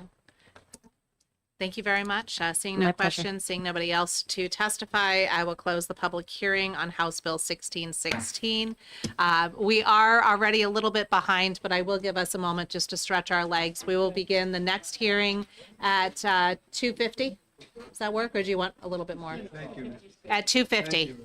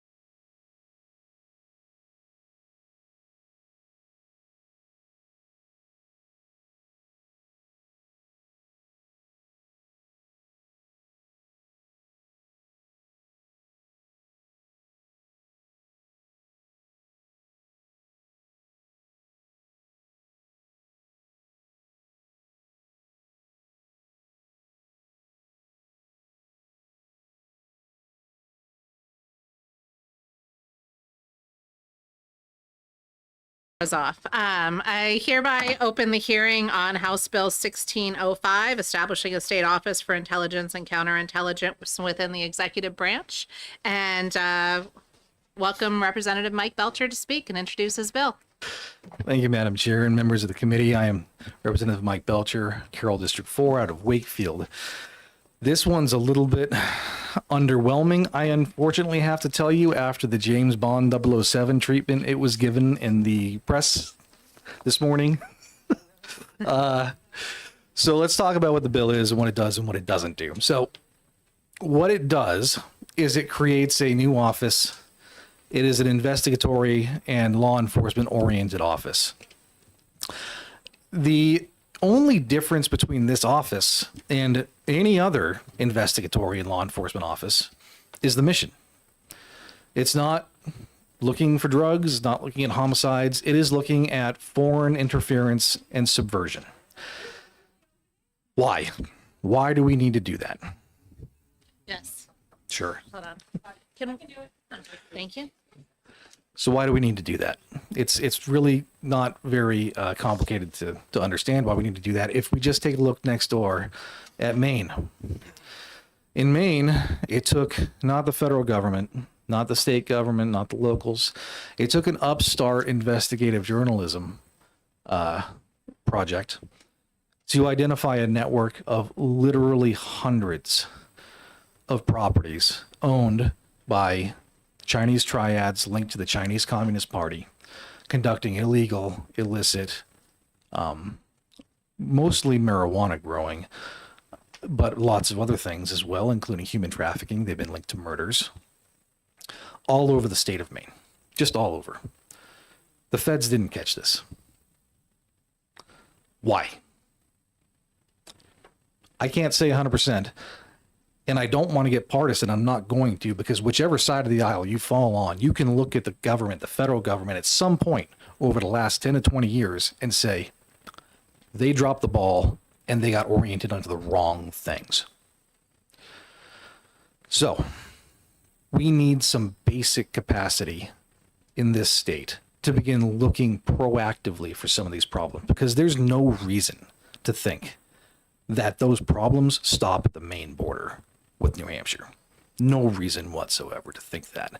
We just don't have anyone actively looking for it. The biggest problem here for me with what is going on in Maine it's not the marijuana. I mean, it's pot. The Chinese Communist Party doesn't care that much about pot. I think what they care about is the over $4 billion in estimated revenue they're taking in from these every single year. Revenue that is illegal, untraceable, and known historically to be used for undue influence, buying off officials, running nasty, nasty projects, including Chinese off-the-books police stations where they pressure foreign nationals, running espionage operations, where they're look over at the University of Michigan recently, where they attempted to import agroterrorism agents capable of wiping out our entire wheat production in this country. Do you have any idea what that would do to our food security if they had succeeded in that? And this is not a one-off. This is a constant thing, and it has been for decades. It is the policy of the People's Republic of China and the Communist Party of China to wage asymmetric warfare against the United States of America toward our collapse and their eventual hegemony over the entire world under a system of communism with Chinese characteristics. They are actively pursuing that goal. This office is small, it's modest, it is only a few analysts and investigators. They have no special powers, there's no spying despite the stuff in the media. They have to abide by all existing legal precedents and rules regarding investigations. The only difference is what they're looking for. And in the event that the price tag on this bill is throwing you a little bit, because it is a multi-million-dollar price tag in an off-budget year, I at least ask, please, look at the email testimony I sent to you, which is extensive and extensively cited, to get a feel for the real issues we're facing, the existential threat that is posed, so that If it doesn't make it this year, maybe when next year in a budget season, we can do something similar and get this done. Because if we do nothing for long enough, we lose. And we do not want to lose a major war. Thank you. Thank you very much. Are there questions from the committee? Representative Pearson? Thank you, Madam Chair. Thank you for being here and presenting. I'm just trying to figure out the structure that you put in here. It doesn't help me if I'm missing it, because I'm trying to figure out. There's no mention that if this falls under the Department of Safety, if this falls under the National Guard, if it there's nothing here in reference to how, unless I'm missing it. I apologize that I didn't grab it before me, but I'm almost 100% certain that it explicitly puts this within the Department of Safety. So if anybody else knows where it is. You want to see a copy of it?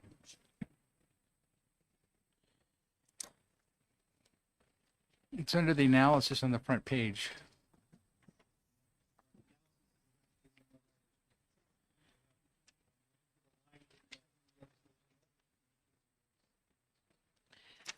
Does anybody have something to reference if 21-P is the Department of Safety within the statutes, establishing this within their statutes would put them under their authority? Yes. In section 4 under appropriation, it does say that the Department of Safety is the one who receives the sum of $6 million. Representative Sellers? Thank you, Madam Chair. There's still more questions. Oh, sorry. Thank you. So my understanding is you want to create a completely new, what do you call it? Department? Office, okay. And this is not just against the necessarily the Chinese. It's against anybody that's against, in our case, New Hampshire. Is that correct? It is, and if you would allow me just to briefly expound on that, yes, it is. It is forward facing toward obviously the Chinese threat, but we also face threats from Russia, Iran, Cuba, Venezuela. Well, maybe not Venezuela now. We'll see. But anyway, there is a lot of potential threats. And the reason that it does establish a different office instead of simply sticking this somewhere in something else is because even though they have to abide by all the same rules, there is a very different skill set that is necessary to conduct this work. And that is why it is explicitly looking for individuals with counterintelligence experience who understand how these foreign networks operate, how subversion works, so they know what to look for. Representative Dargy? Yes. Thank you, Madam Chair. Do you know if any other states have similar organizational structures to what you're proposing as standalone offices on this issue?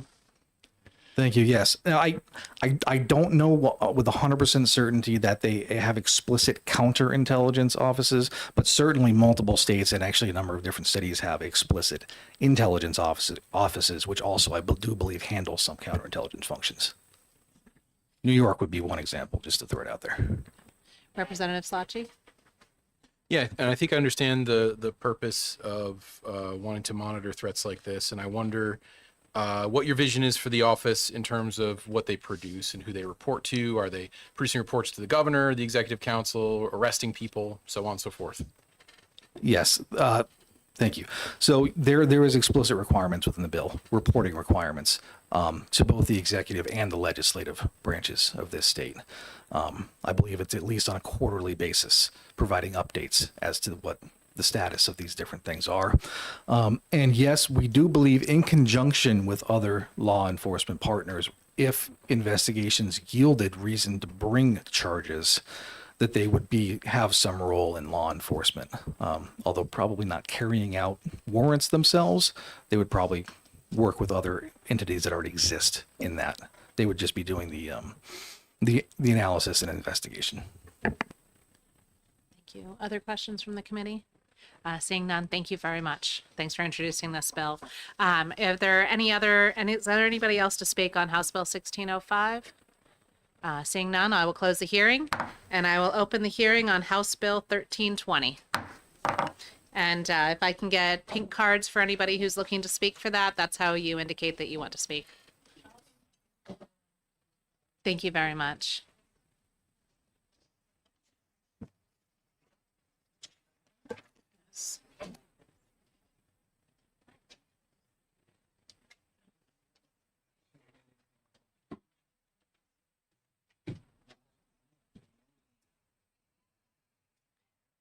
Thank you very much, Representative Grota. I appreciate you introducing this bill on Representative Wilhelm's behalf. Thank you, Madam Chair, and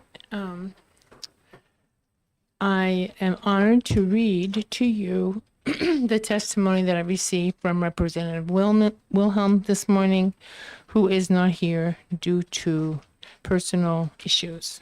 Oops, and I just lost my... Okay. Good afternoon, Madam Chair and members of the committee.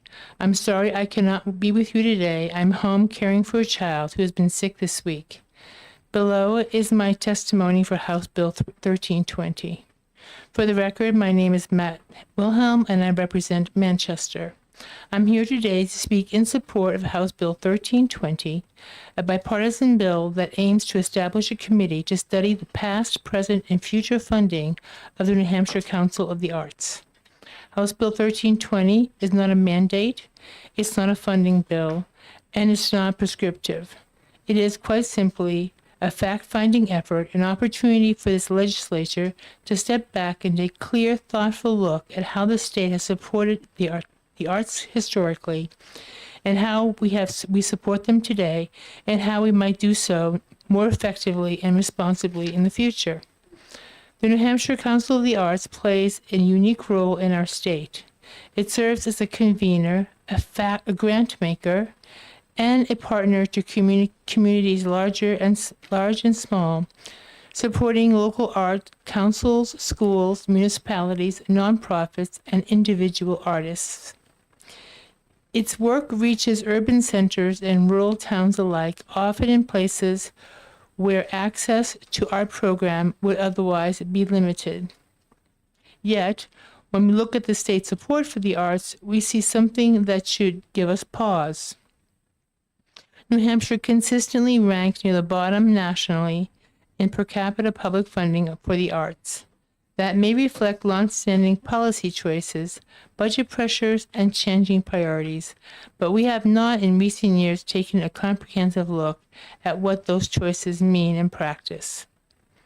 1320 creates a study committee that would examine historical funding levels and trends, how New Hampshire compares to peer states, the role of arts funding plays in education, workforce development, tourism, and local economic vitality, and what funding models, public, private, or hybrid, might best reflect New Hampshire's values going forward.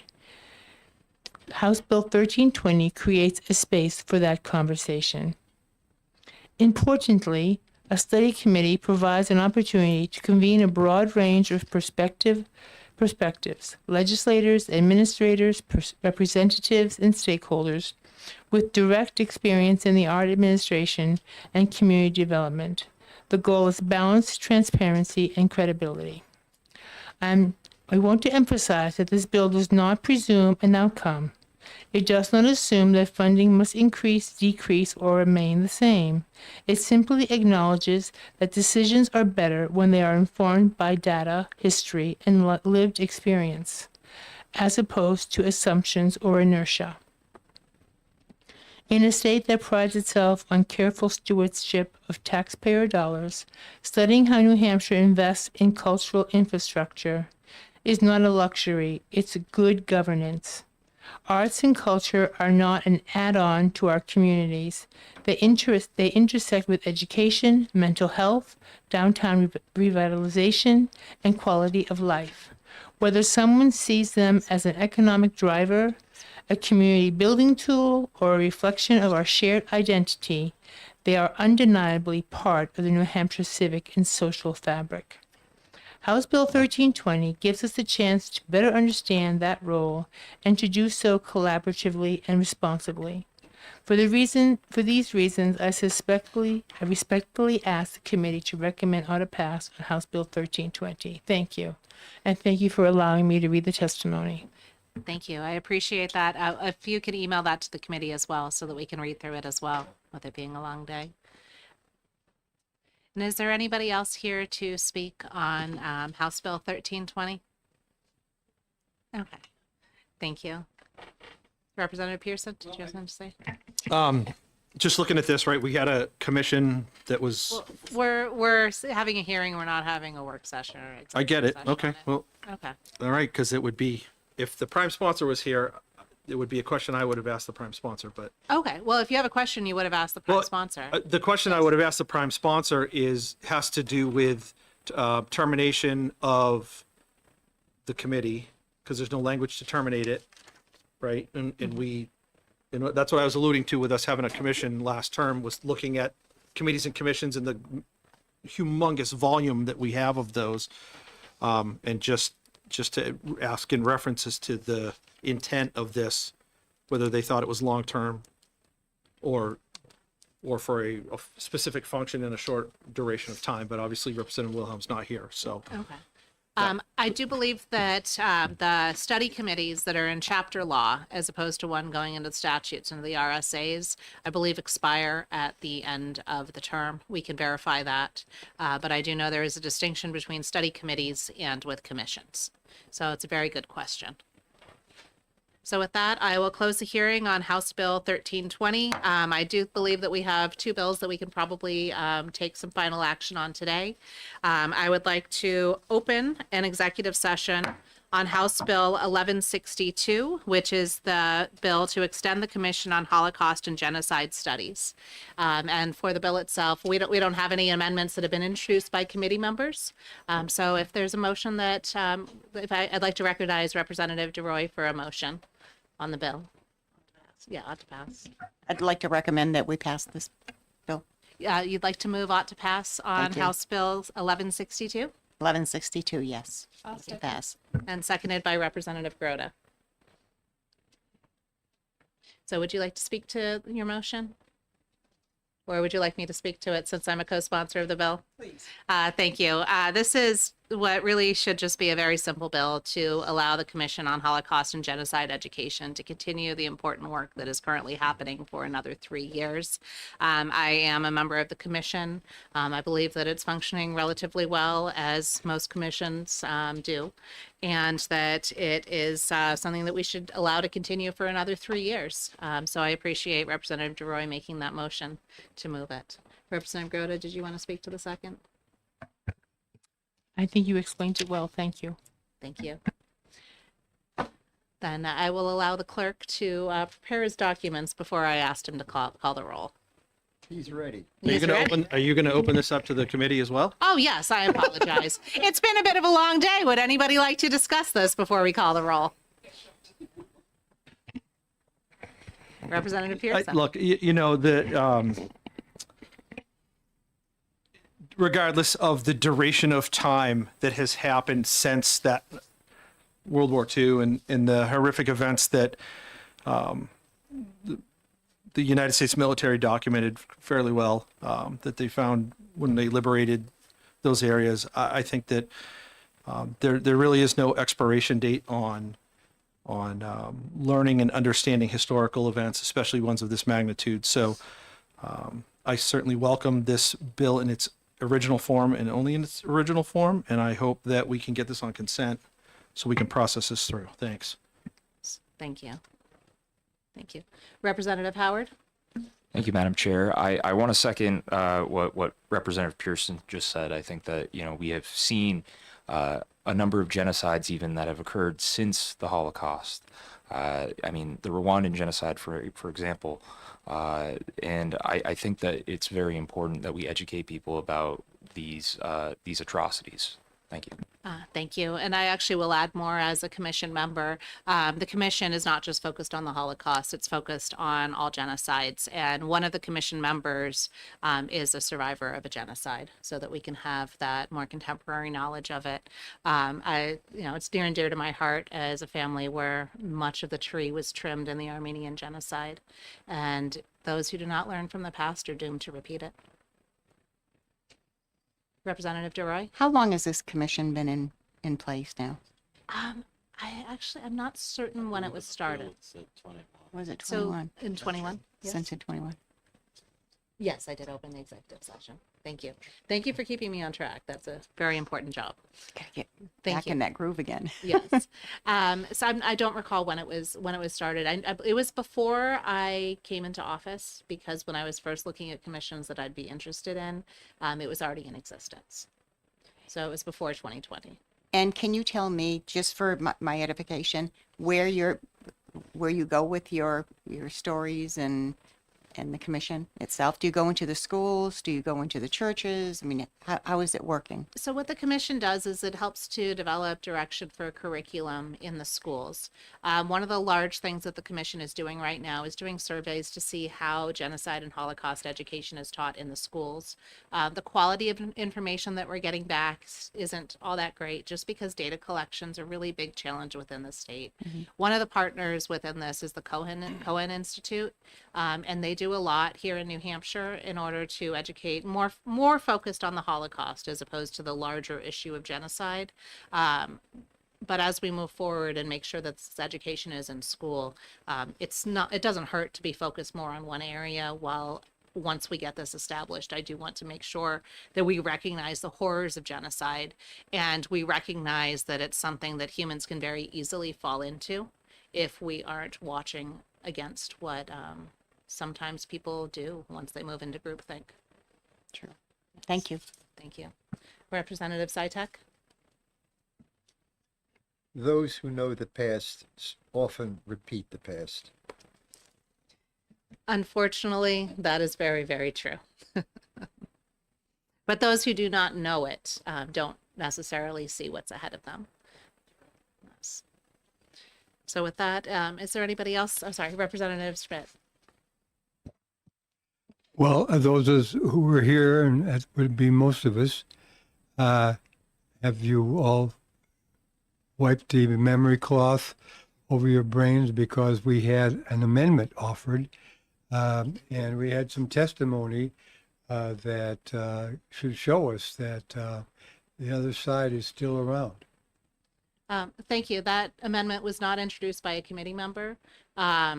Had I been faster on the game, I would not have allowed any discussion on that amendment, because unless an amendment is brought by a committee member, there is no reason to discuss it in any testimony.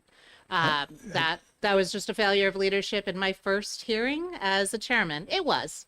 I'd rather be harsh with myself so that I can improve and make sure that this process is better, than to just not acknowledge that I could have done better. There were two people here who came from Michigan to testify before us. They came from Michigan. Yes. And I disagree with a lot of what I saw while reviewing the information that they presented. It's important to hear voices, but it's important to hear.